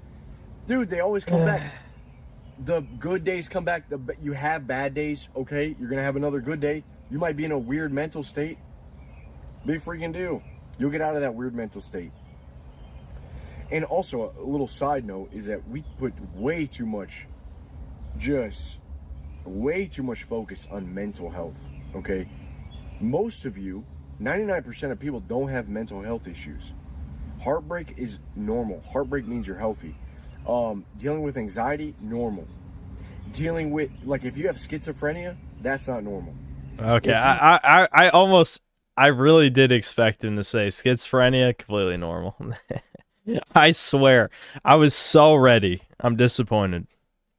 You have severe chronic depression where your brain is just, it ain't right, man. It ain't right. That could be mental health. Most of you guys? Yeah, I mean, it's shit. That's probably over half the people here. Are depressed from the way you're living because you're living in a trap. You're living in a prison of your own design. Your willingness, your learned helplessness. So you need to retard max your way out of that. So anyway. I don't think retard maxing is not going to work for that. I mean, it's like animals are some of the, you know, depending on your definition of retard, animals are the biggest retards, and yet they're the most susceptible to learned helplessness. So if anything, that completely disproves that theory. Animals operate solely by instinct, and you can easily condition them to do nothing. I mean, they've done so many scientific experiments on this shit. So no, retard maxing will not work. That's stupid. They always come back. But a lot of times, you guys are stuck in this trap of, like, waiting. You're waiting for her to come back instead of getting on with it. You're waiting for someone else to invite you out. I realized that right there. That's probably the biggest tell of an NPC. The non-player character. The one that just is scripted. He doesn't really go outside of the script. He just kind of waves at you. Hey, how you doing? If you're an NPC, it means you don't make things happen. Like when you go into work, why are you not talking to that girl? Saying, hey, my name is Josh. Hey, my name's Eli. You know, I just started working here. It's nice to meet you. How you doing? You know, just a little banter. Eventually you make yourself known. And then you get... The problem is, this feels like he's talking to teenagers, because I feel like adults do attempt these. The reason why you don't do stuff is because you got a negative feedback for trying in the past. Like, this would make sense if you're talking to teenagers and you're trying to encourage them to go ask out the girl. If you're talking about people in their fucking 20s, you think they haven't asked out a girl before? I mean, yeah, I guess I have heard incel stories where they never did talk to a woman after years, which is kind of crazy, but I feel like everyone's tried it at least once or twice if they're in the position where they've given up. You know, most people try at least one time. If you've never tried ever, then yeah, you definitely are an NPC for sure. Things happening. You invite... Everyone's waiting for someone else to invite them out. Everyone's waiting for someone else to talk to them, to give them an opportunity. Dude, it's a bad place to be. It's not the way. And so, really retard maxing, you're not waiting for the good days or bad days to have. You're not waiting for the opportunities. You're not waiting for the girl to come back. You are going forward, because waiting is a trap. Just sitting there waiting is a trap. If you feel like... Well, people aren't waiting. They're coping. It's not the same. Like, waiting implies that people think something's going to happen. Doomers do not think something's going to happen. I don't know exactly who he's talking to.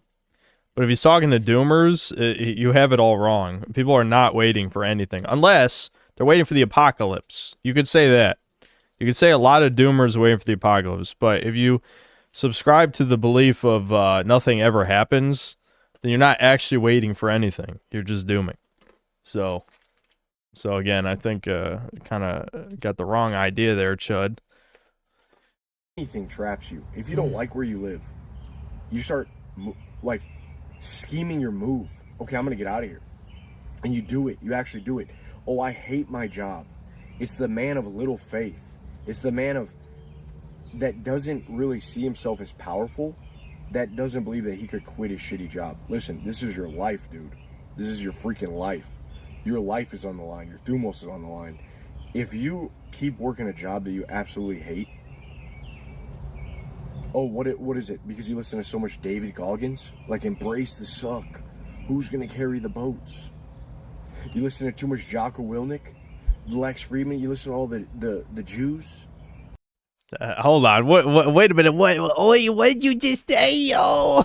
Don't go against it yet.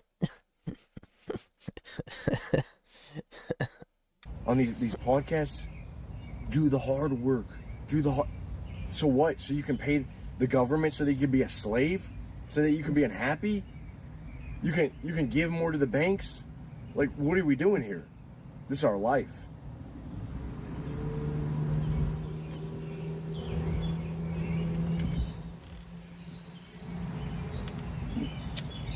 So it's just the willingness of the people to abide.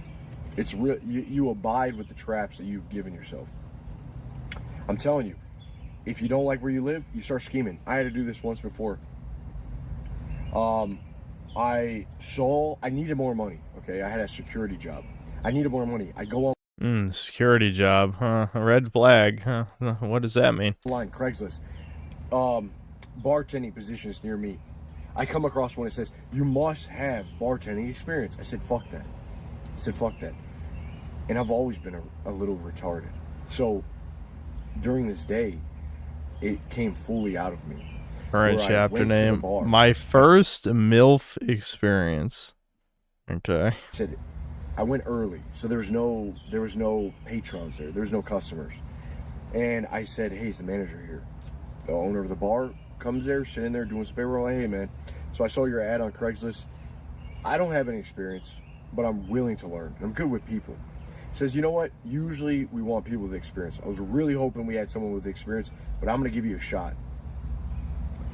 So he gave me a shot. I worked there for a little over 6 months. That was my first MILF experience. What? Did I miss? What? Excuse me? She was 36 years old. I don't know if I've told the story before, but, you know, there's very many lessons to learn from an older woman.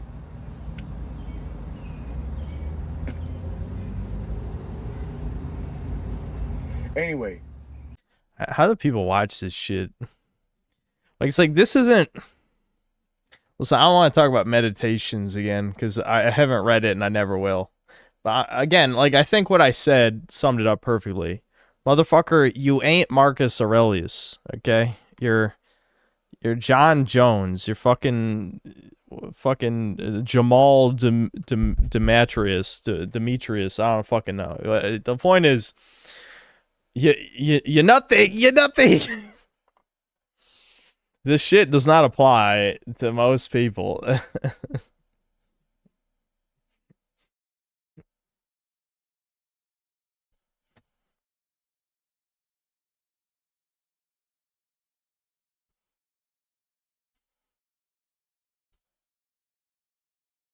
Instead of this fecal delight, watch Demonius X on failed relationships and fleshlights.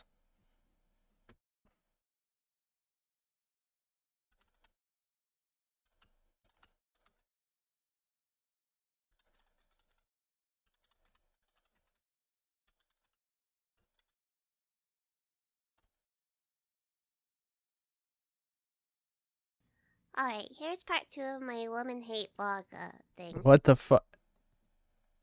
Okay, what? Okay.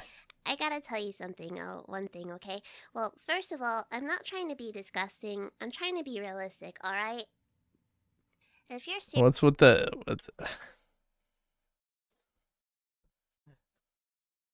Did I click on the wrong thing? Okay. Why is it being dubbed over with whatever. Alright, here's part 2 of my woman hate blog thing. I gotta tell you something. One thing. Okay, well, first of all, I'm not trying to be disgusting. I'm trying to be realistic. Alright, if you're seriously a horny toad and you fucking need pussy, and some of you probably already heard this from trolls or you heard it from somebody, don't be ashamed. Go to www.fleshlight.com. If you have $60, you can get yourself the best sex toy a man can ever own for himself.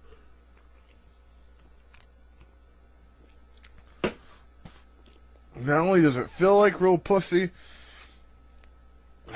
and it doesn't give you any headaches, any trouble. It feels like the real deal. I know a lot of people, especially trolls, say, "Oh, you never gotten pussy, you never gotten laid." Listen to me, alright? Listen to me good. I'm gonna be fucking open and honest. I don't give a fuck about how TMI it is, okay? If it's too much information, just click it off. Alright? I had the bitch on that bed. I was laying over there by that window, and Bro, this is so low quality. Is that on the floor like a futon? Like, what am I even looking at right now? The fuck? by that window, and I was railing her snatched like there's no tomorrow. Alright? And I came... This is bad ending, Kobe. Nah, I'll be fine. ...in my condom. And it felt wonderful. It was good. But the bitch turned psycho. September 2000. We went our separate ways, and I said basically, fuck you, and the rest is history. The girl I dated after that, she gave me like the most worthless blowjob ever. She can, never mind. I'm getting too personal with that. Oh, but fuck it. She couldn't go past the head. But the bitch turned psycho September 2000. And then 1 year later, she hijacked a plane. The head of my dick. She couldn't go past. Worthless, man. Worthless.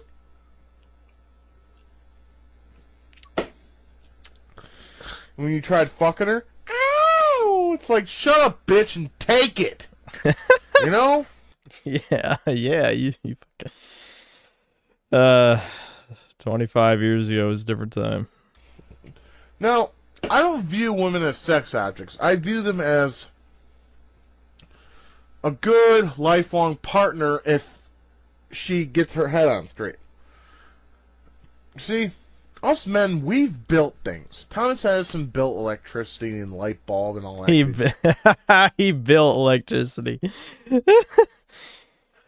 That's why drinking is fun. Because you just say stupid shit and you just don't care. Shit.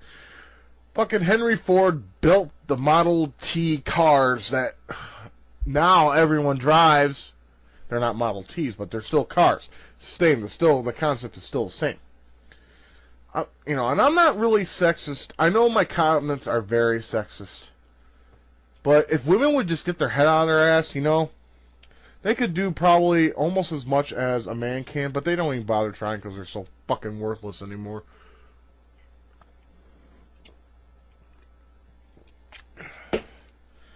So what am I trying to get with all this? I'm just saying women suck. Alright. No matter what you do or what you try, they're always going to suck. But us men need a companion. Someone that will love and take care of us. And we can do the same for her. That's our purpose when it comes to love. But let me tell you something. If a woman tries to use you for anything, you fucking just tell her, hey, I'm a man and I know what I'm doing. Don't use me. Let me tell you something. Pussy, I'm just so, astounded and in awe how... Alright, I don't know if I can keep listening to this. Maybe I'm not drunk enough to hear someone else's drunk ramblings. Alright, let me check these supers real quick.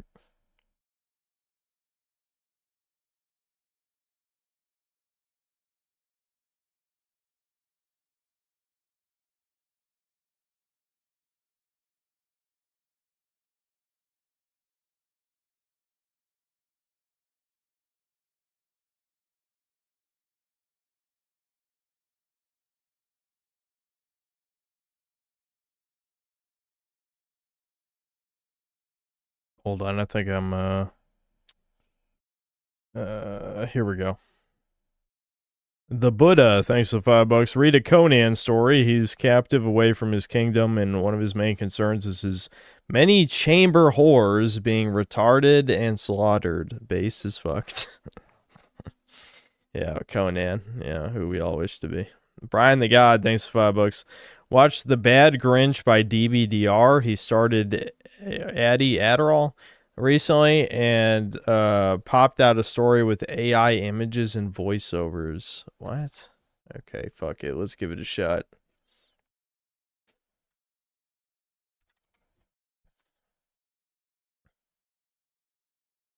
Is it this short? Hold on.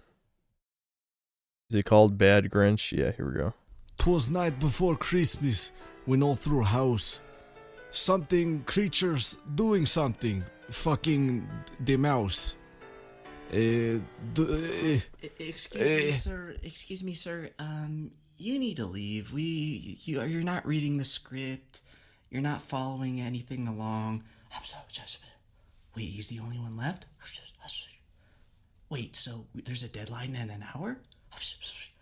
He's the only one that can do it? Oh, shit. Yeah, that's what I thought. This is my script now, bitch. Shut up. Okay, anyway, you see that pointy little mountain there? There is good boy named Grinch and his little dog named Max. And within that little tiny mountain, some miracles are about to happen tonight. We will... Alright, do you have a timestamp or something of something funny? There's no way I could fucking watch this garbage.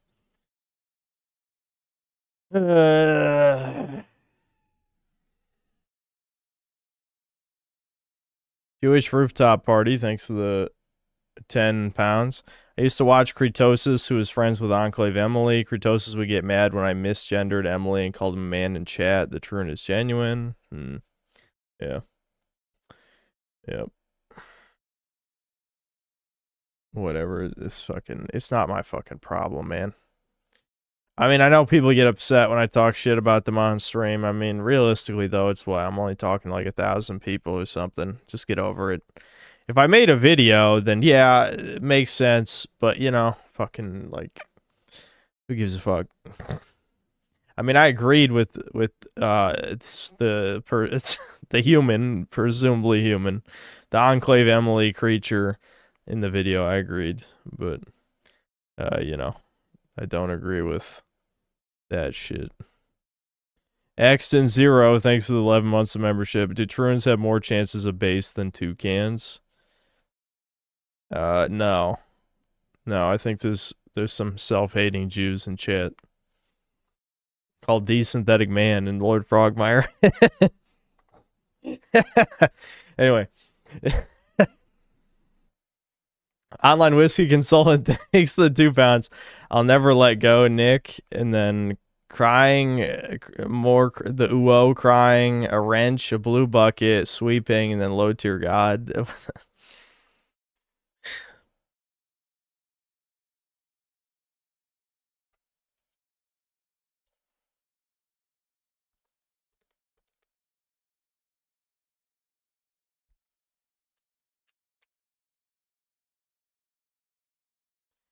The EGAD, thanks to $2. Did you see that AAA Mario clip by Ryan Stewart VO? No. I'm guessing that's a different thing than what we just saw. I don't know.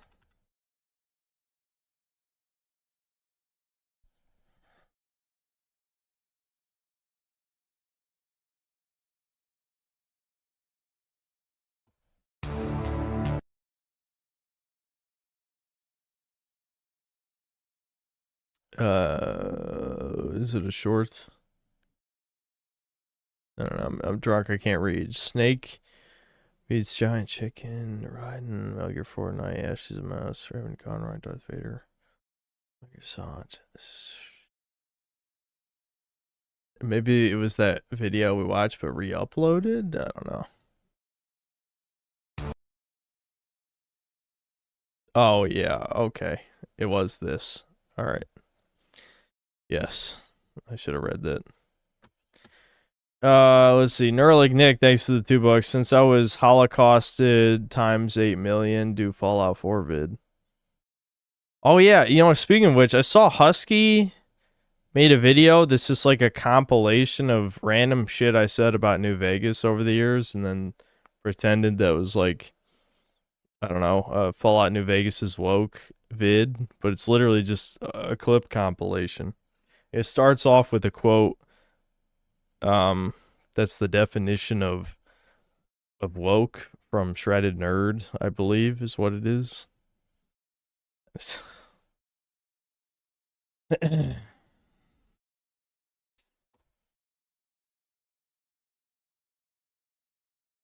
Tiny Conspiracy, thanks to the $10. I don't know how people can watch Act Man even to critique. He makes my skin crawl.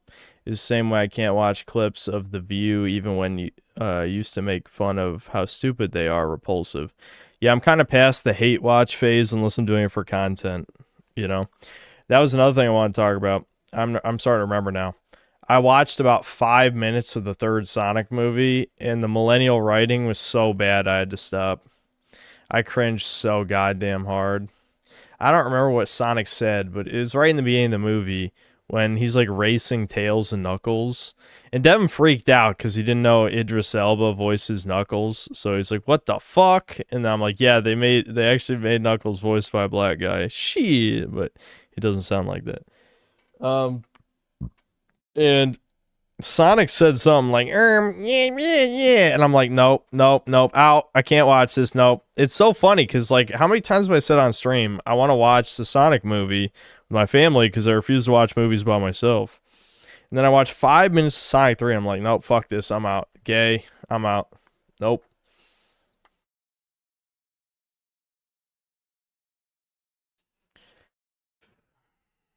I'm tired of millennial writing. I don't have to watch it on my free time, only for reviews. The Blue Psycho, thanks to the 7 Canadian. Actman is spiritually Canadian, interpret that as you will. Yeah, but oh, it's beard. Zero G Grack, thanks to the 20 euros. Drinking too, my brother. Lol, hope you had a good Christmas. Keep preaching, Synth. Thanks for being a real one. Thanks, man. Yep, yeah, Christmas was, you know, it was pretty good. It was nice to just do nothing. I love doing nothing. I'm very lazy. Reluctant Reader, thanks to the 2 Australian. CFW, the Vita, and play Murasama Rebirth. I'm guessing that's a porn game. Central Intelligence Agency, thanks to the $10. My country paid me to kill.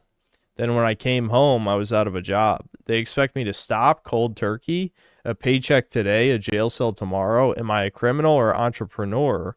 Let's find out. Smiley face. Interesting. All of that was in Minecraft. The Blue Psycho, thanks to the 7 Canadian. The Actman is friends with Destiny, and Actman is dating a Troon. Interpret as you will. Is that actually confirmed he was dating a Troon? I mean, I joked about that when he went to the Pride Parade, but I didn't know if it was true or not. You're like, Nick, thanks to the $2. No, my archive, I forgot. Is your archive blue? Mick Armadillo, thanks to the $5. Nah, this stream won't get privated. Crash won't make me antiseptic. 3 hours, 2 pounds of Reese's Cups, and 1 demodding later. I didn't say anything bad. I said nothing wrong. I never do say anything wrong. Southern Ninja, thanks to $5. Warhammer has fallen. Trench Crusade is literally gay. Any other tabletop game is a combination of those two. Yeah. It is a shame, but this is just the end game of all, like, truly nerdy hobbies, because nerds, unfortunately, have been completely compromised. Like, the chuddy and nerd fan base combined is a very small percentage. I mean, even a lot of chat is not really, like, hardcore gamers or whatever. They're not. I mean, I know chat, some of chat is, but not as much as you would think, honestly. I mean, a lot of people in chat haven't even played, like, a modern video game made in the past 5 years or more. Neuralink Nick, thanks to the $5. Also, that Fuda joke was about Emily because it's a Portuguese dude that tried to identify as a Fuda who is based, then switched it to Troon who is based. Did he actually unironically say Fuda? If he does, he doesn't know what that is. I don't know. I assumed it was the typical, like... Never mind, I'm not getting into this. Zero G Grack, thanks to the 10 euros. Dude, I love Trog-based Minecraft content. What a N-word. For real, for real. That was a pretty good video.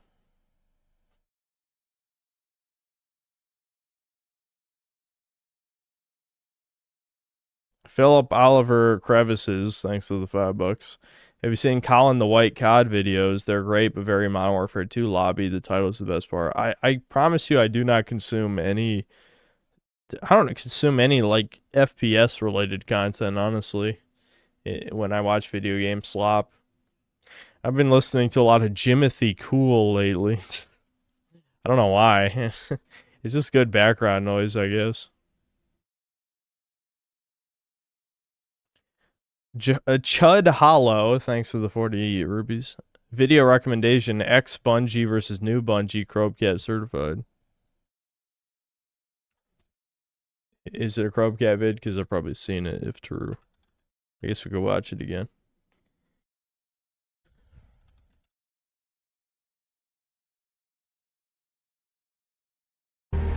The final shape, it felt a little like a love letter at times. Alright, yeah, yep, nothing to see here. Yeah. Is it any wonder why Destiny's so dog shit? It's truly a mystery. I don't know how this happened. That definitely looks like woman. Like, holy fuck.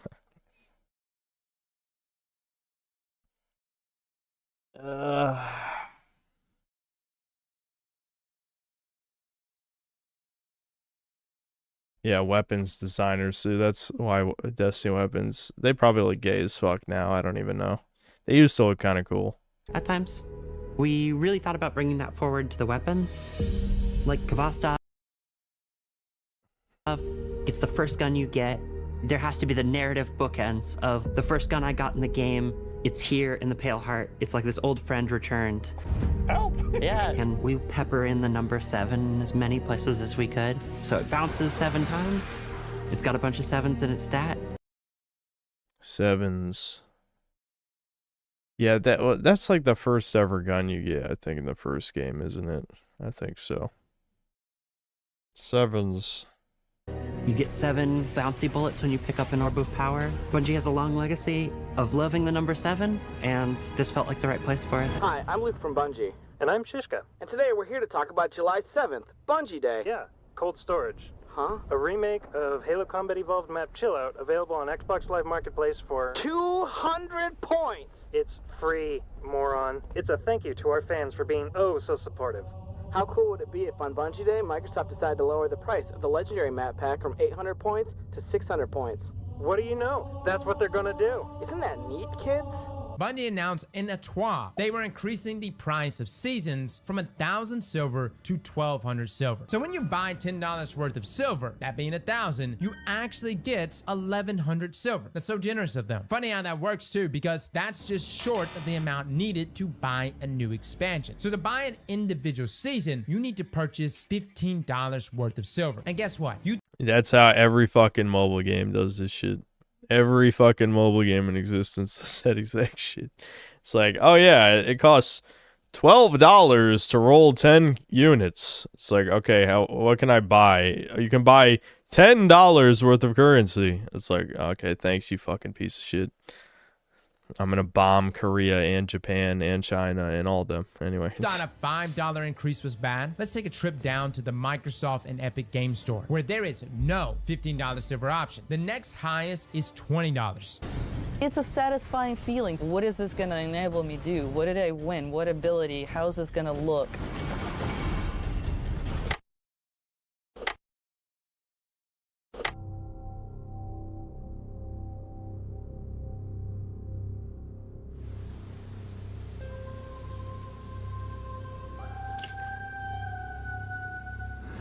As you can see, there's a big, I guess it's a solar farm. That's what I'm going with. Big solar farm, right? If you turn around at spawn and look out in the distance, if you were to boot up D2 and come to the moon, you will notice that the solar farm is gone. You have those eerie colors, the lamp at the top swaying, changing the shadows in the room. The same area in D2 looks like this.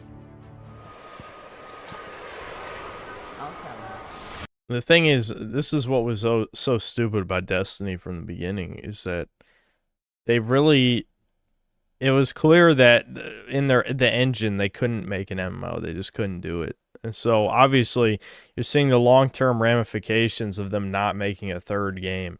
They couldn't fit all of the game in the game, which is why they literally ripped out pieces of the game that you paid for, DLC you paid for, you cannot play again. I'm glad I quit the game way before that shit happened, because holy fuck, that is just absolutely despicable. I don't know. I mean, I won't say they got away with it, because Destiny is dying, for sure, but the fact that, you know, I don't know the details, but I just know they ripped out, like, the Osiris shit and like the Warmind shit and all that shit. They just took it out of the game. You just can't even play it. You had to pay money for that, and it's not even in the game anymore because it can't fit all the game in the game because it wasn't made to be an MMO. But they somehow made it into an MMO. It's nonsense.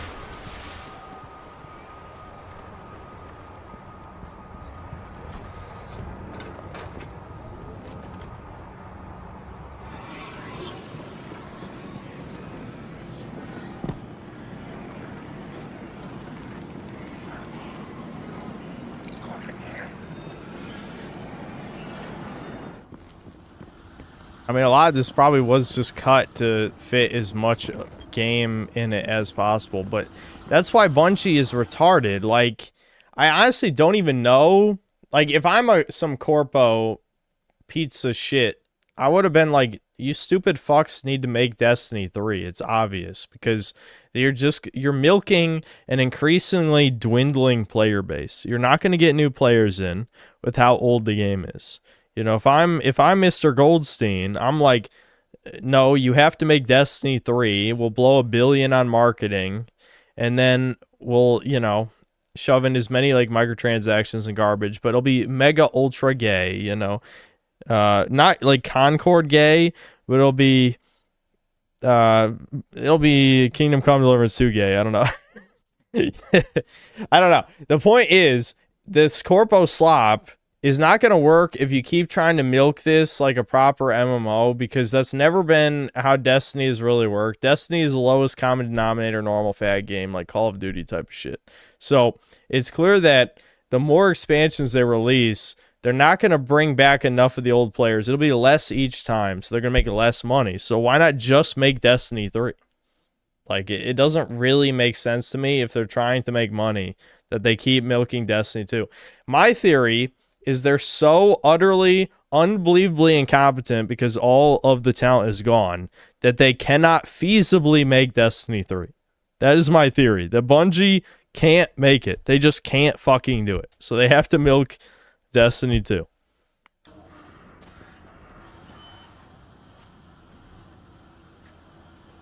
It's really not just one department creating something special. When you see all those things combined in the iteration and the back and forth, and when you get to this end result where it just feels like it couldn't be any other way, we hit on something amazing here. I don't think anybody in this world has ever done anything worthwhile without being their own worst critic. I think that, especially when you talk about any creative. Dude, this is absolutely, again, take the whole identity politics element out of this, even though it absolutely is 100% connected. But let's pretend for a moment it's not. This is the mentality that is the difference between old games and new games. But you could just say old art and new art, because it applies to movies and TV shows as well. Excuse me. And the real artists are extremely critical of their own work. Even a lazy motherfucker like me has learned a lot over the past almost 6 years and tried to make a lot of my videos better to a point. I kind of gave up on making my videos better a couple of years ago now, but because I realized it would take too much effort that I'm not willing to put in. But in subtle ways, I try to make certain things better. Like, some from a script level, even though they're not scripted. But the audio track, I try to improve elements of that. The editing is not going to get better because I don't care. I just really don't. Any artistically minded individual is going to be highly critical of their own work. So many of these people who work in the modern video game industry are not. They have giant fucking unearned egos when they have created nothing of value. Absolutely nothing. And they just tell themselves what they produce is amazing. And you wonder why everything's shit. That's a huge component of why things are shit. Objectively bad writers, bad 3D modelers, bad art designers, bad composers, bad. It's all fucking dog shit. And they never improve because they think they're good. That's wrong. But if people eat it up and say it's good because everyone else said it's good, and by everyone I mean dead internet theory bots, but normies can't tell the difference, then why would things ever improve? They keep buying the garbage. Even though statistically people are buying less games each year. So I'm going to be honest, maybe it's just because of my lack of investment in the same arguments with nobody, because I'm not really arguing with anyone specific. You can't really fight the mongrel horde, the idiot masses. That's just a formless blob of NPCs. You can't fight that. So I'm basically fighting ideas that will never go away because these people will never change. They'll always be that way. Because of that, maybe it's a cope, but I'm just kind of personally believing more and more in dead internet theory. And even though maybe I didn't say it directly, like, back in my first Fallout reviews, I'm like, these are fucking bots. Like, the engagement in this video is way too high, which, believe it or not, was the same with the Silent Hill review, by the way. It is like 13,000 comments despite only having 250,000 views. So I don't know if some of these Twitter faggots employed bots as well to my comments. I have no idea. But it is also similarly insanely high level of engagement that doesn't seem organic on any level. And I'm not even talking about Twitter brigades. Like, it's like literally just not something, like the numbers don't add up is what I'm saying, right? That's way too many comments. But that was something I noticed back with the Fallout video. Like, these aren't people. These are like either Indian bot farms hired by Amazon or early, LLMs being employed. But I would say the Indian bot farm is more likely because Amazon has infinite money and it really doesn't cost that much money to hire these companies to promote the product. I've noticed they didn't come back for Fallout Season 2. In fact, I'm not really hearing much talk at all about Fallout Season 2. So this thing that normies were supposedly in love with, they really don't actually give a fuck. But it was enough for colossal mega fags like Critical and Diesel Patches and shit to talk shit. I'm drunk rambling. Let's keep watching the video. If Enterprise, if you somehow believe that what you're doing is the greatest thing ever all the time, it's absolutely not going to be the greatest thing ever. I think my favorite absolutely is the Thrillodrome. It is an arcade lost sector, and I think we can relate to spending our days in a sticky arcade playing games with our buddies.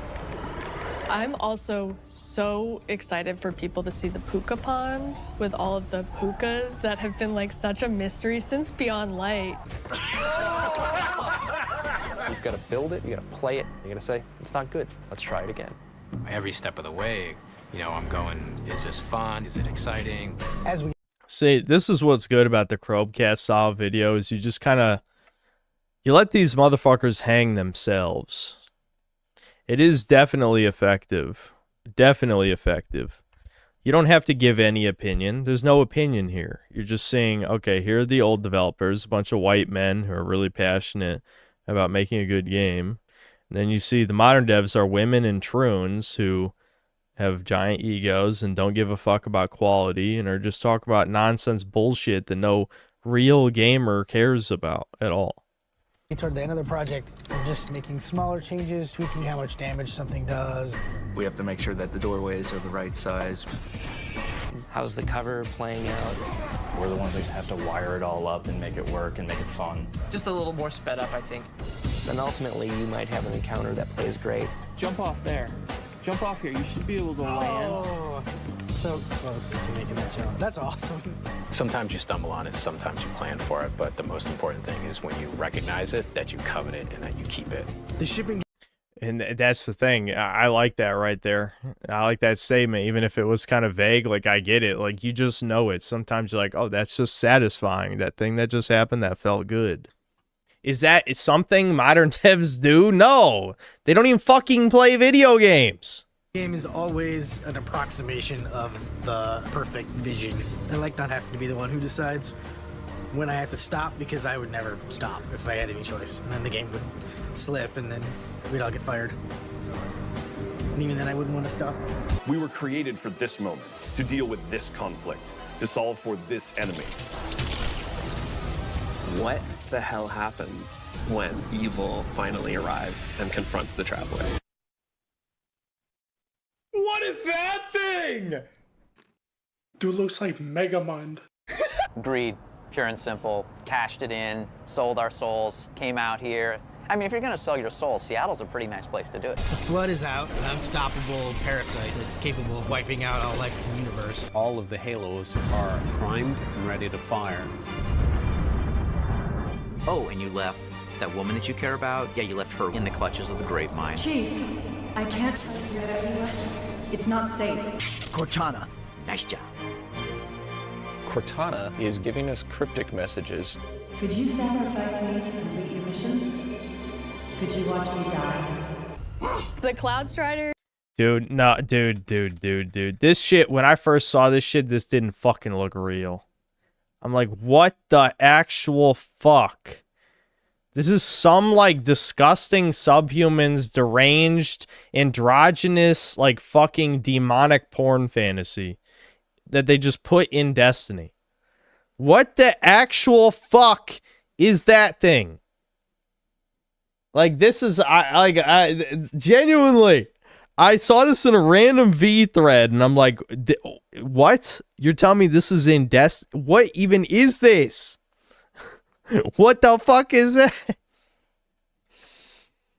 Writers, bottom line, are cool. Osiris and Rohan can go process their differences over. Listen to it. I've never heard it speak either. I've never heard it speak, by the way. What the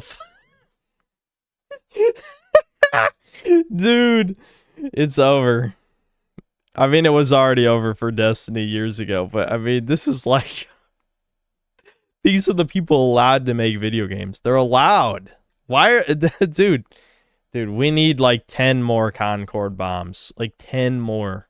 People want the industry collapse. We need more. Call everything Concord. Whatever it takes to get it in these stupid normie fucks' heads. Call everything Concord. We need to step up our PSYOP game. It's time. Some fermented tea or whatever. We're off to go protect the people of Neomuna. I'm glad we're all taking this very seriously. We're not asking to work shorter days. We're asking to work as hard as we're working right now, but just 2 weeks. It's an amazing thing to be part of. That many people want something so bad that they're willing to spend that, that time and that effort 7 days a week. As much of a death march as Halo 2 was, when we got to the end of it, and there's a bunch of seeds there that are exciting and really fed the rest of the trilogy. We started doing this because we were doing Crunch, and we're like, yeah, everybody starts eating the free food. He's the reason why we have the weigh-in. He was a biscuit away. Estimated body fat, and estimated lean body weight. I haven't weighed myself for years. Yeah, that's all Or do you go to the matters bathroom, take a massive dump, you're like, this will compensate. Sometimes I'd say it's 2 pounds. Who knows? And so if we release an expansion with 2 raids, let's say, next year, our community is going to be upset if we go back to only 1 raid. Dude, okay. I know, this is on me. This is on me. Another synthetic lazy motherfucker moment. I talked to Devin. I'm like, you know what would be a great Gaming is Dying video? Or even a good video for Lord Frogmire or whatever. Just watch all the GDC conferences and just go through the insanity, the fucking dystopian corporate crap. And just be like, people are defending game devs. Like, they are the corporate. They are part of the corporate. Like, people want to separate the devs from the publisher. They're incestually linked at this point. Like, they're fucking GDC shit. Those GDC conferences are like, oh my god. Like, how is there, like, not boycotts against these motherfuckers? Like, against every fucking company. Sometimes we have to tell them, like, we shouldn't ship this because it's an over-delivery that is going to set us up for failure. Yeah, that was infamous when that came out. 4-story building in Bellevue, Washington, had an elevator that went down to the parking garage. And one night I got into the elevator to go home. This is, I bet you, 2 months before I was fired. This other guy got in, and I said, "Oh, hi, how you doing? Are you new at Bungie?" And he goes, "Oh no, I've been working here for about 1.5 years." And I remember thinking, "Oh, goodness sakes, somebody's been working here 1.5 years and I don't even know them." And he says, "Do you work at Bungie? What do you do?" And I thought, oh, okay, that's the way it is now. Like, I don't know him and he doesn't know me. He doesn't know anything about, what I've contributed in the past. And I really, at that moment, I thought, yeah, I think that side of Bungie is now, that book is closed. Yeah, that's the beginning of the end. That's what led to the end of all this shit. Art style of Marathon is graphic realism. It's something fresh and sort of graphic realism, and look at that creature. You can write a book on that thing. Should not be working at any video game company. Anyway, that distracted my drunk brain completely. Let's just keep watching. Uncharted territory. Yep. Thanks, Joe. And hey, everyone. I'm Joe Cross, franchise art director of Marathon. Yeah, and wanted to take a minute to talk about some of the events from yesterday. It came to our attention that an artist who worked on Marathon in the early stages of Dude, look at that guy. Look at he looks so dead inside. production. Hold on. My webcam is blocking these tweets. They're not that important. It's basically just people saying they cancel the pre-order, the apologies suck, whatever, for the plagiarism shit.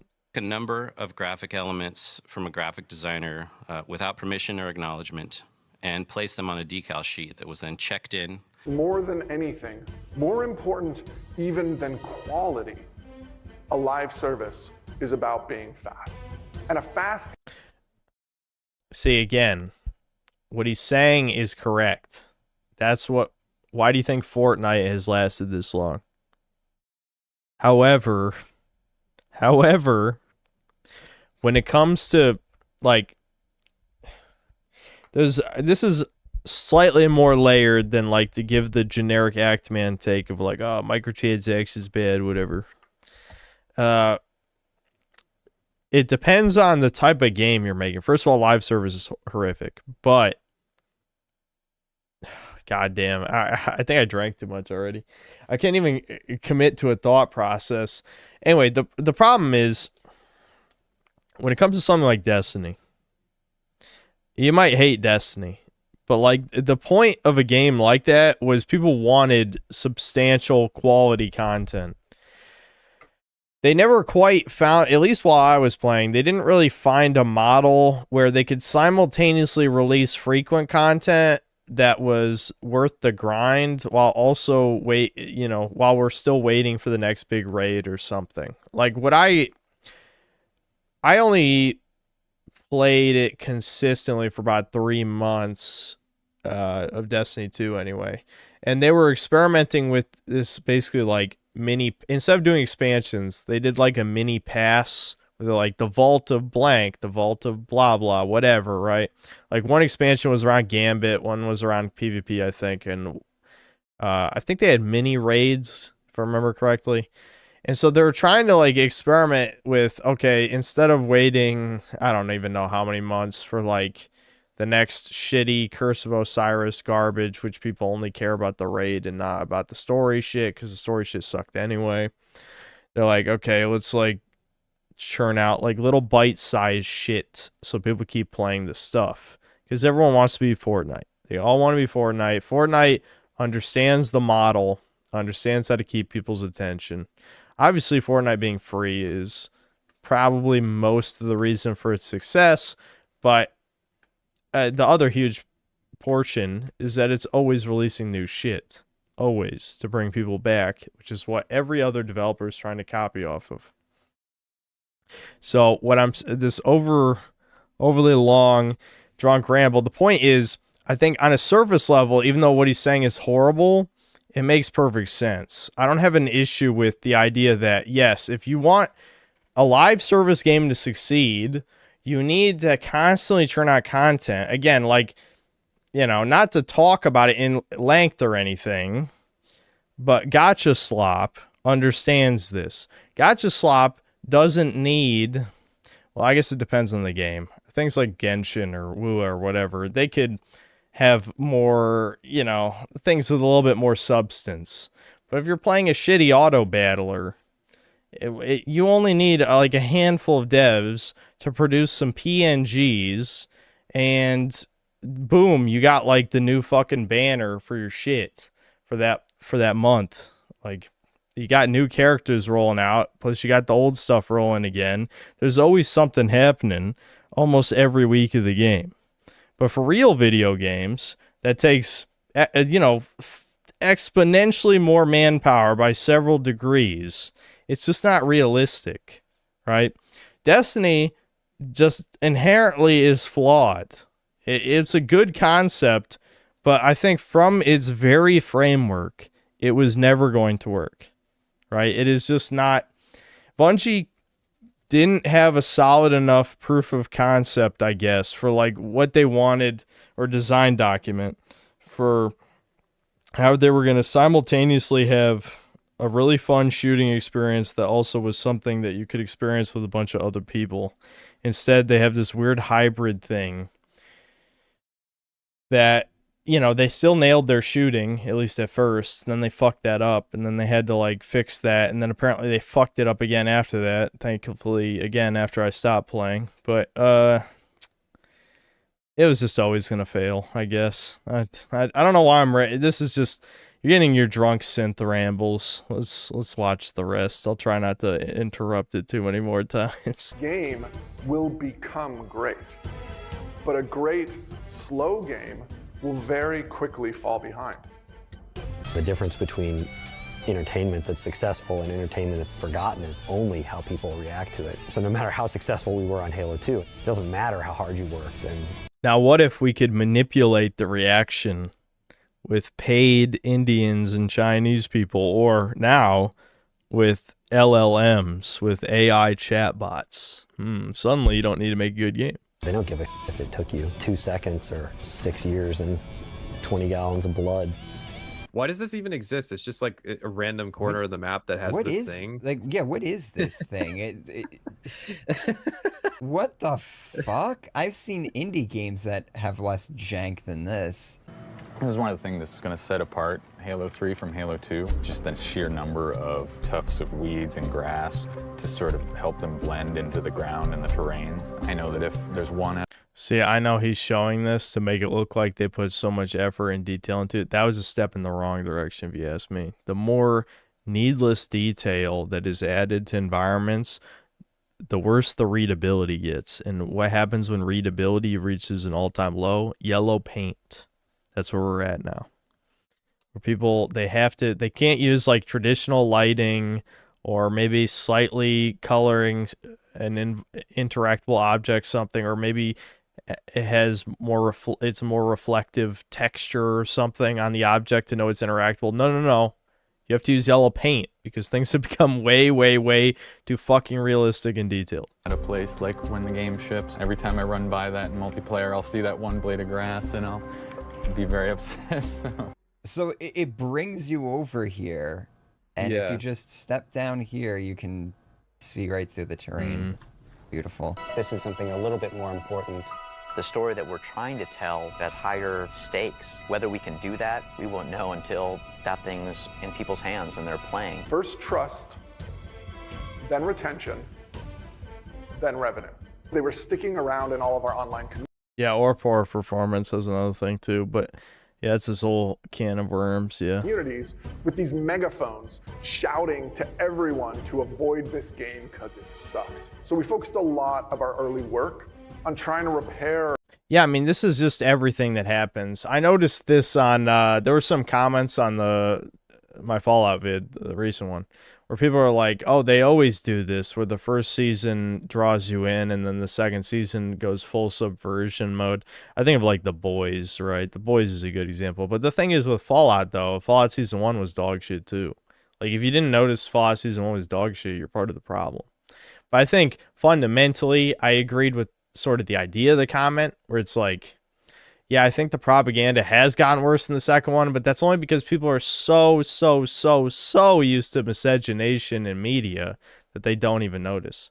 Which is ironic, because when I pointed it out in my Halo vids, my Halo reviews, I didn't get dislike bombed into oblivion. Now, you could say normies didn't watch far enough in the video to when I talked about that, but yeah, I mean, I just find it very bizarre. I mean, you could say I talked about it in a maybe more edgy way than usual in my Fallout episode 1 review, but yeah, it always had propaganda. Some people are just, their noticing levels are way too goddamn low. Our reputation with our players and our community. Not because our designers believed these were the most important root causes to our engagement issues, but because they were vocal pain points in the community, and addressing them quickly would clearly indicate that we were listening. We only want to do right by these people because they are a conduit to profit. We needed something that challenges and inspires all of us. Something that I think has enough ideas in it that'll last us for the next 10 years. We are blazing a ton of new trails. Well, new action We're building games in the something living alive. world. It has a nature that we don't totally control. Things are going to happen that we don't plan, and that's amazing. The best thing about Bungie is, even though you have these crazy ideas, you know that they're going to get funneled into a game that's fun. We're creating something completely new. I mean, it was fun. The And- thing is, like, this is always the tragedy of games like this, that usually games like this don't come out anymore. But there was games, especially in like the PS3 360 era, where like the core gameplay loop was still pretty fun. It's just a lot of things around the loop were made worse to appeal to a wider audience. The issue with actual modern games, like in the past 5 even to 10 years, the games aren't even that fun. Like the gameplay loop isn't even refined. But again, when your standard is so fucking low, then they still eat the slop anyway, if it's even just kind of fun. So, it's any wonder why things are so bad. It's a scary place, but if it's not scary, then it's not going to be good.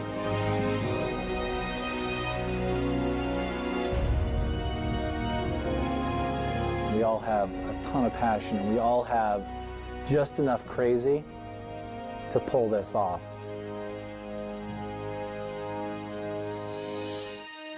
We didn't even know how big Halo was going to get. How can anything be bigger than Halo? We'll find out.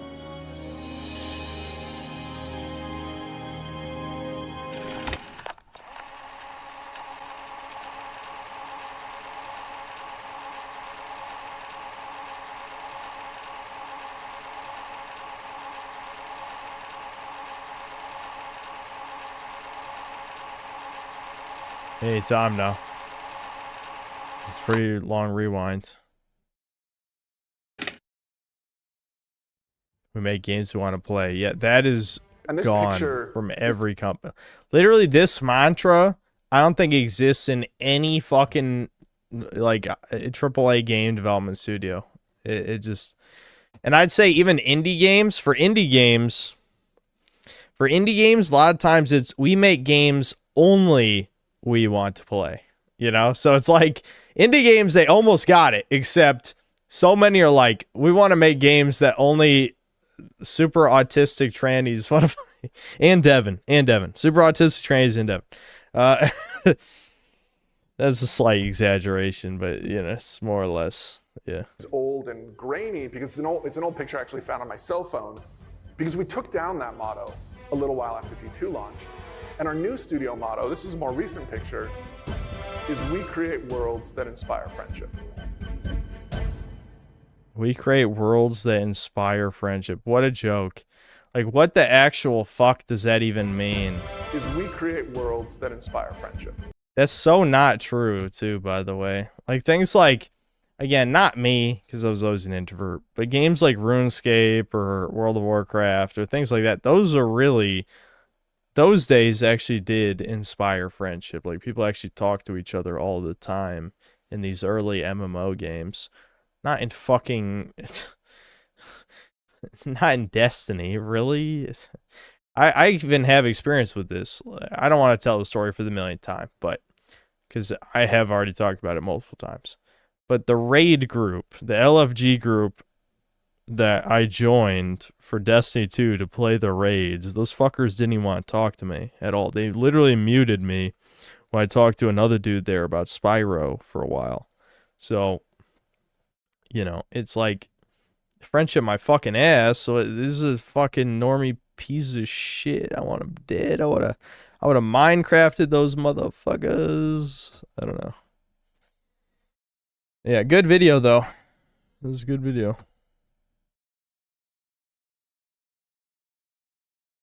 Oh, hold on. Wait a minute. I'm tired of responding to comments about this. This video is not a disparagement against any specific group of people. Okay, shut up, fag. I'm going to unlike this. People who appear are incidental. This video is about what they say. Okay, never mind. I'm reverting that like, you pussy. Absolute fucking pussy. You knew what would happen when the first person you show is a tranny. Do not even pretend, you fucking bitch. That went from base to unbased, but no one ever reads the description, so shouldn't be surprised.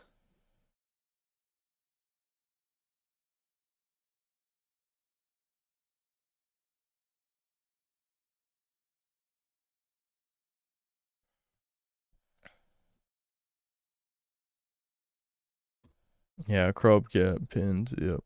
Good shit. He corrected an issue where players were having fun. From the creators of No. Yep. This is every modern game studio, by the way. Do you think people will learn from the creators of? No. Wrong. Wrong. Wrong. From maybe a creator of, and even that creator has lost all their talent. We create worlds don't install. Haha, funny. Bungie versus Bunghole. Give that a like.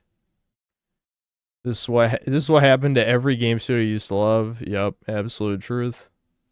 It's like watching your grandpa get dementia, but there's nothing you can do about it. Not really. You need to start attributing this to malice, not to magical hypothetical diseases. Even the motto about wanting to play their own game was a perfect summary. Yeah, honestly, it's a very good ending to the video. If you wouldn't even want to play your own game, why should anyone else? Yep. Alright, I won't keep reading them, but... If I ever watched any of Nexon's real-life events, it's so obvious that the devs love the game. The director himself saved a Koharu cardboard cutout that was in the trash, took it home. No, I haven't actually watched that stuff. I did see, was it the main director was like kissing Nagisa's feet or some shit? I don't know, in one of those cardboard things, or in like a poster or something, or big backdrop thing.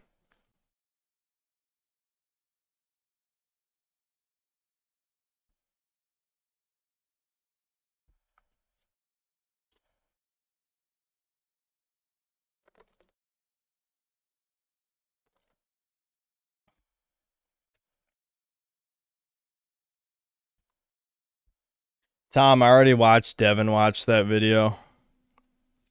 I almost made a comment in that stream about like, all these people are white. Interesting, Meat Canyon. Interesting.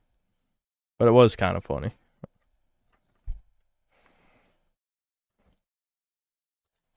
I'm not doing too good, Synth Man. 170 pulls into the Fest banner without getting the rate-up character. Oh, damn, that's fucked. Sorry, dude.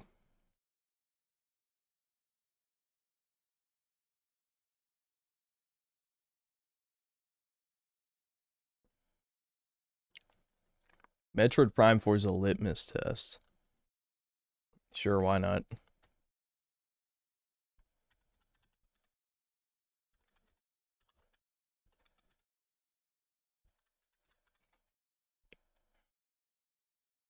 Hey fam. So I just finished Metroid Prime. Do you say hey fam? Hey fam. So did. I just finished Metroid Prime 4, and there's a lot I want to talk about, but honestly, something I found more interesting than the game itself was the overall fan response to it, because this has been a bumpy ride. If you're both familiar with the channel and into Metroid, there's a better than not chance that you've already seen my Other M hot take video, and although this one will not be nearly as inflammatory in tone, it will be something of a follow-up to it in certain respects. You don't necessarily have to watch that video first in order to appreciate this one, but it may give you more context into my personal mindset and philosophies when it comes to Metroid if you do so. So I'll link it in the description and at the end of the video as well. Anyway, as I just stated, what I really found so interesting about Beyond was the general fan reception to it, both in the lead up to its release and following its release now that it's finally in our hands. While I personally enjoyed it very, very much overall, I acknowledge that... Of course you did, because you have shit taste and you're an embarrassment to the human race. Alright, anyway. Haha, joking, huh? It has many faults, and I can understand a considerable portion of the fan ire. It's unfortunate that Prime 4 didn't end up panning out into the critically triumphant grand return that Dread was for 2D Metroid, but as is frequently the case with these more nakedly linear Metroid titles, I definitely feel as though the most extreme negative reactions are severely overblown, and I do think there is a certain type of Metroid fan that will still get a lot out of it, speaking as one of those fans. You're not a fan, you're a tourist. Eat shit and die. To start with, though, let me lay out many of the critiques so I can talk about why they really just don't bother me all that much. This is a pretty different situation from the Other M fan reaction fiasco in some areas, but it's also strikingly similar in others. As soon as the Viola bike was revealed, a certain subset of Metroid fans began overreacting to high hell online. It's not an overreaction, it's fucking stupid. The giant empty desert sucks. There's only 10 locations in that map. 10? 10. It's a giant fucking glorified loading screen, but it's not a loading screen because you have to watch loading screens. And that fire was only further kindled by the reveal of the now infamous Miles McKenzie. Once upon a time, this severe overreaction would have shocked me, but in the aftermath of my Other M video, it became clear to me that the Metroid franchise lives and dies under the gaze of a particularly strict form of fan scrutiny. Or people don't like millennial writing gay shit. Whoa, crazy. I solved it somehow. It's almost like part of the franchise identity is being isolated on a hostile alien world, and everyone fucking knows this. Everyone. But you claim you're a fan somehow. Going forward, I'm going to refer to the individuals who harbor these especially restrictive views of what Metroid is and should always be as Metroid purists, and I will refer to those who share... No, they're called Metroid fans. What you are is not a fan. Whatever you are... Again, tourist. We're fans, you're tourist. ...my own mindset as flexible fans. I'm not... Tourists.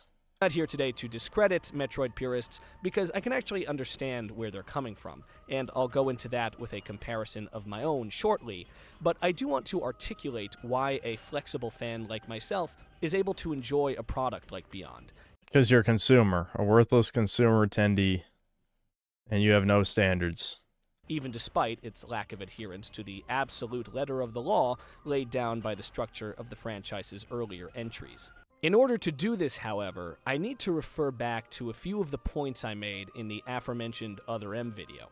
So, it seems to me that to Metroid purists, a Metroid game must contain all of the following: pure, unsegregated Metroidvania-style map design, item and... That would be ideal, sure, yeah.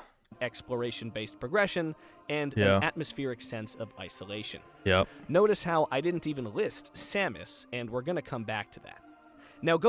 Yeah, I mean, hypothetically, it would be weird, but you could absolutely make a Metroid game without Samus, as long as it was Metroid, right? Yeah, that's fine. Going by the above list of, shall we say, asset demands, it's easy to identify why every previous series Black Sheep attained their Black Sheep statuses. Metroid Prime 3 and Other M in particular come to mind as far as mainline or mainline adjacent entries are concerned. Other M was originally lambasted for, among other things, its rigid linearity and strong presence of other characters and dialogue, which were cited to interfere with the game's... That's what's crazy. Like, imagine knowing the extreme backlash to Other M, and then you still make Prime 4. The only thing it's missing is Samus bitching about random bullshit. Atmosphere and isolation. Prime 3, while at least better received overall than Other M, was also criticized for its overly simplified map design and isolated zones that the player is forced to travel between by ship, rather than having them interconnected for transit by foot, as in all traditional Metroidvanias and previous Metroid games. It's worth noting that Metroid Fusion also received backlash early into its life cycle, but for various extenuating reasons which are outside the scope of this video, the fan opinion on that entry seems to have softened considerably over time. What I find so interesting about all of this, however, is the fact that to Metroid purists, all of these elements, without exception, must be present. It is an all-or-nothing game, and for many of... I mean, yes, that is what makes the series what it is. Why the fuck? Just play a different Metroidvania. Do you know how many other fucking Metroidvania games there are? Just play one that isn't Metroid. Why the fuck would you want to ruin Metroid? Because you're a fucking tourist piece of shit that wants to corrupt and destroy every hobby you enter because you're a soulless golem scumbag. Fuck you. You don't deserve to be included. You shouldn't be included in anything. You should be included in the trash can, in the dumpster, in the trash compactor. Your fucking bones get crushed into dust! That's what should happen. In Minecraft, of course.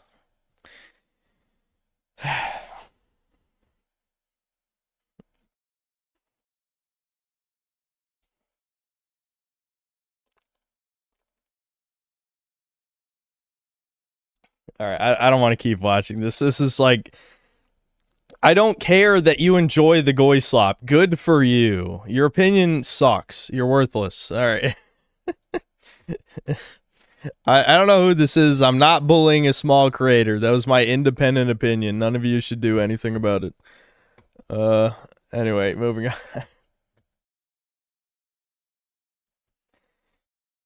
on.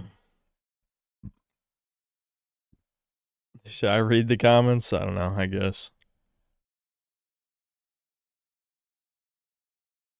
Why the fuck is this? Oh, fuck that.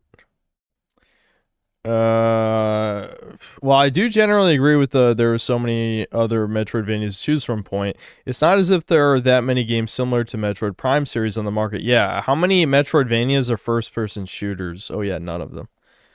So I'm not sure if it's necessarily a good argument when defending Prime 4 specifically, because there are nowhere near as many quality 3D Metroidvanias compared to 2D Metroidvanias, as far as I can tell. Yes.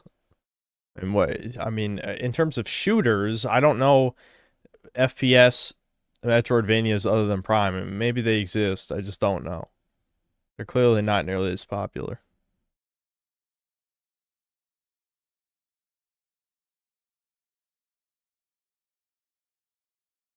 He might have just deleted comments. Let's see. Hot takes.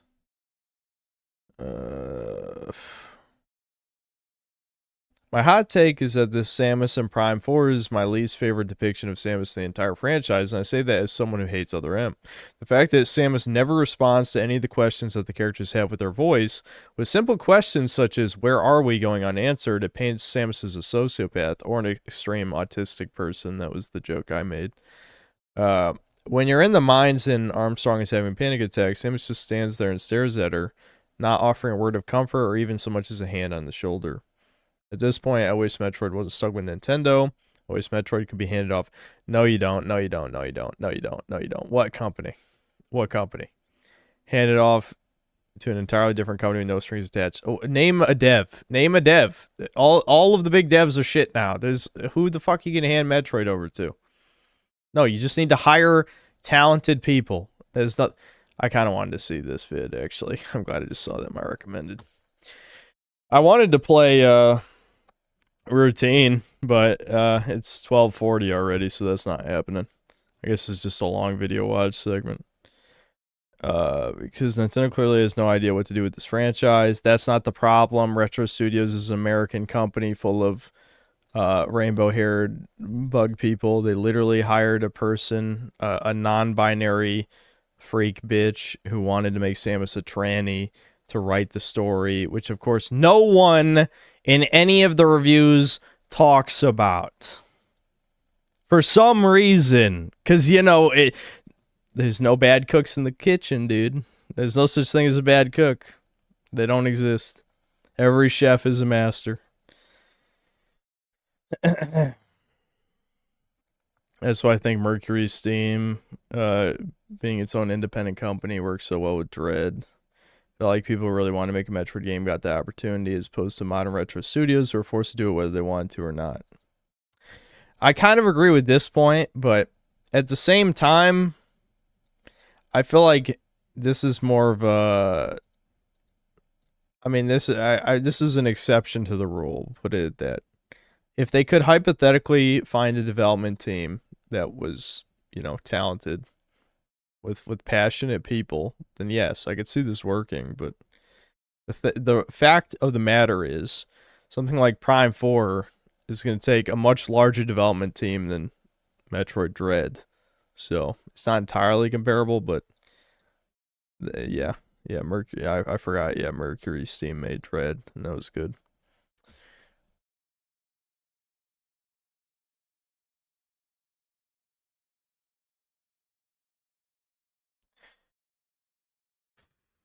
Of course, Samus is a matter-of-fact presumption. You think Federation Force is beloved or something.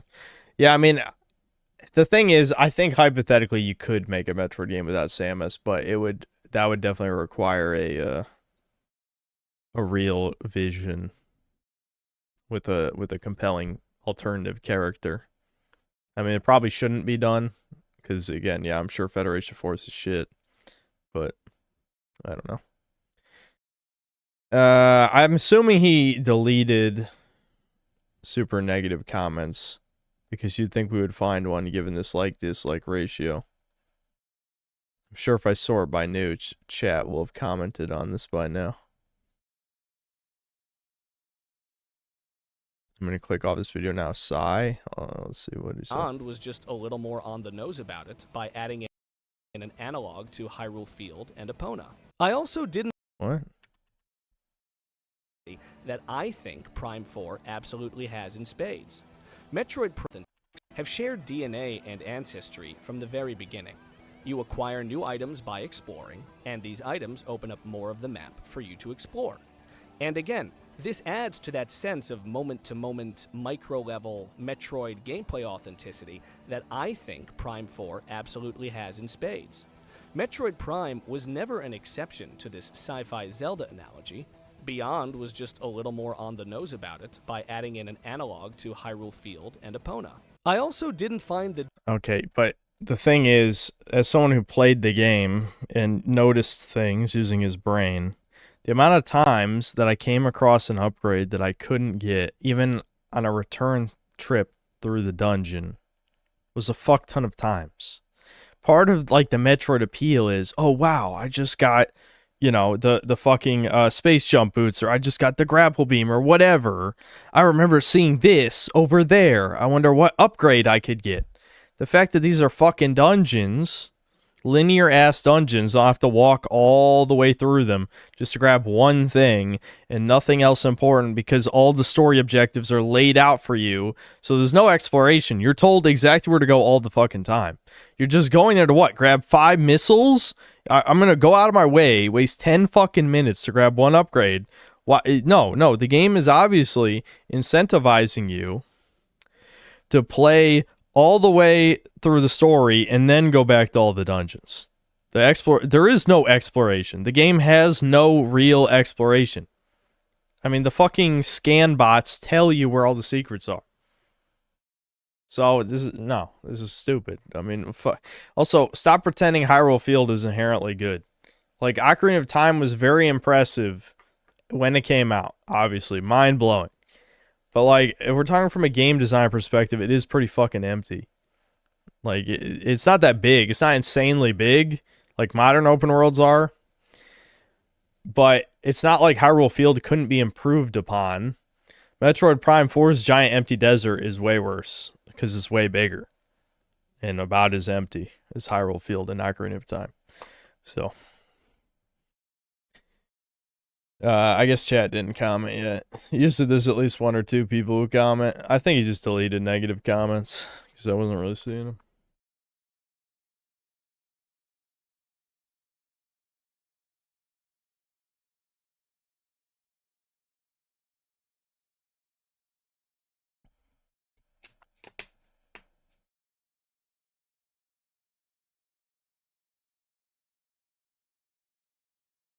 Pass over my recent, what would you say?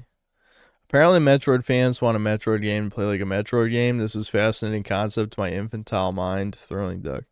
Okay, well, I mean, sorry, I don't recognize you in chat, so, but I'll give you a like. There you go. Anyway.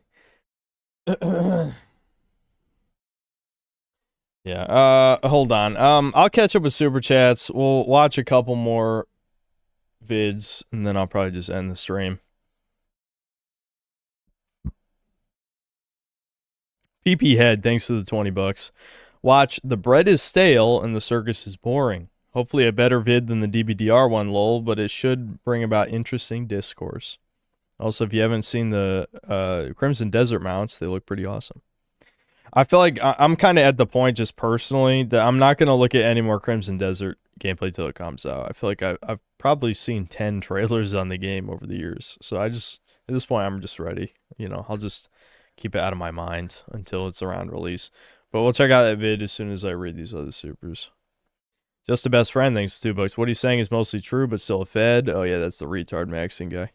And then another $2. Please don't let your tism make this Ed your new E model. I'm not sure what that means. Like a role model? E-celeb, like role model or something? I don't know. Then another $2. Wait, never a solution for anyone in life. Actions are. Yeah, I mean, that's fair. If you just wait for, I mean, I don't know. That seems like common sense, though. I don't think in reality anyone is waiting, expecting things to happen. That's always just a boomer cope to say that, oh, you kids are just waiting for a woman to fall in your lap. I mean, shit, I've heard my parents say that before. It's like, no, we think it's hopeless. That's what we think. We're not expecting shit to happen. We've given up. There's a huge difference. And then just best friend with another 2. You don't get a house with a backyard by being based. Yeah, I know. That's why people think he's a Fed, for sure. One reason, anyway. There's multiple.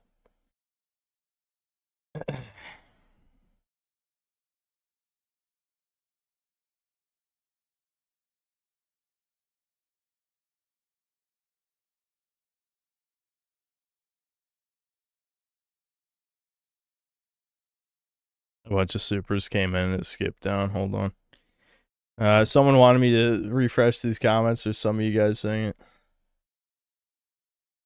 All right, I'm getting a lot of the same counter arguments over and over, so let me address this up front so I can refer everyone back to this as needed. A lot of purists are taking offense. Their label, apparently, it's just a label, guys. What? It's just a label, guys? Yeah, me calling you a faggot is just a label. I bet you're offended. I mean, don't get me wrong. I'm not offended by purist as a term. I'm just like, what do you mean it's just a label? What do you mean it's just a label? And when has that ever worked? Anyway.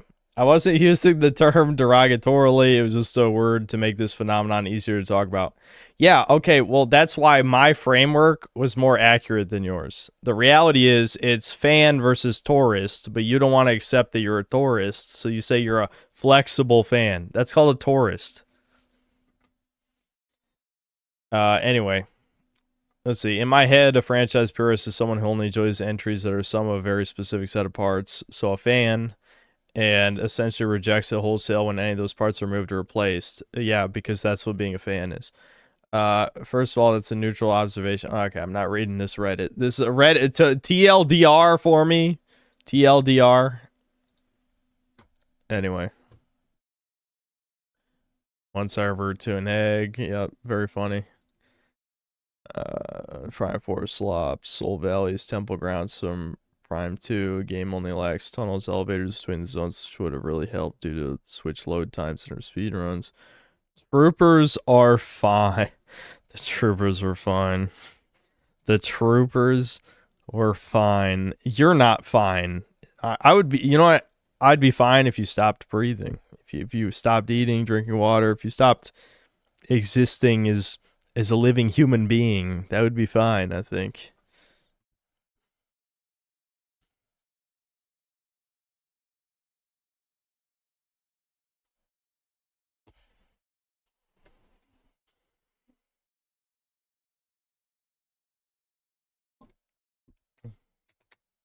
Yeah. Oh, in Minecraft, in Roblox, in Fortnite. Yeah. Anyway, back to Superchats. Bogus TV, thanks to Canadian. Thomas Deportation Fund. Shit. Thomas is a good boy. Alex Midnight, thanks to the $2. James Sunderland, if you never went to Silent Hill. With the retard guy. That's funny. ABC, thanks to the $2. She lied and told her sons I called her from 20 seconds in. What if is that for the retard guy or oh no, you're talking about that's a video suggestion. I'll come back to that. That must be the name of a video. She lied and told her son I called her. Okay. Manny Johnson, thanks to the $5. I suggest Corey does the internet. Turning my back on love Christmas rant. All right. Don't send any more video suggestions. This is already too many videos. But I'll try to get to all these ones that have been sent in here. Dr. Green, I'll just say that. I don't want to read the rest. Thanks to the 2 months membership. Loud German man speeches in English video recommend. Okay.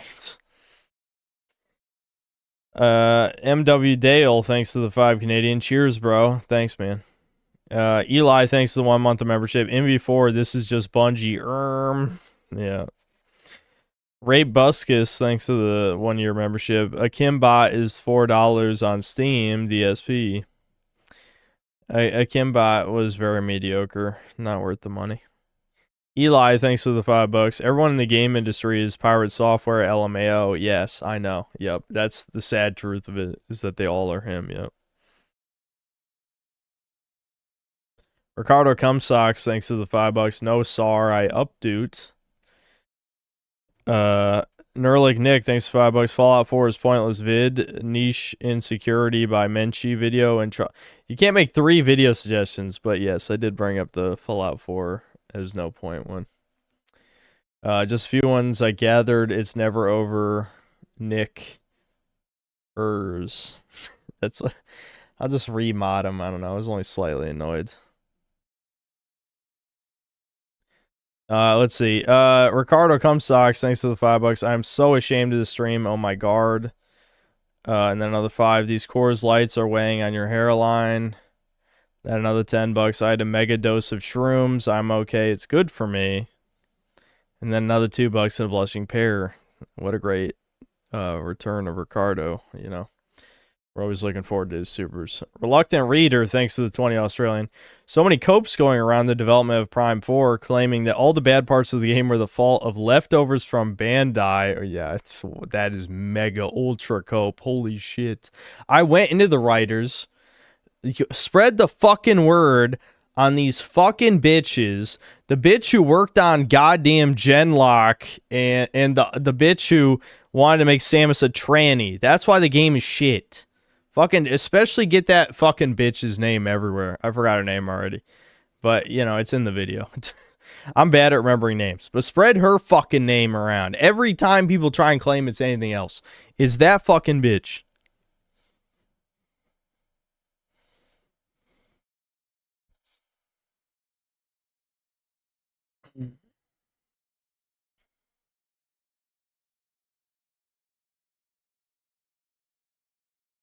Chudler, thanks to the 2 Australian. Can you believe Griffin said Metroid Prime 4 is better than Metroid Prime? There's no fucking way he said that. Why? Listen, you guys gotta start a list of all his bad opinions when we bring him on Chudcast. It's like, there's no fucking way he actually thinks that. There's no way. Has he actually played Metroid Prime? There's no fucking way.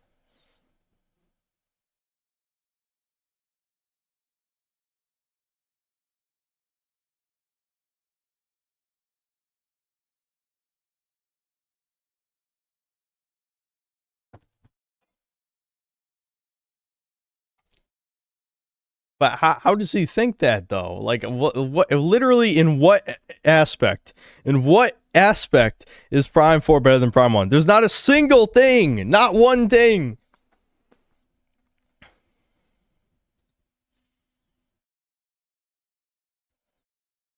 Because it's an easier game. Who fucking... They're both fucking easy. I mean, the only times I died in Prime 4 was against the dragon boss and the beetle thing that you had to freeze.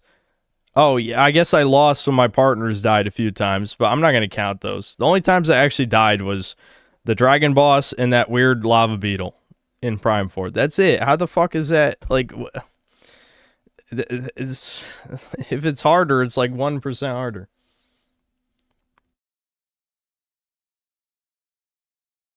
You dropped Prime 1 because you got sick of the backtracking, so 4 being linear is better than... Oh my god. But 4 makes you backtrack across a giant empty desert 100 times. How is that better? That's worse. That is objectively worse than backtracking through handcrafted linear zones. Like the actual hallways, the fucking hallways that make up the map of Prime 1 takes less time. Takes literally less time than driving across the giant empty desert. It is less time to walk across Prime 1's map than it is to drive across Prime 4's. This is the same guy who DSP'd with RE4 on stream and called it bad for that. Oh my god. I don't even want to know. I don't even want to know. I want him on Chudcast, but you guys are like making me not want him on Chudcast. This.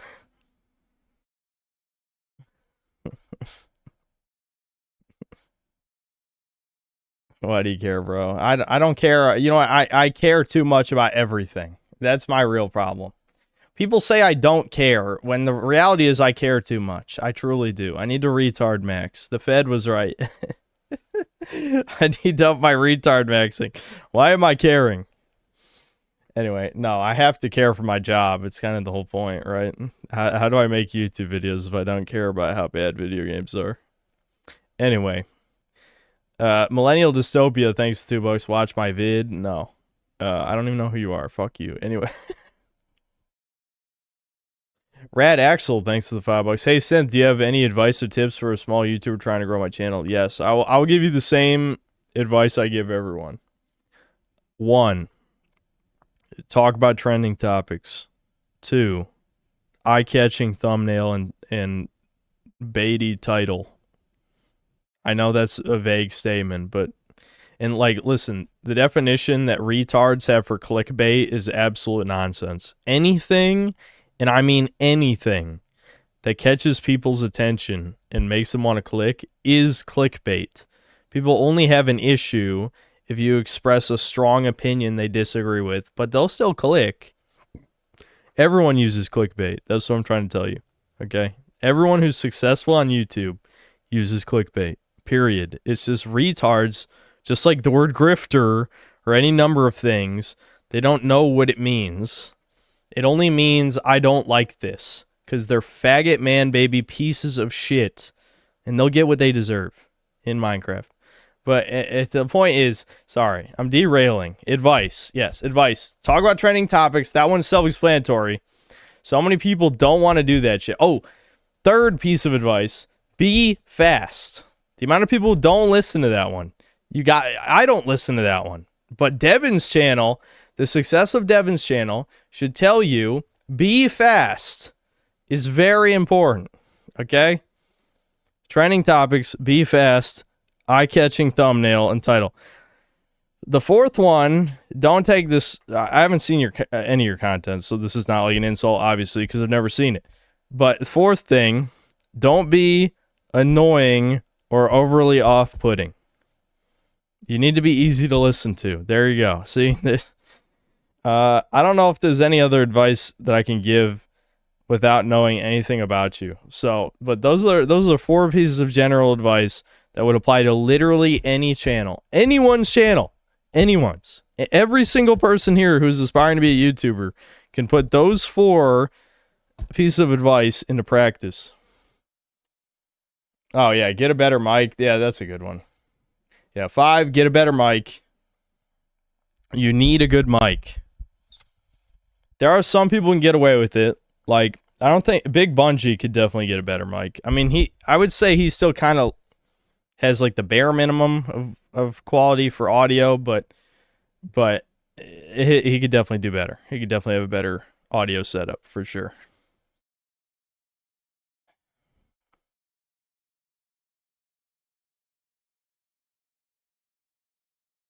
Reminds me when Devin got angry at Mega Man X and called it bad. Yep. Well, Devin did exactly what Devin does. Chat was bullying him. So he took it out on the game and on chat at the same time, you know? And so now Devin will never play a retro game on stream again. Or at least like for the podcast. Because you guys bullied him.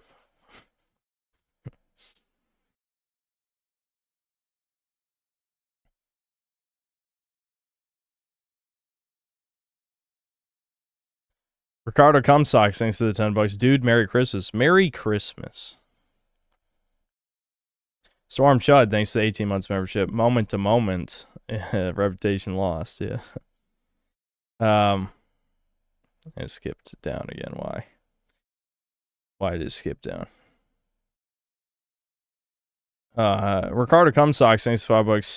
Psyllium is the key to long life. LMAO. What, like, isn't that like shroom related or something? Hold on.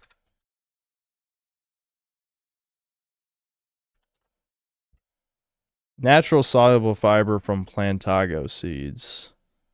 It's a bulk forming laxative for constipation relief by absorbing water and adding bulk to stool. But it also aids heart health. Okay, never mind. Maybe I need this. I don't know. Let's see. A time traveler, thanks to 3 months membership. Sup? What's up? How's it going? Neuralink Nick, thanks to the $2. Africans wait until time happens to them under trees. Ricardo Cumsocks, thanks to the $5. You got Coors Light Gremlins on your hairline, bro. That's very funny. Neuralink Nick, thanks to $2. I was not allowed to say Africans. Shame, YouTube, shame. They love censoring shit. Yep. J-Lons, thanks to the 30 Uruguayan. Synth was the moon landing real. Probably not. Online Whiskey Consultant, thanks to the 150 pounds and the burger. Love the burger. I wish I had a burger right now. Irish Major Tom, thanks to the 18 months membership. The Japanese are Megagoon. Taimanin. I've heard of that. I don't remember what that is. It has cards too. Taimanin.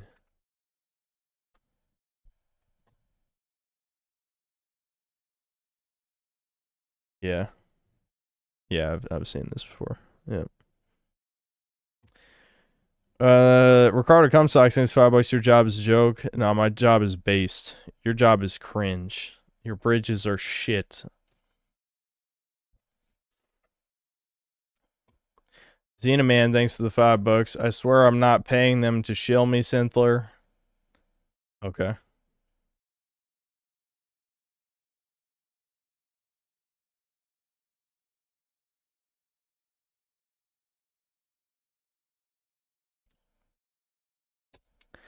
Anabolic Plays, thanks to the 1 gifted membership. Eli, thanks to the 10 gifted memberships.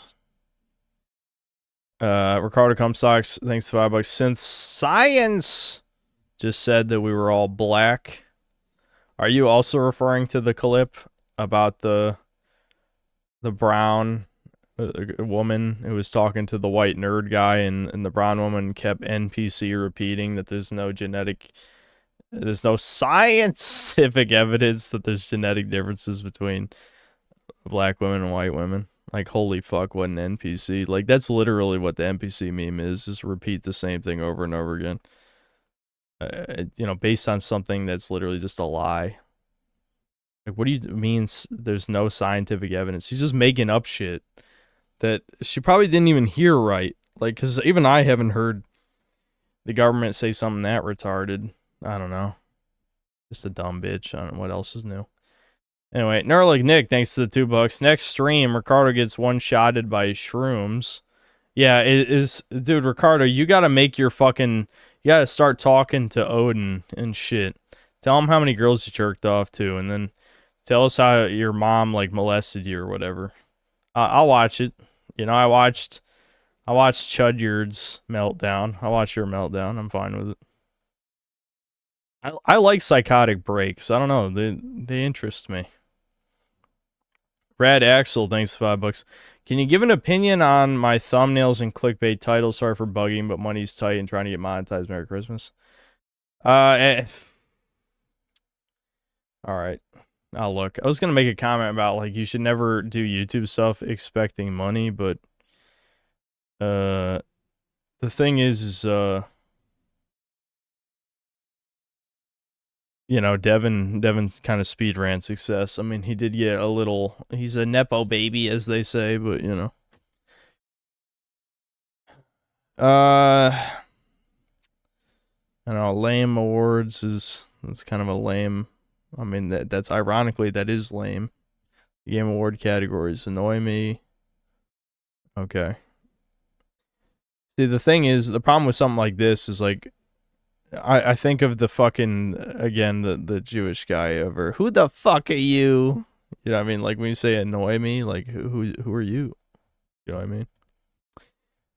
Video game remakes are better than the originals. Okay, fuck you for this. I know you're doing this for attention, but that's just such an awful. Even if you're doing it for attention, fuck you. Mafia, the Old Country, authentic Italian drama. That's just kind of a boring title. Death Stranding 2's music is boring. People don't really care about video game music that much. Let me tell you about Alan Wake 2. Who are you? Halo 3 servers shutting down live reactions. And that actually got 24,000 views. I'd say, okay. Let's add to the advice. I forgot this one. This is another core one of being a YouTuber. Upload regularly. I'm noticing 3 days, 2 months, 4 months, 4 months, 7 months. So this Game Awards video came out too late because the Game Awards were, 2 weeks ago. And people stop caring about the Game Awards like 3 days after it comes out. So this video came out too late. This is too obviously bait. Like, this is what we call low effort bait. Like, no one's taking this bait because no one thinks this. And it's not really that enraging. This thumbnail, I don't know. Like, who cares about no disrespect? I don't know. Like, this just doesn't. I don't know. It just doesn't look good. No one cares about authentic Italian drama. Again, I already said the music thing. I'm trying to look at this.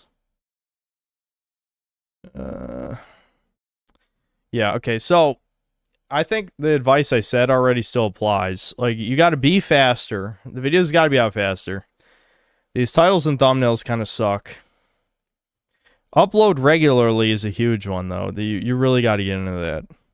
If you don't upload regularly in the early days, like, your channel's just not gonna, it's just not gonna work. Honestly, given how old this channel is, you might be better off just starting a new one. Because sometimes YouTube will sort of like flag a channel as like, this is just dead. Like, don't give this any attention.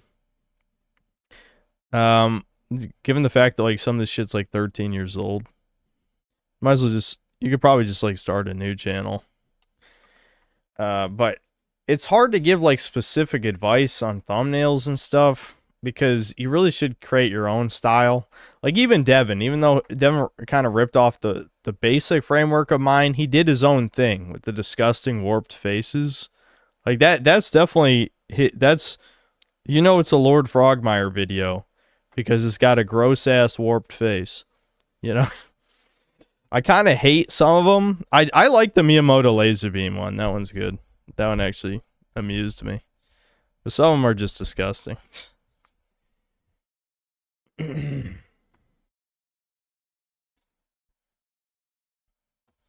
Anyway, let's move on.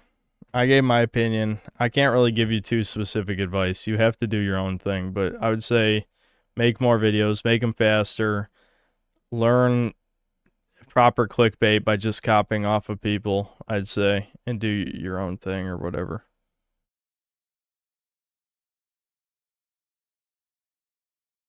Ricardo Cumsocks, thanks to $5. Yerba Prima, Psyllium, I'm telling you. Okay. Online Whiskey Consultant, thanks to the £2. Ayo, remod my N-word. Xena Man, he didn't do nothing. I don't remember what he did.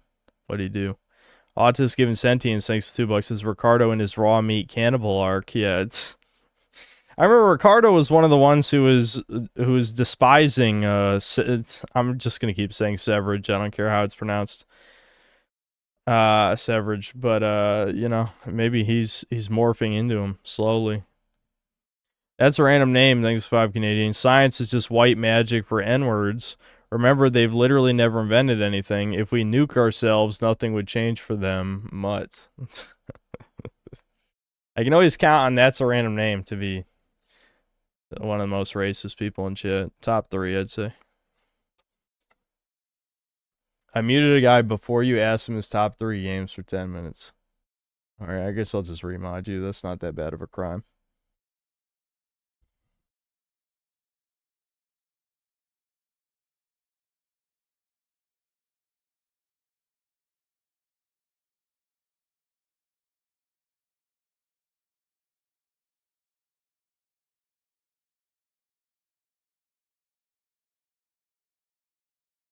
All right, hold on. I gotta pee again.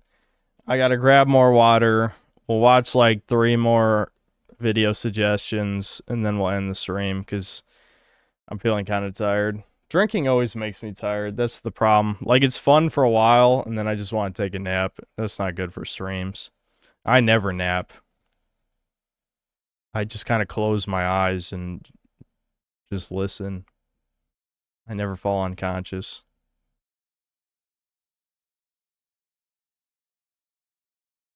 I'm scrolling back up because I know it was a while ago. I might just watch this Fallout 4 as more point one first, just because I wanted to watch it anyway. We're not going to watch this whole hour-and-a-half video, though, so I might have to come back to this. I've never... Ever since that one guy saw my reaction to his Mario Wonder video and then got sad I didn't watch the whole thing, I kind of felt bad after that. I thought it was good. It's just I don't like really sticking to a video for a long time. I'm just not that guy. The only time I watched a video that was really long was like the Tony Hawk one. And Small Dude's video is really good, so I mean, it's probably the best video I saw this year.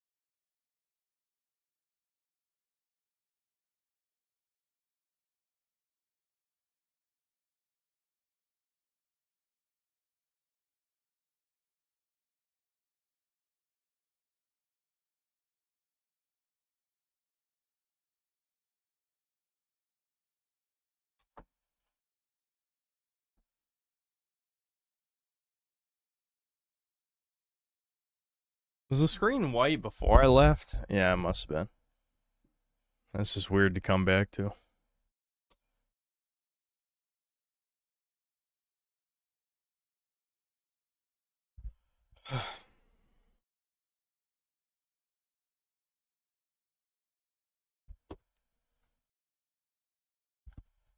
I started playing PK Platinum because I never played anything past Gen 3.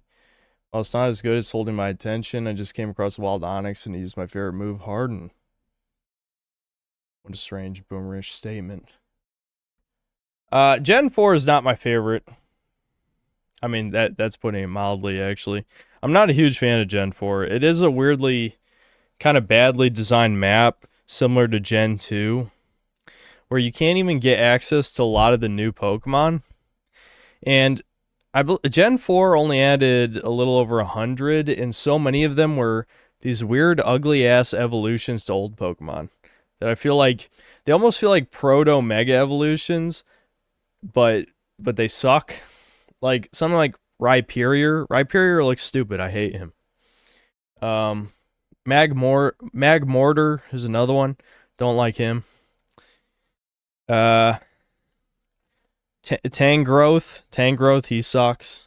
There's some good ones. Like Electivire. I'm a big Electivire homie. Yanmega's a cool one.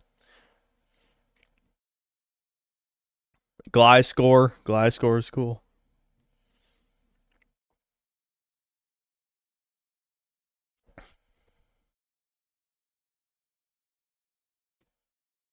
Gen 5 map makes Gen 4 look like a masterpiece. Gen 5 at least has the benefit that you're getting all new Pokemon. I think too much of Gen 4, you're getting the old ones. Just like in Gen 2, you're mostly catching Gen 1. In Gen 4, you're mostly catching previous gens as well. Gen 5, they're all new at least, but a lot of them are bad. A lot of good ones, though. A lot of bad, a lot of good. Gen 5 is both directions. Got a lot of shit mons, got a lot of good mons. Fallout has always been a series defined by player agency. Nearly every aspect of the games gave the player freedom to approach situations in their own way. From the very beginning, you build a character to fit the role you want to play, and everything that follows, combat, dialogue, quests, all revolve around the choices the player makes. I can't have it that bright. Combat was mechanically deep, rooted in character building, and designed to let you specialize. With the right stats, perks, and equipment, you could become a master of your chosen skill set. And yet, even at high levels, the game kept presenting challenges that demanded thought and adaptation. Dialogue offered... Well, if you know what you're doing, that's not really true. If you min-max, you outpace the game's difficulty. Whatever, I'm not going to nitpick it too much. Than just yes or no answers. It gave you the tools to roleplay and to shape your character's voice and personality. Were they honest, cruel, a sarcastic clown, a manipulative sociopath?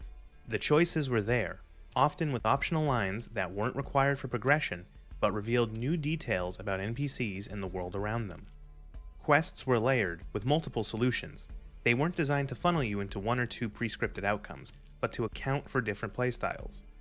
The consequences of your actions would be real, shown to you during the game and at the ending, which could differ greatly based on the choices you made. Player agency was accounted for in all of these... It's crazy how much of a fucking Neanderthal this dude looks. I mean, just look at that dude. What a piece of shit. Systems. The earliest entries pushed player freedom to the extreme. Fallout 1 and 2 famously allowed you to kill nearly every NPC in the game if you wanted to. Sure, it probably wasn't the best way to experience the game, but the choice was yours. Fallout 1 even let a skilled, well-prepared character resolve the final boss encounter through dialogue alone, while still leaving combat options open for players who would... Okay, I'll be honest though, that shit sucks. One element that has aged poorly about RPG, a lot of these types of RPGs, is being able to talk no jutsu the final boss. That sucks. Like, I understand the appeal, but realistically, that is not how things work. I feel like we're all... I hope most of us have become adults and we understand human nature well enough to know that someone like that is going to have too much conviction to ever be swayed by pure words. Now, I understand in the case of the Master, yes, I know, I have known for many years before I ever touched the game how that shit works, right? That somehow he doesn't know that the super mutants are sterile, so his whole plan, falls through. It's never going to work.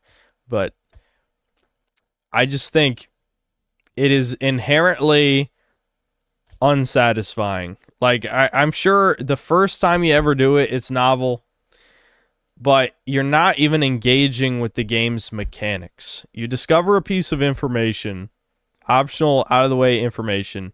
You say the information, the thing completes itself. You could say this with Deus Ex as well, like saying like Laputin machine to instantly kill the dude, and I forgot the previous code phrase for the chick. But the point is, you're just skipping. You're just skipping. Like, is that really providing a unique experience? I mean, I guess, again, the first time you do it, because like Fallout late 90s game, Deus Ex 2000, at the time, hadn't been done 100 times. Now it's been done 100. You click an option because you had a high enough number, and then you just skip content. Like, yeah, you could say it's a little bit more involved if you have to go out of your way to do a side quest or to go into an optional dungeon or whatever the fuck to find the information. In the case of Deus Ex, you just hack a computer in a map and you find the info, so it's not even like that secret. I don't think that's aged well. I'll be honest. I don't think it's aged well. I'm not saying things have to be that realistic, but if you're going to provide an option for speech, I think it would be maybe more satisfying. Like, believe it or not, Outer Worlds 2 sort of did this. Not with speech. It was with something else. It was with, if you decide not to save the hostages, there won't be robots that assist the boss on the second planet. If you did something similar, like Fallout, actually Fallout has done this. Like in New Vegas, in the Old World Blues DLC, they have the giant fucking mecha scorpion thing, Robo Scorpion.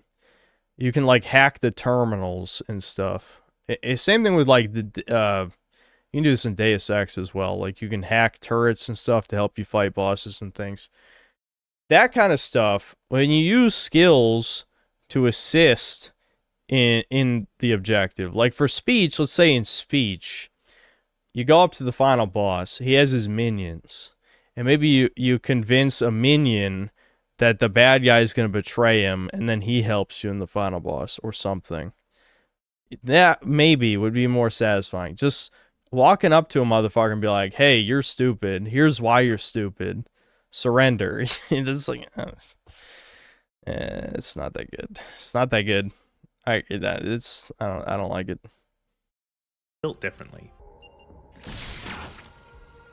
Fallout 3 was the first game in the series with Bethesda at the helm, and it was a stumbling start. While it kept some of the series' atmosphere and translated the wasteland into 3D fairly well, there were major issues. The plot was narrow and inflexible, with little in the way of player choice to influence it. The game allowed little room for roleplay, forcing every player into the position of the same 19-year-old vault dweller. Many quests were reduced down to simplistic binary choices, A or B, and often only had one route to complete them. New Vegas proved that player agency on the level of Fallout 1 and 2 could still work. What in the goddamn? Yeah, and I know. I'm never going to stop bringing this up because it was still mind-blowing to me that, supposedly the majority was against me, including major whitelisted YouTubers. But we are told fans of New Vegas are losers, which I know there's a online internet attempt to associate New Vegas with Troons or whatever the fuck, but like none of that really fits in with the whole culture war aspect of like the Fallout show just nuking what Fallout is into fucking oblivion. And regardless of your opinion of New Vegas, they also raped the lore of Fallout 1 and 2 in the Fallout TV show, so you don't even have to like New Vegas. It's not even really relevant. The point is, they singled out specifically fans of this game, call them fucking losers, because these tourist piece of shit scumbags only played Fallout 4 or didn't even play Fallout and are literally just random ass normies who watched a TV show and then had an opinion. Who the fuck are you? Fuck you. The who the fuck are you? That's like legitimately unironically in my head all the time, because he was right. The tiny old Jewish man was correct. Absolutely 100%. It gave players choices in every system, from character building to combat to quests. Fallout 4 should have been Bethesda's chance to learn from those lessons, to address Fallout 3's shortcomings, and to build on the example New Vegas set. Instead, Fallout 4 went in the opposite direction. It doubled down, as it stripped away mechanical depth, flattened its systems, and neutered player freedom. And it was Fallout most 4 popular takes the game. defining feature of the series, player agency, and throws it out the window. And is the most popular Character game in the building is- series. I want to comment. This is another comment I forgot to bring up on the last couple streams. There was someone, it was an early comment, kind of got disliked, including me. I kind of disliked it to push it down because it's delusional. But there was a comment on my most recent Fallout vid that said something like, "No, Synth, we're not outnumbered. We simply don't care anymore. What's the point of defending our series if it's already dead," or whatever. First of all, yes, you are outnumbered, dude. These are millions and millions of people. Sammy's fucking barking for some reason. Of course she is. I probably need to let her outside. I might have to write down some of these video suggestions, because at this rate, my slightly drunken self is never going to make it through enough of this video to watch any of those other video suggestions before I start to pass out. I gotta go. I gotta go let Sam out.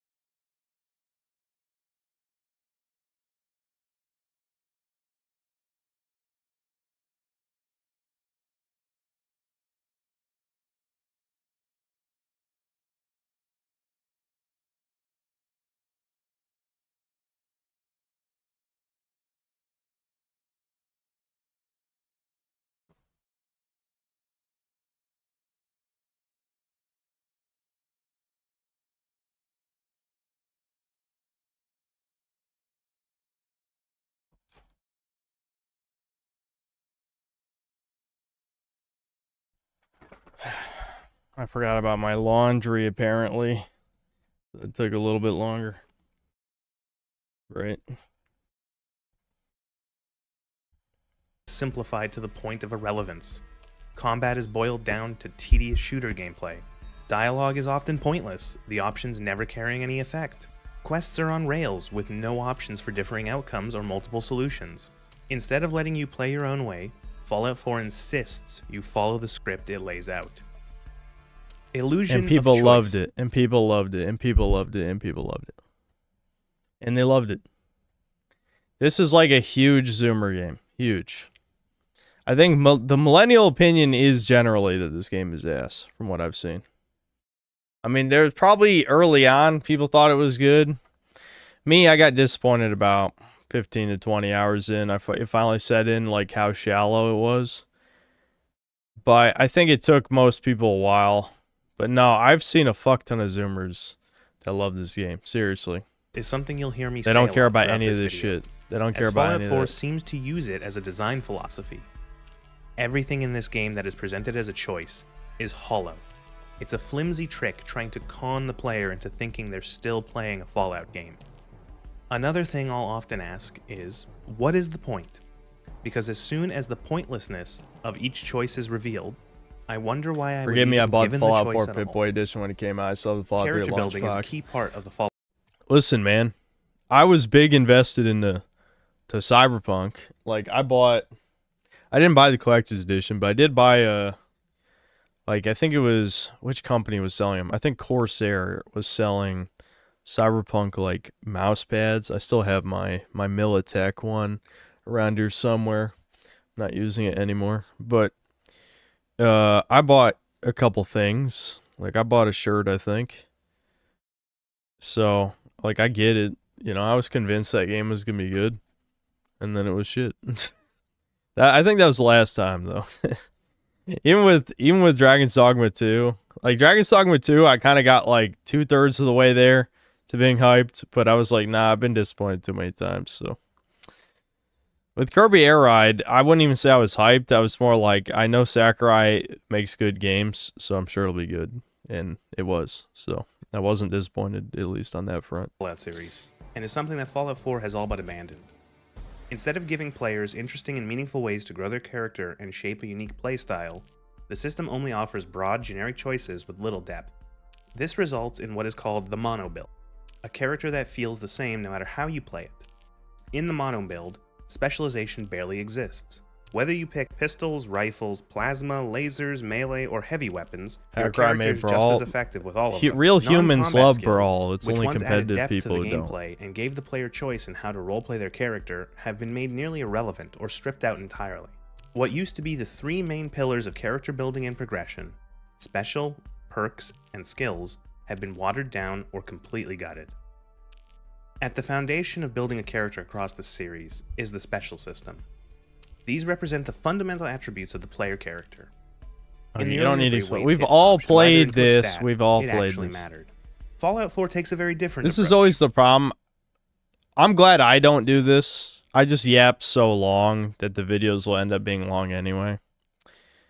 But I hate when videos explain really basic shit that everyone watching the video should know. It's like, just because your video's long doesn't mean you have to overly explain every element. Everyone who's played a Fallout game knows what special is and how the skill system works. You don't need to explain that in your video. It's not like here's the thing. Here's my logic, right? In these people's heads, they're thinking, no, this is how you should explain things to people. This is how they teach us in school that you explain things to people. Okay, yeah, but your YouTube video is a tiny capsule in time that will be forgotten. Like, there will never... There are 1,000 videos like this that I've already seen. Me, personally, I've already seen 3 or 4 long video essays on why Fallout 4 sucks. Okay? So you don't need to do the same shit those ones did. You need to offer something new to the conversation. You know? As much as I hate Fallout 4, and I could probably listen to this as background noise easily. Right now, me on this stream... You don't need to explain that, okay? You don't need to. Wasting your time, wasting our time to pad out the video. The player starts with 1 in every stat and 21 points, 2 minor attributes, and that's it. Strength, it now governs exactly 2 things, carry weight and melee damage. Perception, all it does is nudge your accuracy up in VATs. Endurance, it slightly bumps up your health per level and tweaks how fast sprinting drains your action points. Charisma, it unlocks the only real skill checks left in the game, persuasion and dialogue. It also gives you slightly better barter prices, because apparently that's all your charm is good for. Intelligence, it doesn't make you clever, it doesn't change dialogue, it doesn't open up new approaches, it just gives you more XP, that's all. Yeah, the intelligence got nerfed insanely, because intelligence was broken in the other games. The amount of skill points on level up, that's crazy. Playing a dumb character, even though it's funny that it has unique dialogue options, like, you're just hurting the rest of the game for yourself severely. Like, smart people just are better, which, you know, I feel like might have been the devs kind of coping a bit, like, me, the nerd, I could be the super strong jock if I use my brain. It's like, no, you couldn't. No, you couldn't. That's not how this works. But yes, intelligent people, I would say, like, whatever. I think it works for the game. I wouldn't change it, because realism's not important. I think, like, conceptually, the idea that you're smarter so you can learn a larger variety of skills faster, that checks out, I think. But but like, realistically, that intelligence is not that powerful. Like, the things you're born with, just your genetics, is even more powerful than intelligence, which intelligence is governed by genetics as well. So I mean, there you go, right? But anyway, whatever. I'm not gonna ramble about video game realism, because I don't even like realism anyway. Agility, a bigger action point pool, and easier sneaking. And finally, luck. Now it just improves the recharge rate for the shiny new critical hit button. Special has been reduced to a glorified perk gate. All right, hold on. Let me read this retard shit. I saw that. Alex Midnight, thanks $5. Fallout 4 is gameplay first, that's why it's sold. But the game, part of RPG gameplay is quests and writing and skills and the progression systems. Okay?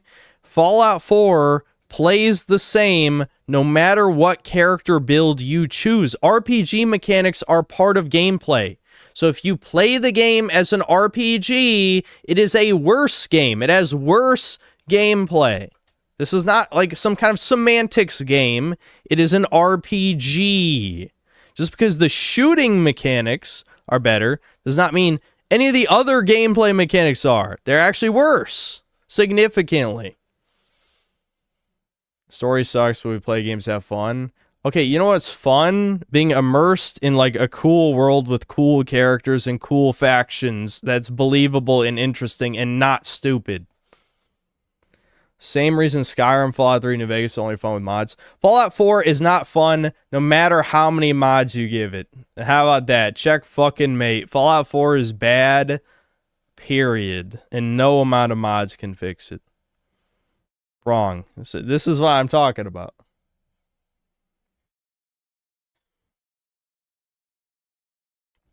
Yeah, I mean, if you're playing an RPG for the gunplay, you could just play a good FPS. You know, you don't have to play Fallout.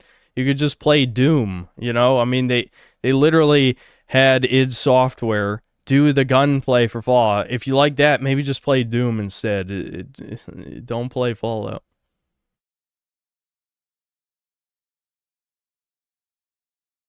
Every level, you can dump a perk point into any stat you want, and the game clearly expects you to do this, since Special's only real purpose is to unlock perk trees. What used to define your character has been Alex reduced Midnight, to a thanks to menu Vice system. Pro. You would never play New Vegas without mods.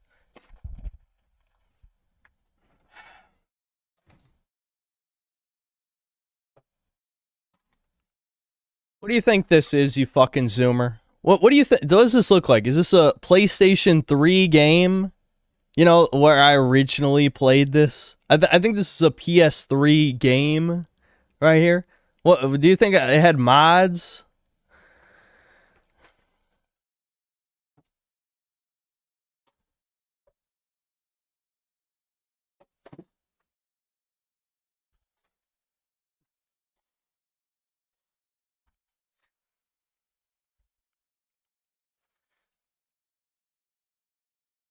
You didn't play that version because it crashed every 15 minutes like Skyrim Oblivion. That's only when your save file gets too big.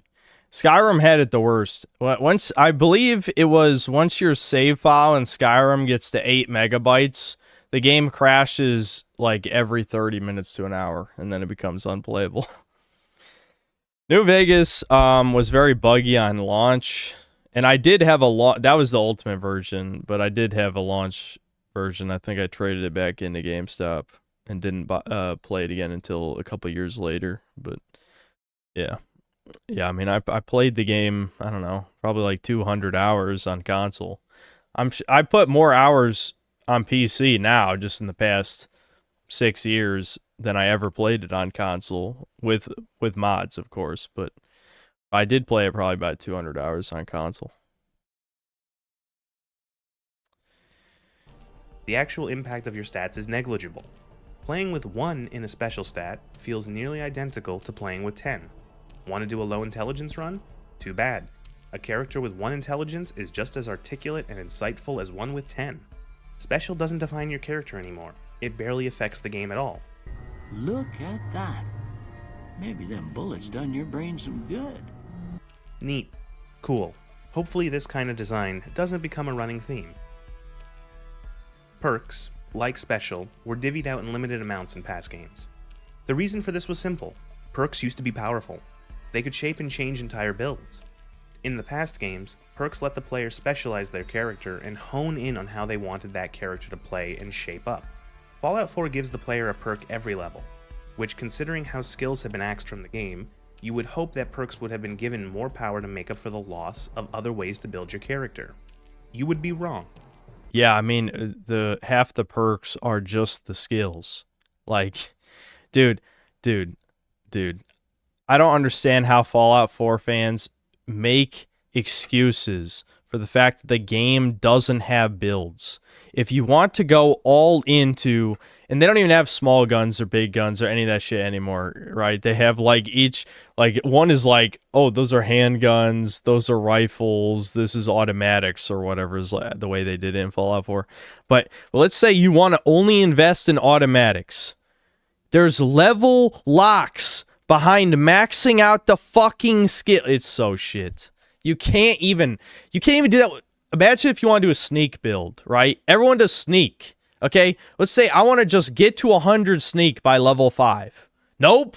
You have to get to like level 30 to max out sneak. Whereas in like Fallout 3, if I had, 10 intelligence, I could get to 100 sneak by like level 7 or 8 or something. You know what I mean? Maybe even before that. Like, it's so bad. It's so fucking bad.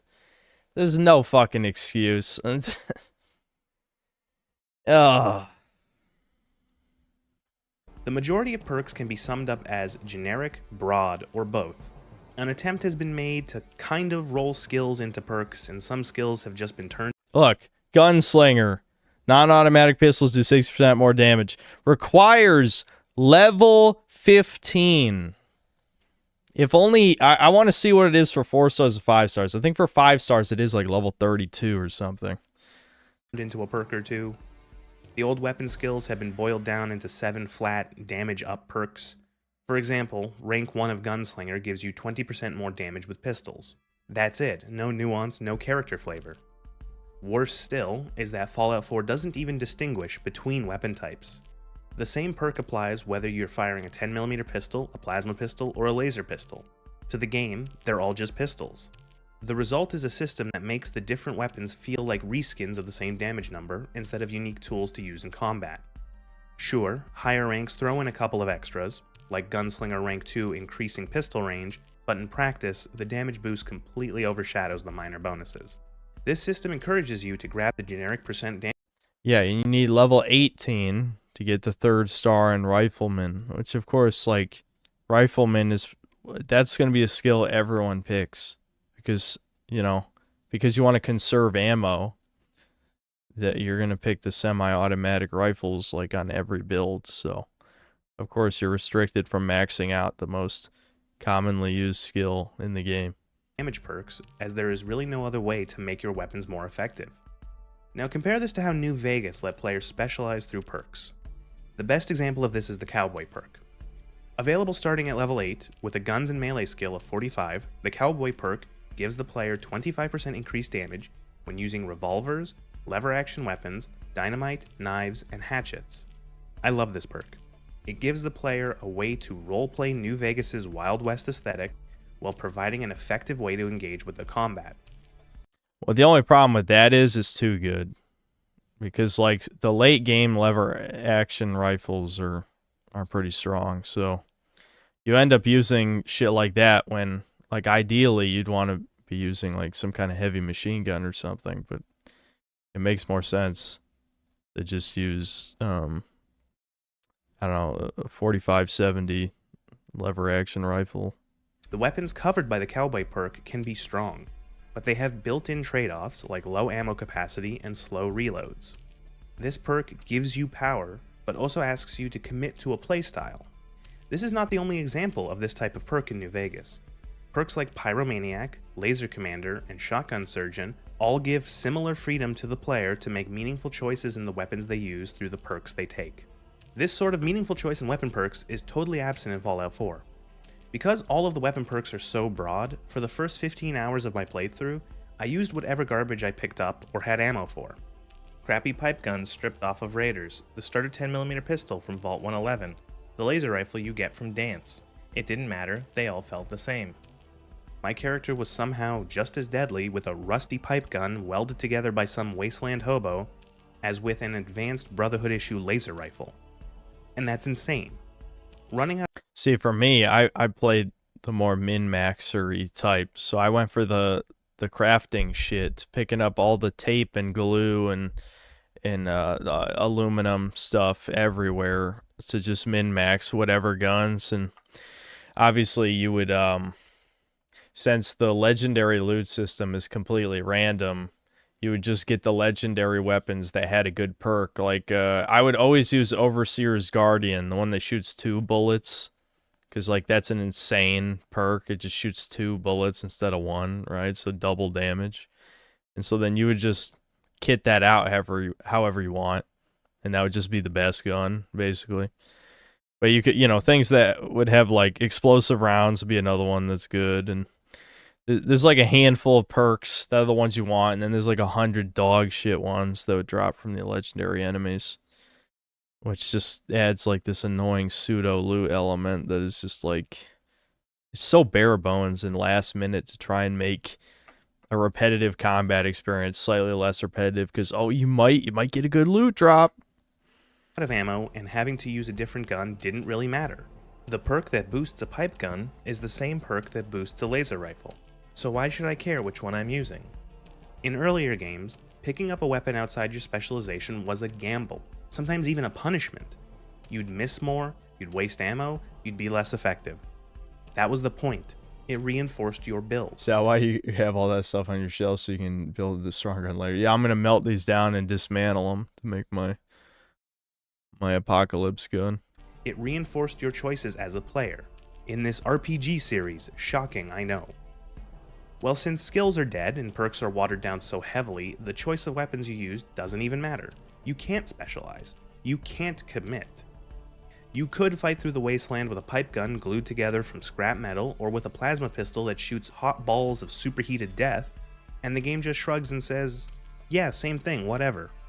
Where's the reward for specialization? Where's the consequence? What is the point? Outside of weapon damage perks, most of Fallout 4's perk chart can be broken down into 3 categories. Old skills turned into perks, revamped versions of perks from the past games, or crafting perks. And at first glance, Fallout 4 looks like it's offering you a buffet of options. The perk chart is huge and colorful, and you might even think, oh wow, look at all these perks, surely these will change how I play, and that after a dozen or so levels, you will have something resembling a character build. But again, you'd be wrong. Because the gameplay is so mechanically brain dead, most perks just don't matter. Sure, they might on paper give you some neat tricks, but they just pad out the same tired combat loop. Take the agility tree. I could grab Sneak, Mr. Sandman, and Ninja and build myself into a stealth sniper. Neat, right? Except all that really means is I get to one-shot enemies that were already laughably easy to kill. The result? Yep. Dungeons take longer to complete because I'm crouching around like an idiot. Yep. This you can make the same argument for Skyrim though. Even though so many people do like the stealth archer thing, it's like when you think about it, there are so many dungeons that are basically copy-paste assets that if you do a sneak build, you're just doubling the amount of time it takes you to go through copy-paste content. So you could say, okay, you'll save a lot of resources. You know, you use less ammo, you use less healing items, but do you respect your time? You know, sometimes no. You know, sometimes no. You're fine wasting your time. I've wasted plenty of my time playing certain games I like Dragon's Dogma. But I'd say in the case of something like this, yeah, you really are just kind of wasting your own time. If it's an easy enough game to begin with, who cares if you just save some resources? Instead of just clearing rooms the same way I always do. Even if I screw up, get detected, and the whole building dogpiles me, it doesn't matter. I can just whip out whatever gun I got and mow them all down like nothing happened. Another issue is that the vast majority of Fallout 4's perks are combat focused. The few that even try to dip their toes outside of combat... Well, yeah, if there's no skill checks and there's no other quest options and there's really just not anything to engage with beyond combat for the most part other than accepting quests and finishing them, of course all the perks are going to be combat because there's nothing else to do. That's all you do. Are often stripped down versions of what they used to be. Take the Lady Killer and Black Widow perks, for example. In the past games, they were double-purpose perks, giving both combat and non-combat use. They gave you unique... Also, you notice how he's playing a woman here? Okay, how about you turn out, you cuck? I could tell because it's Cherche La Femme instead of confirmed bachelor. Purpose perks, giving both combat and non-combat I'm to turn use. out. They gave you unique dialogue choices with NPCs of the opposite sex of your character, while boosting your damage against them. In Fallout 4, since the new dialogue system has been ground playing into this woman dust, here too. we'll get You're there, a cock. These perks have been reduced down to deal more damage to the opposite sex and slightly better odds at persuasion. No special dialogue, no interesting flavor, just another boring damage buff. The dialogue part is tacked on like an afterthought because that's all it is. It's astounding how effectively Fallout 4 has made perks boring. These things used to be interesting. They used to be powerful. They were often a key part in making a character build. Now they are... I enjoyed and beat both Fallout 1 and New Vegas, but got filtered by 2. Gave it 3 chances, found it boring every time. Would you recommend Fallout 3 to me? It depends. I mean, it depends on what you like about Fallout, because I think Fallout 3 is just worse than New Vegas in a lot of ways. The only thing Fallout 3 has on New Vegas is I think the world map is designed a lot better. New Vegas's world map is terrible on replays, and Fallout 3 is designed pretty well in that you can go in any direction after you leave Vault 101. You can even sequence break the first third of the story. That's pretty good. That's probably the only time Bethesda's done like a well-designed main story progression that you can find your dad if you know where if you know where he is. You can just go there. But the problem with Fallout 3 is it's very immersion breaking, like in many ways. Like there's so many goofy, stupid quests in that game that make no fucking sense. But if you don't take it that seriously, I think it's fine. Are mostly percentage damage up buffs and seemingly little else. They're so bland. I'm not going to pretend that all the perks in previous titles were amazing or even useful. The older games had their fair share of simple damage up perks, but they also had ways of making them more interesting, like the previously mentioned Cowboy perk, or by adding perks that had uses outside of combat, like Lady Killer and Black Widow. Again, just look at New Vegas. Perks like Paralyzing Palm, Jury Rigging, Terrifying Presence, Friend of the Night. They weren't just all numbers. They changed how you interacted with the world, or gave you new tools to roleplay your character. Fallout 4 doesn't have anything like that. It just hands you another damage buff and calls it a day. With how much special has been gutted, reduced to little more than a lock and key system for perks, and skills ripped out entirely, perks are forced to carry the entire weight of character building, and they just can't. They are so broad and combat focused. I've always hated how weak miniguns are in these games. Like, what? It's just like, look at how many fucking bullets They do so little to change how the game plays, that at multiple times throughout my playthrough, I would have several perk points just sitting there waiting to be used.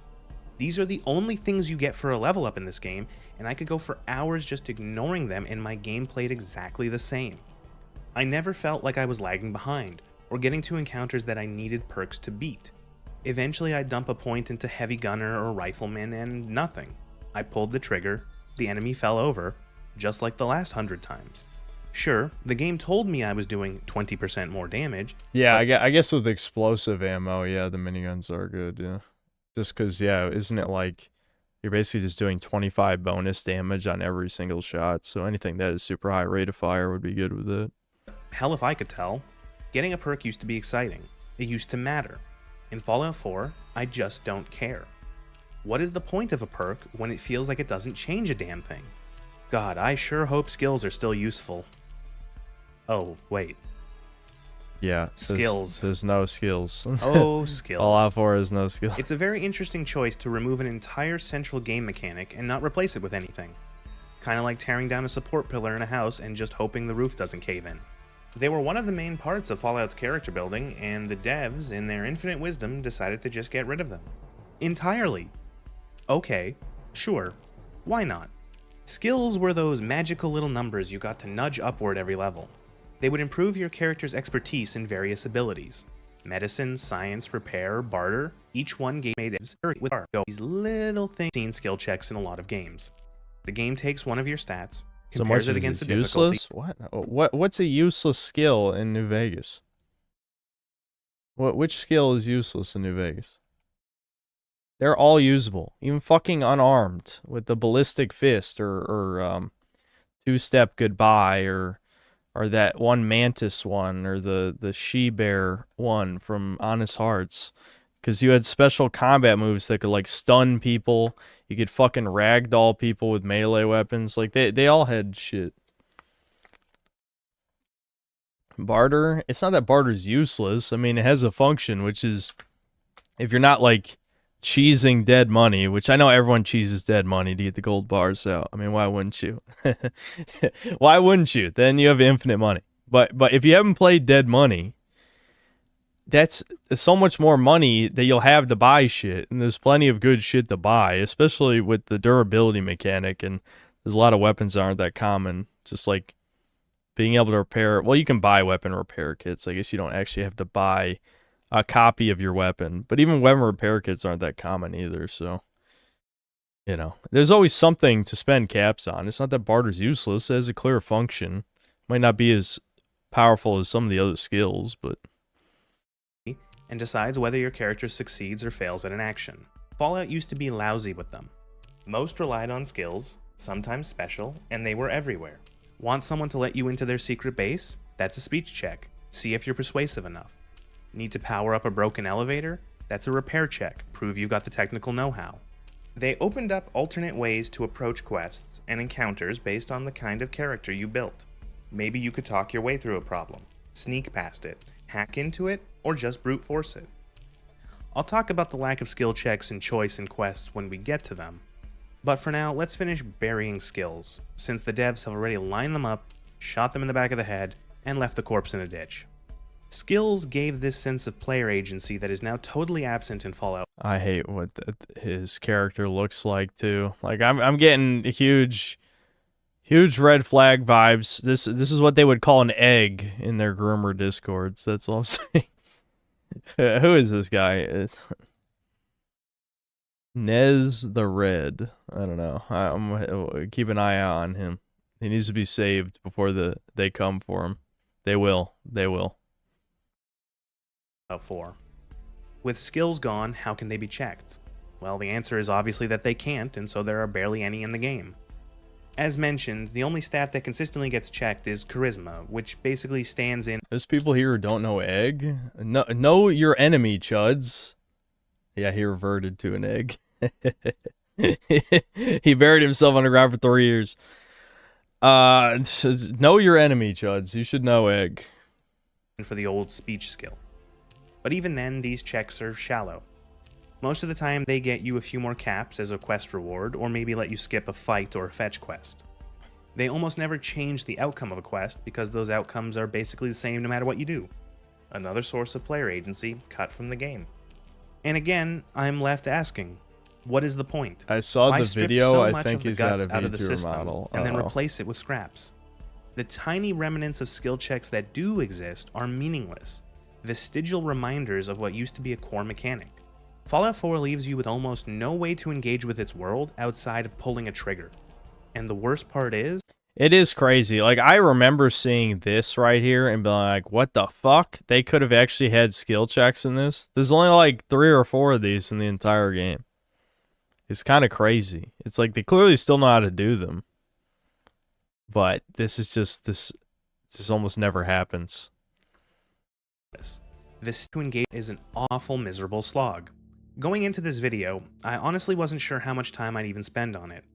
My memory of the combat was that it was fine, serviceable, nothing great, nothing terrible, just there. It worked, and that was about it.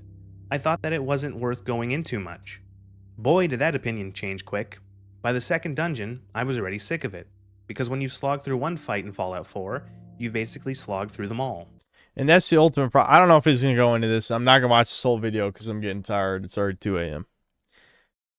But something that I keep pointing out is enemy variety. And I will say Fallout does it, better than a lot of other games. But still, you could probably just kind of boil down all the different enemy types to a few categories, right? All the humans fight the same.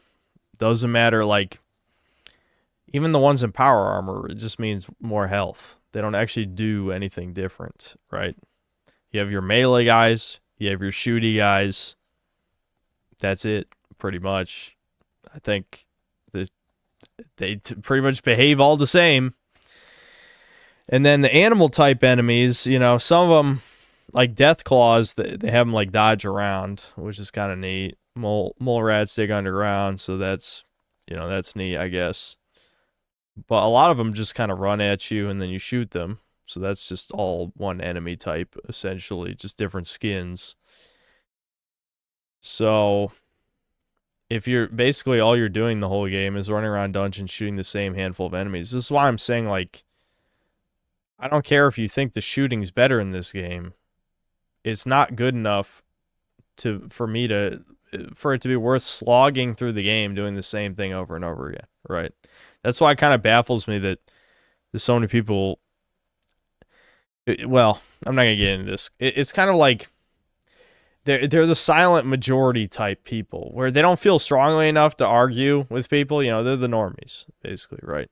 They don't feel strongly enough to argue with people about it. You don't really hear a whole lot of people saying Fallout 4 is awesome, here's why. You just see random comment sections where people will talk about how much they like Fallout 4 and it gets a bunch of likes. That's usually what it is. Because they can't even articulate themselves because they're stupid. But anyway, I don't know where I'm going with this thought process. It's too late for me to watch this whole thing. I'm sure I agree with 95% of what's in here. I can already tell.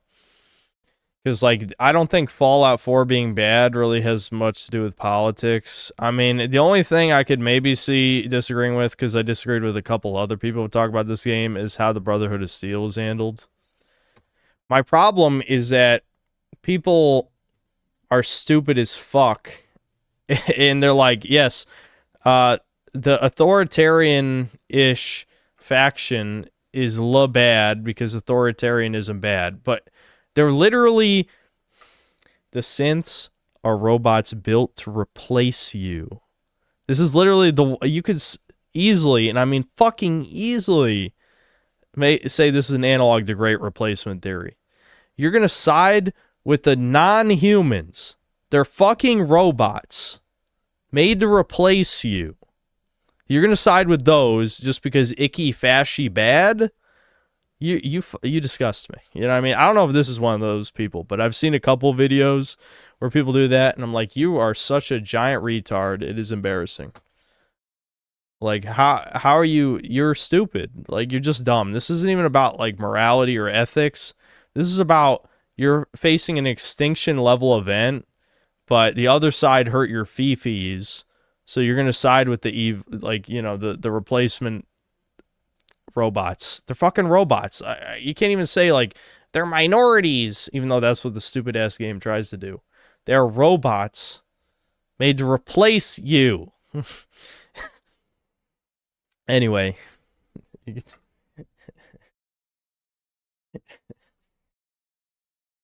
This video is a copy-paste and got popular because the show came out when this video did.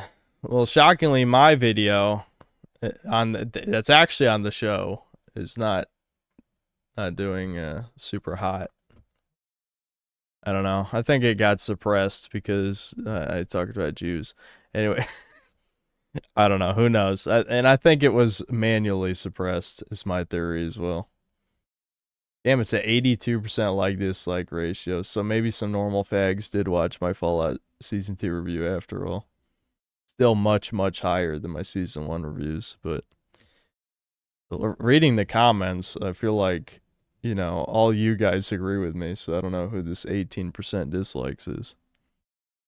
But still, it's only at 126,000 views, which is definitely below average for my TV reviews.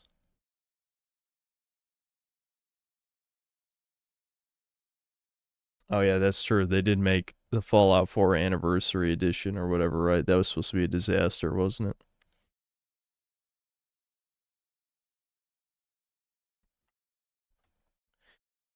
Okay, let me read the rest of these super chats. I'm not doing any more video suggestions, but I think I'm going to end the stream because I'm just kind of fucking tired.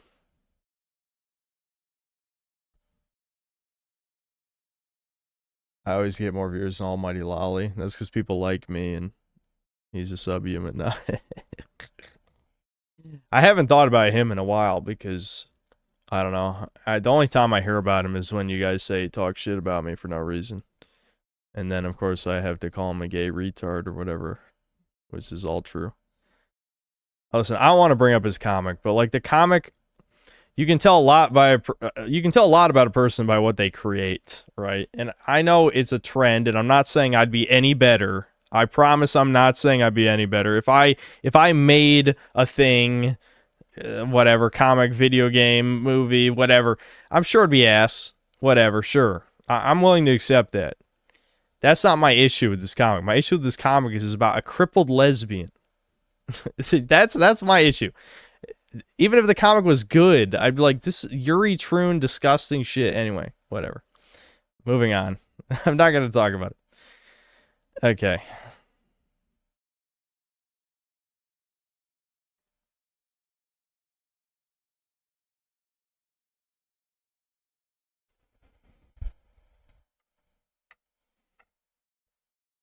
That's how he feels and identifies with. Yeah, again, you know.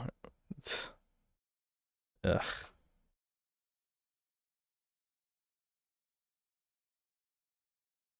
Just got here as Enclave Emily trans. Am I going schizo and seeing deviants everywhere? People are saying that the individual, he's a trans or something. I don't know.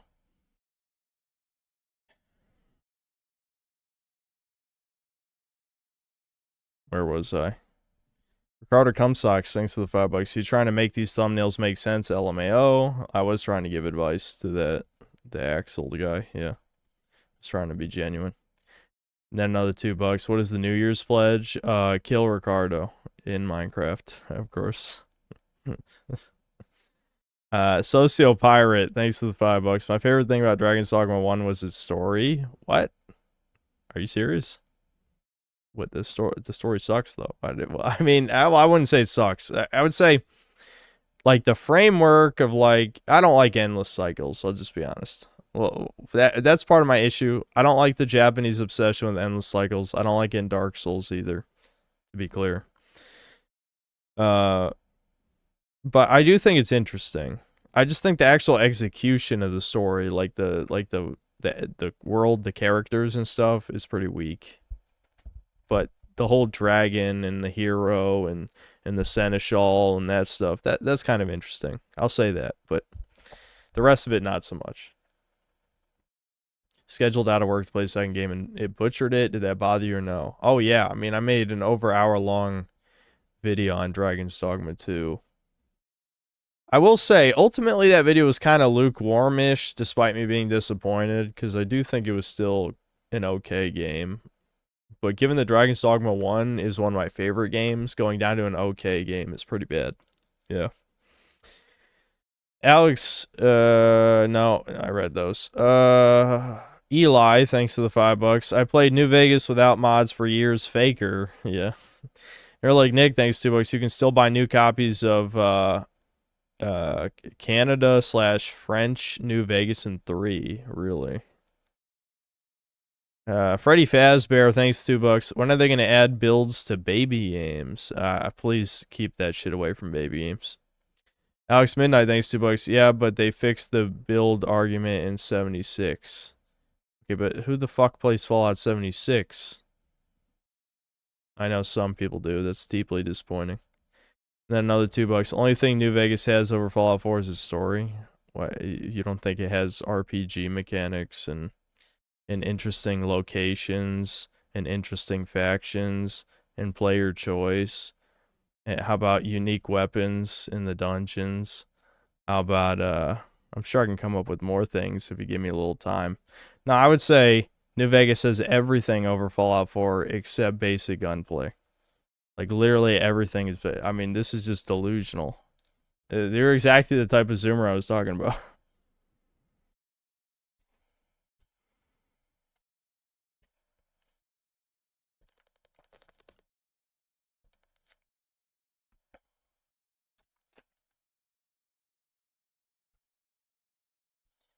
Eli, thanks for the $10. This game was made for the modern audience. Well, not that definition of modern audience, but yes. I mean, if your definition of modern audience is normies, then Fallout 4 was made for normies. Absolutely. Very normie game. Alex Midnight, thanks for $5. Fallout 4 is better technically because of its modern engine. What fucking channel do you think you're on right now? Who cares about the games being technically better? Like, what does that even mean? Okay, are Unreal Engine 5 dog shit slop games better than games 20 years ago because it's a more advanced engine? What do you mean? Smoother combat, again, not the reason why you play these games. Advanced graphics. Dude, the game looks like shit. Are you watching the same video we are? Look at this. Look at this from the game. Look at this screenshot right here. This is a good looking game to you? This looks like shit. Like, look, this is, I don't have to say anything. Yeah, it looks much better than the old Fallout games, I'd say. Robust modding tools. Okay, but the mods are better for New Vegas because they actually have, like, interesting story mods and shit. I know you could say Fallout London, but I'll be honest, I wasn't that impressed with Fallout London, personally. I mean, I respect the effort. Fallout London did actually capture my attention. But I'd say at least with New Vegas, like a lot of them, there's actually mods with good writing and characters and stories and shit. I know a lot of them are some of the oldest mods, like New Vegas bounties and stuff, but still, there's some stuff. Like even the ones that are made by like the Reddit ripoff guy. Damn it, what was his name? There's a guy who made similar mods, but he was like a lefty and always had like girl bosses and shit in his mods. Someone might know who I'm talking about. Is it the Overseer? I think it's the Overseer. He also made like story expansion-y mod things, kind of like New Vegas Bounties 3 and stuff. But his like he's clearly like too much of a Redditor, you know, cuck guy, because he always had girl bosses and like other shit in his mods that were cringe. But they were okay, I think. Anyway. And more stable gameplay. Sorry. What is it? Listen, you just stick to Call of Duty and shit. Like, us big boys will play the RPG games. You can play Call of Duty in every year, and you'll be perfectly happy. I don't even know why you're watching this channel. I mean, like, legitimately, imagine playing Fallout because you want to shoot things better. No, you play Fallout to be immersed in the RPG and have player choices and meet cool characters and get immersed in this cool universe and shit.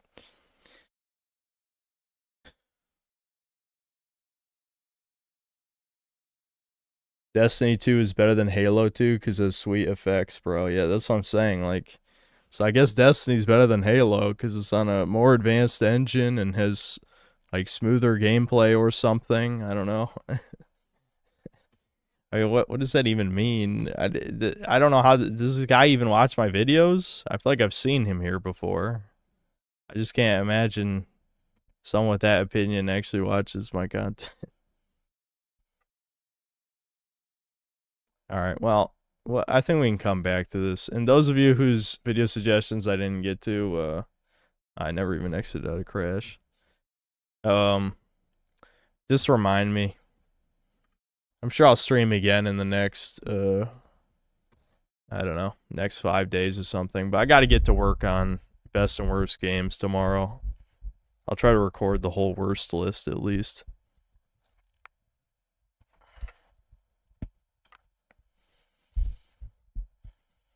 There's a Hanukkah menorah power armor jetpack in Fallout 76 as part of the Festival of Lights event. Wow. It's really amazing.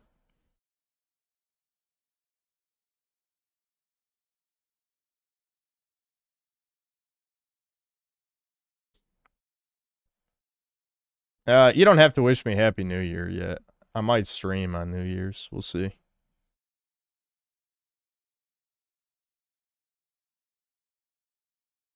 Have I ever watched a hair cafe? Yes, the finasteride guy best games of the year videos. No, I'm not even sure if I've seen any of his videos.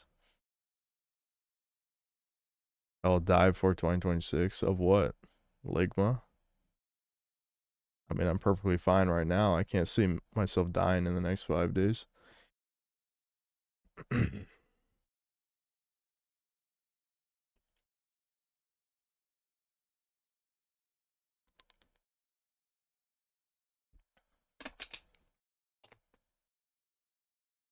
Yeah, what's Ligma?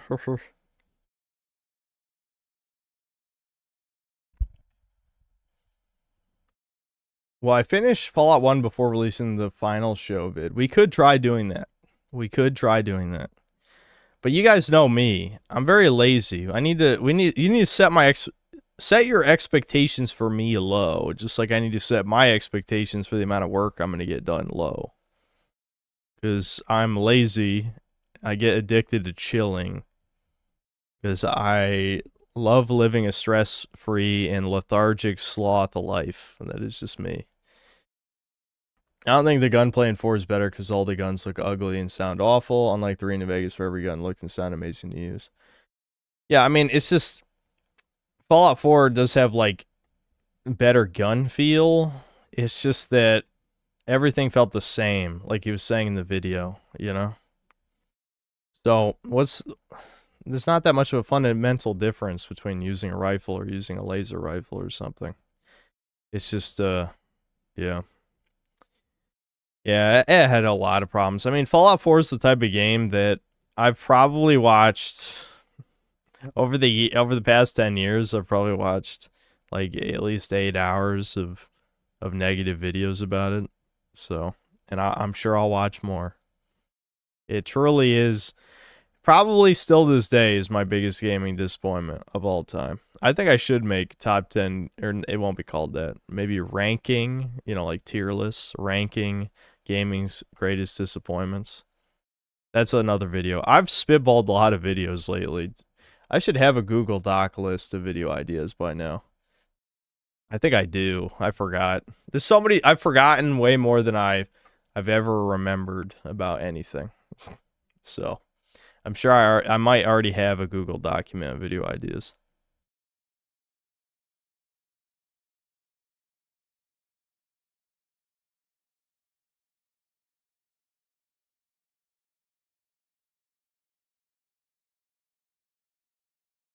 I've literally watched more negative Starfield YouTube videos than actual hours I played the game. I don't think I'll catch up to that number because I played Starfield for over 50 hours. Because I played like 35 hours for the video. Believe it or not, I played a bit after the video. And I played the DLC, so maybe I played around 50. I think I played around 50 hours of Starfield. Something like that. So I doubt I'll watch that many hours of negative videos. Reluctant Reader, thanks to Australian, wins the Unreal Engine 5 video someday. It'll happen, I'm sure.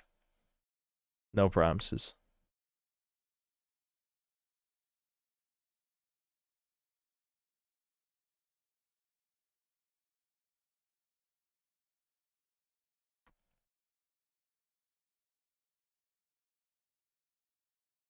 No one has dared to argue with the Synthetic Man as much as Zumi did since Ricardo Comstock went nuclear over Blue Archive. I know Fallout 4 has its fans. I've argued with quite a few fans of Fallout 4 over the years in these streams. It's just like, at the end of the day, if you like a soulless gameplay loop, I think there's better games for you to play than Fallout 4, truly. As someone who has played, you know, games mindlessly plenty of times in the past, I don't think Fallout 4 is very... honestly, you need to play better mindless shooty games. There's many of them. Many. Like, why even play...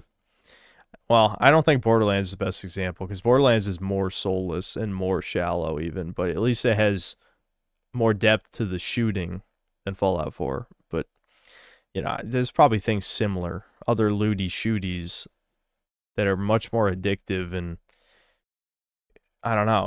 I don't know why you would pick Fallout 4, I guess, is kind of what I'm thinking. Because Fallout 4 is a jack of all trades, but worse. It's like a 10 of all trades, you know? It's a 2. It's a 2 of spades. No, I don't know. The card metaphor doesn't work so well. But the point is, what the original saying is jack of all trades, master of one, right? Eventually, just the way the English language is morphed, it became just jack of all trades, master of none being the implication, because I don't think anyone uses the original version anymore. But honestly, I really think Fallout 4 is worse. It's like a 10 of all trades or a 9 of all trades. It's just some generic. It's not a face card. It's just, it's like 2 through 10, one of them.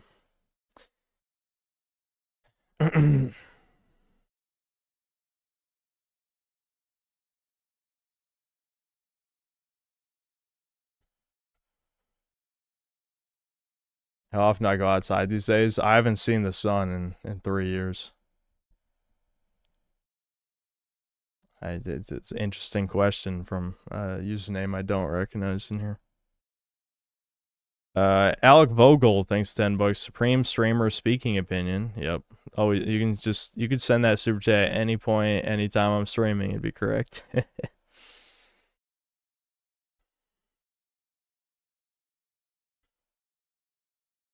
So the Autismo guy you and Devin watched, I was watching a video seething. Wait a minute.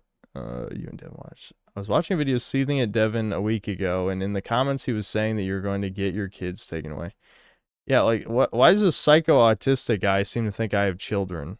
Devin told me about that, and I'm like, do I strike you as the type of guy who has kids? I mean, honestly, like, and I do mean that in a self-deprecating way, truly. Like, what do you, this really? You think if I have kids? No fucking way, really.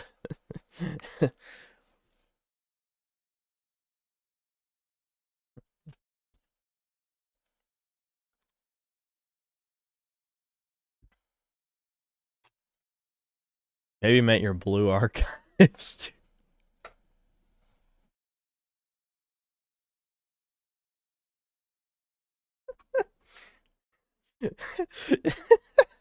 There's no way. There's no way that's what he meant. But that is funny. That's really funny to think about.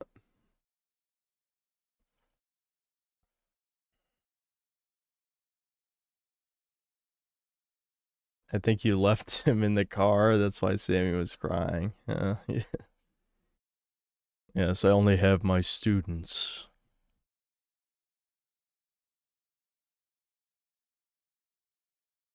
You never know, that guy was pretty autistic. Yeah, I mean, he is autistic. That's why, like, if I do watch his takedown vid of Devin, I'm probably not going to be as mean as usual because, like, you know, he has enough of a. He's the type of guy who I'm sure has had a rough life. We'll put it at that. I don't know.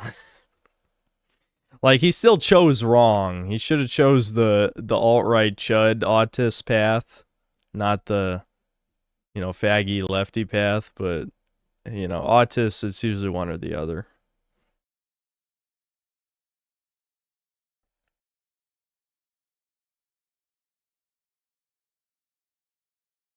Do I like Raisa? I don't have Raisa. Isn't she the loud autistic one? I think so, right? That's what people seem to post.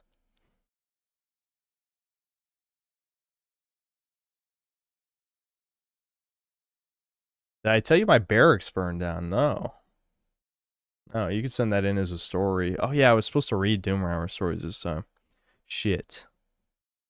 I got to get back into the you know, this.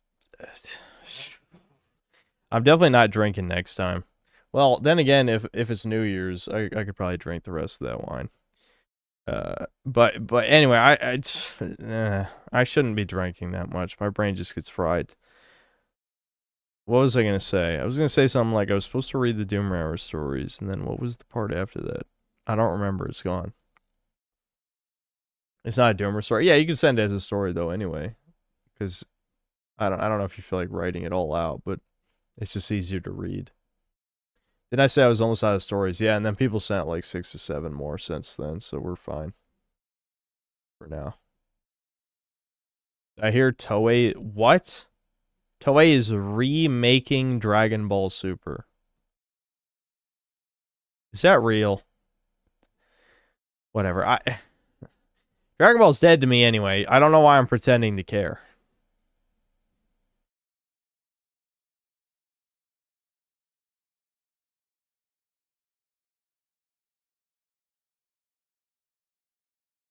I did see a video recently of a guy shitting on Dragon Ball Super, and it actually had mostly likes. I don't know why is it my videos, and I guess Devin's videos. Devin's videos have gotten a decent amount of hate, even though he hasn't been as edgy as me. But our videos are the only ones that get a lot of hate. Because the dude was shitting on Super. I mean, he wasn't edgy or anything, which I guess edgy is really what gets you in trouble in this day and age. But I was surprised. He was pretty critical. He didn't go critical enough on the Goku Black arc, though. I truly think the Goku Black arc is utter waste, utter sewage. Truly just shit on every level.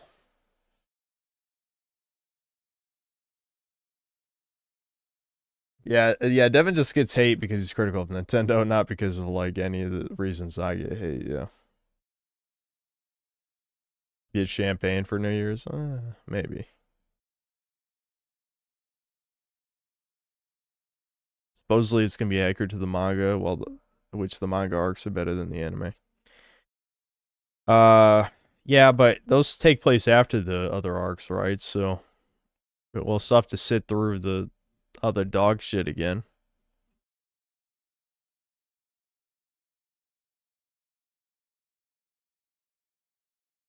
By the way, the first thing Husky showed in his newest video is literally a disclaimer saying, don't watch this video. I don't think he understands how reverse psychology works. I don't know. What the hell is the point of making a video that's just a compilation of random shit I said on streams and, like, pretending it's like a New Vegas is woke type of thing? I don't know.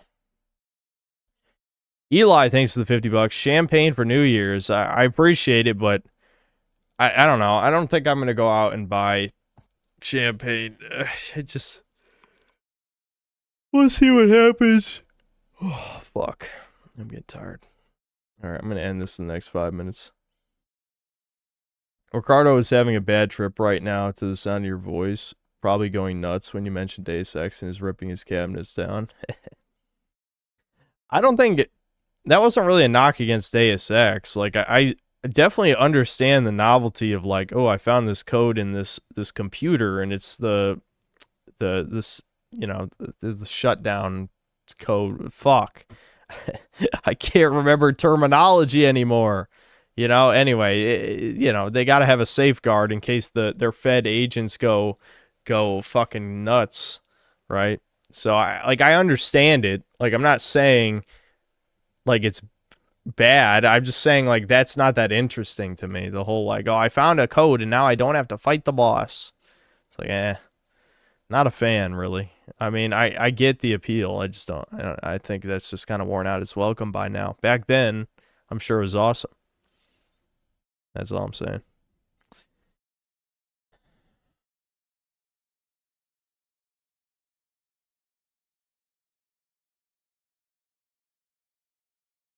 Have I played Woke or Nah? It's a browser game. No, bring it up next time. I guess we could do it. Devin got proven right by an interview Nintendo/Retro did, trying to blame everything on Bamco. They say they made Prime 4 the way they did because of Breath of the Wild and people online. Oh, shit. Dude, you knew, though. You knew! I know no one listens to the Synthetic Man, of course. Why would anyone listen to me? But they fucking contracted the bitch who wanted Samus be trans to be the lead writer on the game. Which, of course, no one fucking... I mean, whatever. I think I did see another video bring that up, though. Was it an Endymion vid? It might have been an Endymion vid. Yeah, sometimes Endymion covers the stuff, at least. But the point is, like, the actual reviewers, the reviewers don't talk about it.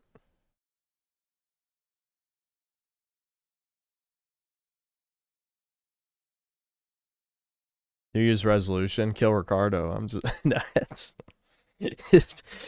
No, that's a joke. Anyway, I don't know if I really have a real resolution. I'll put it at that. I think there's some things that I would like to do next year, but I don't think there's anything like extremely... I'll keep it to myself. We'll put it at that. You know, there's some things I'd like to do next year that are just for me.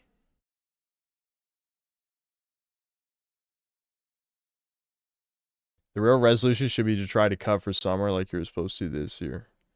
That's going to be hard. But I could try.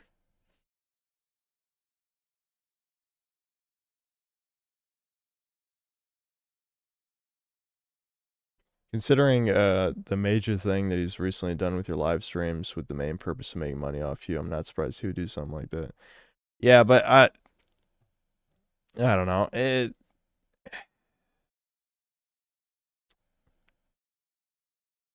I don't really want to talk about it that much because I don't care enough. But I guess my basic thing is just... This is almost like a pointless video. Like, you're being, like, psyoped into watching something. It's the bad kind of clickbait, where you're expecting it to be...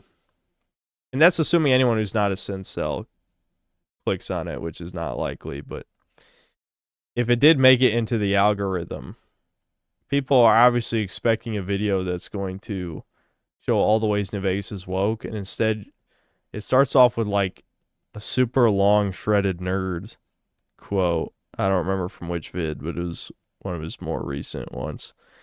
And then it just goes into random stream clips of me from like years ago. I mean, I guess the B-roll sort of lines up. I only watched like 6 or 7 minutes of it, but I'm just like, this doesn't really work, you know?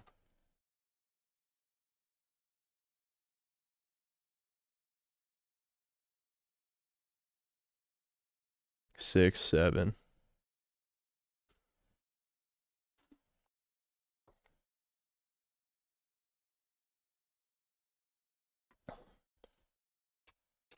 I thought he hated you anyway. He's still obsessed after all this time.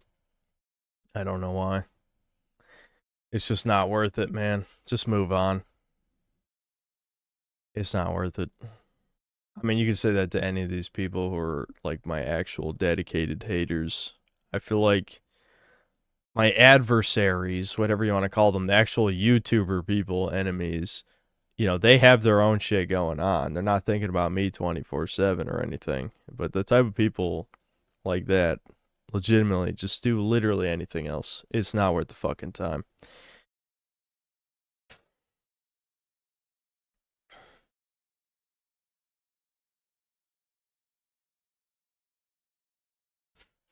That is funny, poor. About Gen 4, yeah, that was like my first reaction, where all the new Pokemon, that stupid beaver, kept showing up everywhere. The designs of Gen 3 are far superior. Yeah, Gen 4, I think, was their beginning of trying to cater to old fans and new fans, but they only dipped their toes in, you know?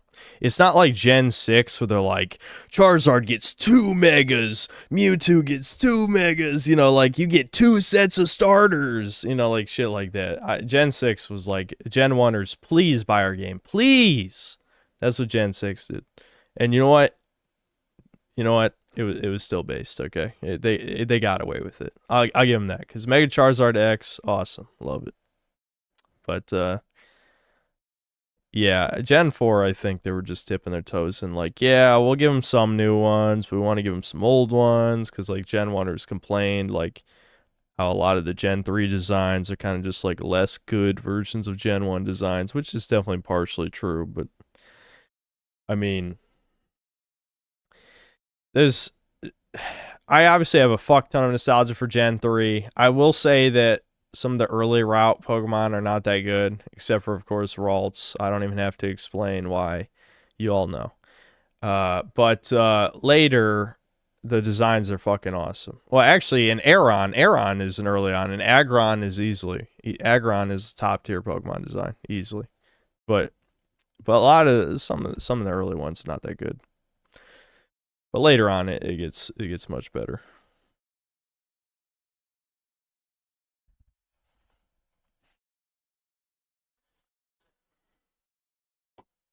You don't like the Thomas Frog with the hat? Yeah, I guess Lotad's not bad. It's not bad.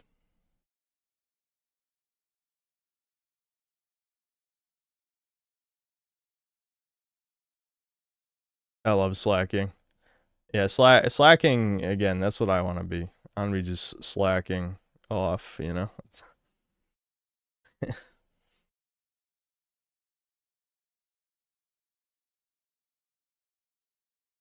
Okay, yeah, you sent the emails in, man. We'll read that next time. I'm just rambling a little till I just end the stream here. Will 2026 not have a drama saga? Let's be honest, Brian. There's gonna be a drama saga. There's always a drama saga. There's gonna be one.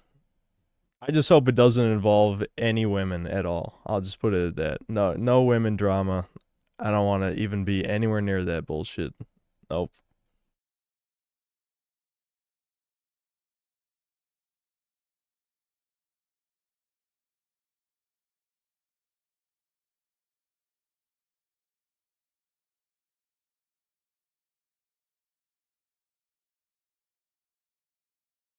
Devin's, yeah, there might be drama related to Devin in some way, maybe.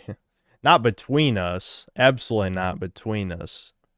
Devin's not like that. As much as he's done bad things over the years, he would never do that.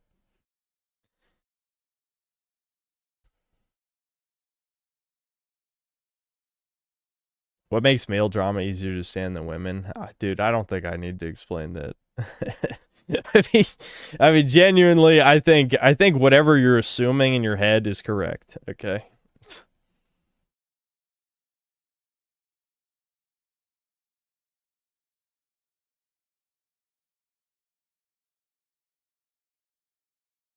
Don't jinx it.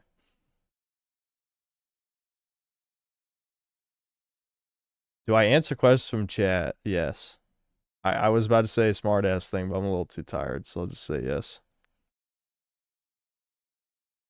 I was supposed to end the stream like over 10 minutes ago. I don't know.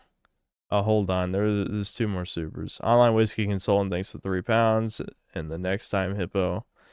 Cedric Malfoy, thanks to 5 months membership. You're wrong about Borderlands 4. Nope, I've never been wrong, so clearly whatever you're saying is a lie, you know.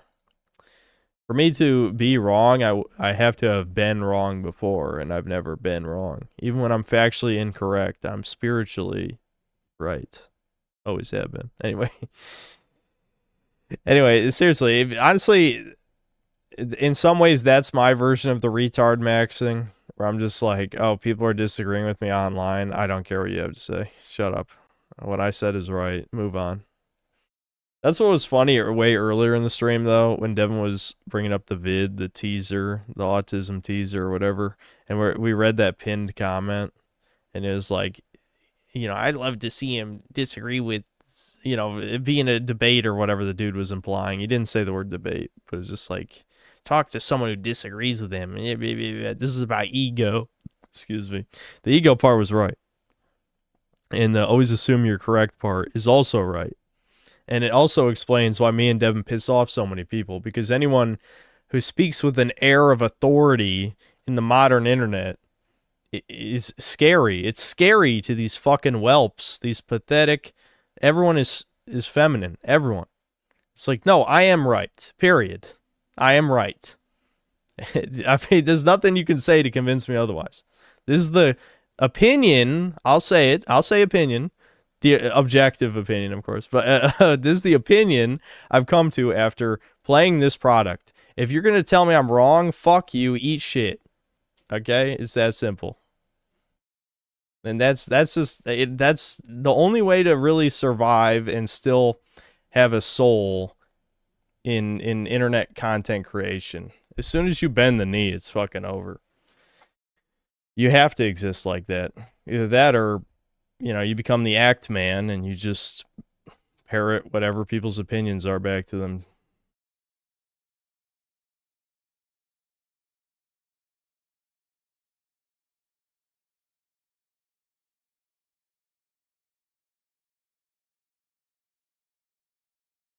Did you and Devin promise your mom that you would never get into YouTube drama with each other? No. I mean, what? The idea of that is funny to me because I don't think either one of us would do that, but that's just not how we talk to our mom. But no, it just wouldn't happen. I'll just keep it at that.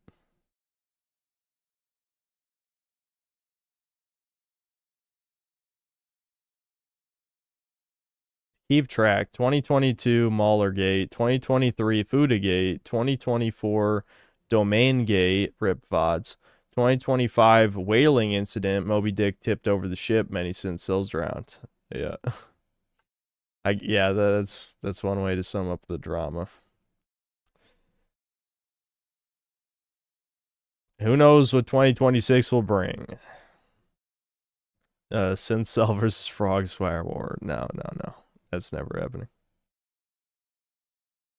Yeah, Par, I know you want me to play Breakers. I know, Par, I know.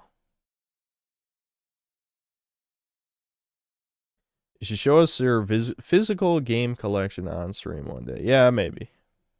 I don't have as many as you might think. I'll say that. Because I stopped buying physical games years and years ago now.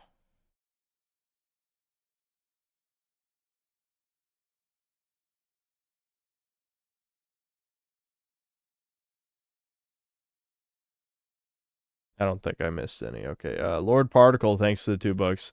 Rest in peace, Vince Zampella, gaming goat. Yeah, I was listening to some people talk about the circumstances of the crash, but I already forgot the details. But yeah, that does suck. Remember when they all said you were becoming a compromised simp, and then, as usual, literally nothing happened? Yes. I knew nothing would happen. Because nothing ever happens, but everyone expecting me to suddenly become a different human being at 30 years old. You clearly don't know me that well, dude. You clearly don't know me that well. As with all things, there's a certain novelty in new experiences, and then when that wears off, I just go back to usual. That's basically my whole life in a nutshell. So, no, I'm always going to be me. No woman is going to be able to change me into something else, I promise you.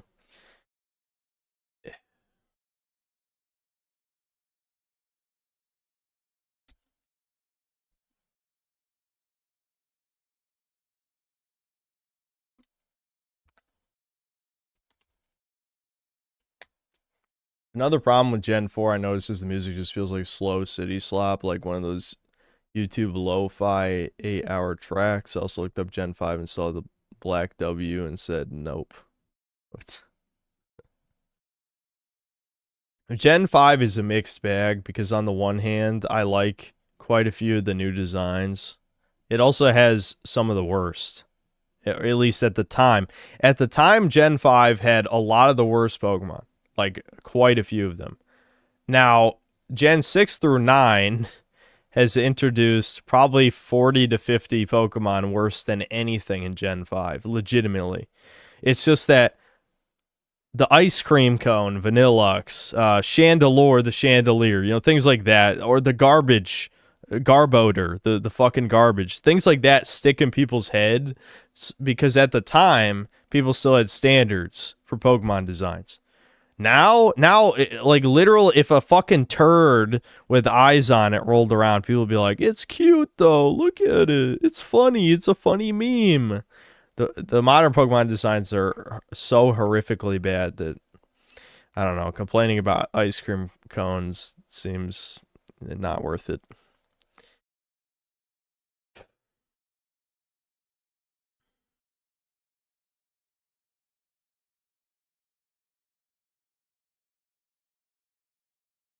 If you were to have a permanently hairless spot on your body, where would you want it to be? My head.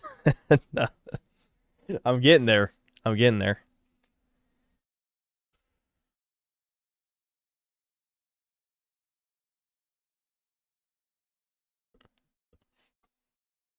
I mean, obviously, I'm going to say like my wiener or something. I mean, what is that? Is this all you want me to say? My dick? I don't know.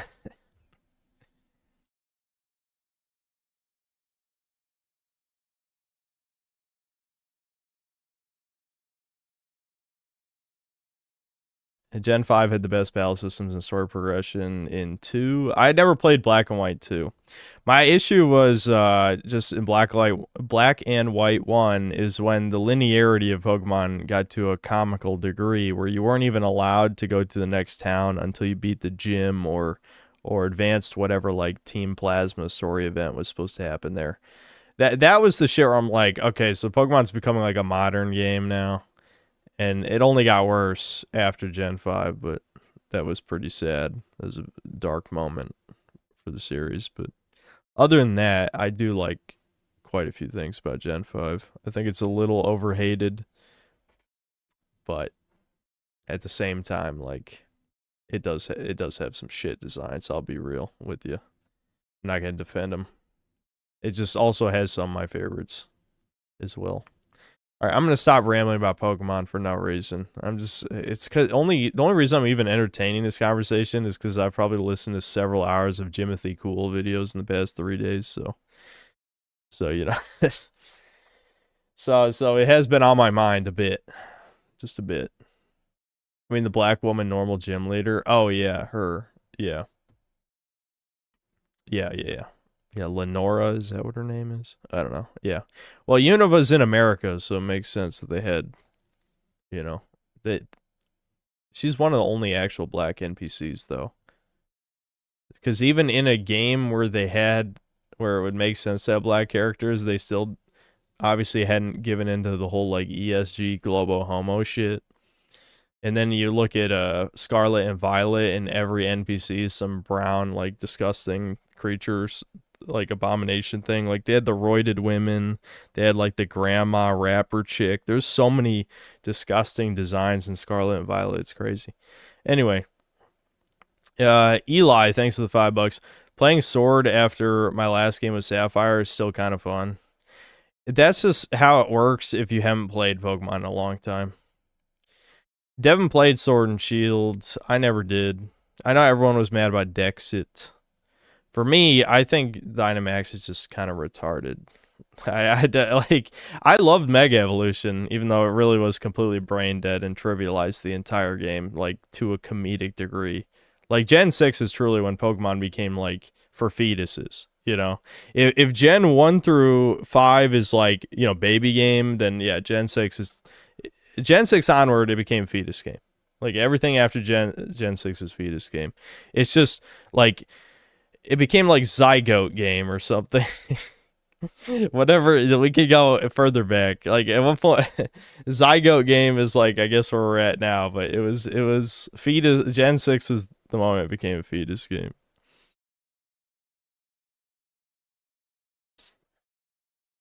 Alex J, thanks for the $10. Love your content, bro. Thanks, man.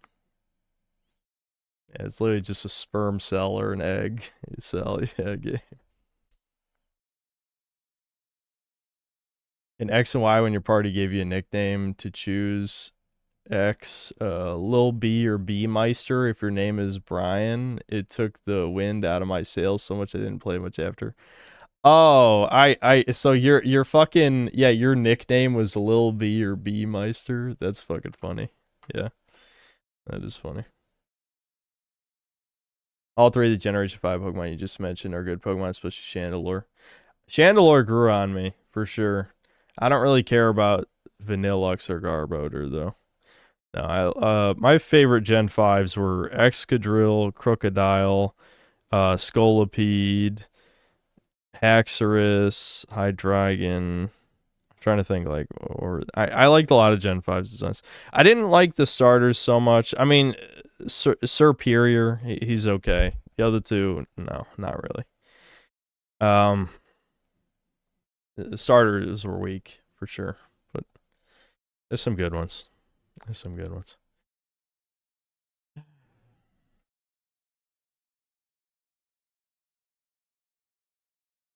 All the Edgelord ones. Yeah, those are the Pokemon I like. That's why I don't like Pokemon anymore, because they don't really make that many Edgelord ones. I did like, I mean, there's, you know, there's like a handful of decent ones like every gen. Like, even in Scarlet and Violet, I like the Nihilape. Why? Because he's edgy. I like, shit. I can't remember his name, but Bisharp's evolution. He's cool. Or he's like a Shogun. But the thing is like just the percentage. Like, there's so many bad designs now is the issue.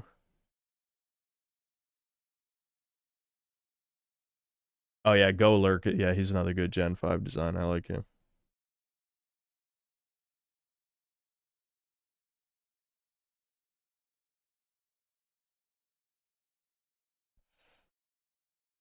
Favorite track from Silent Hill 2?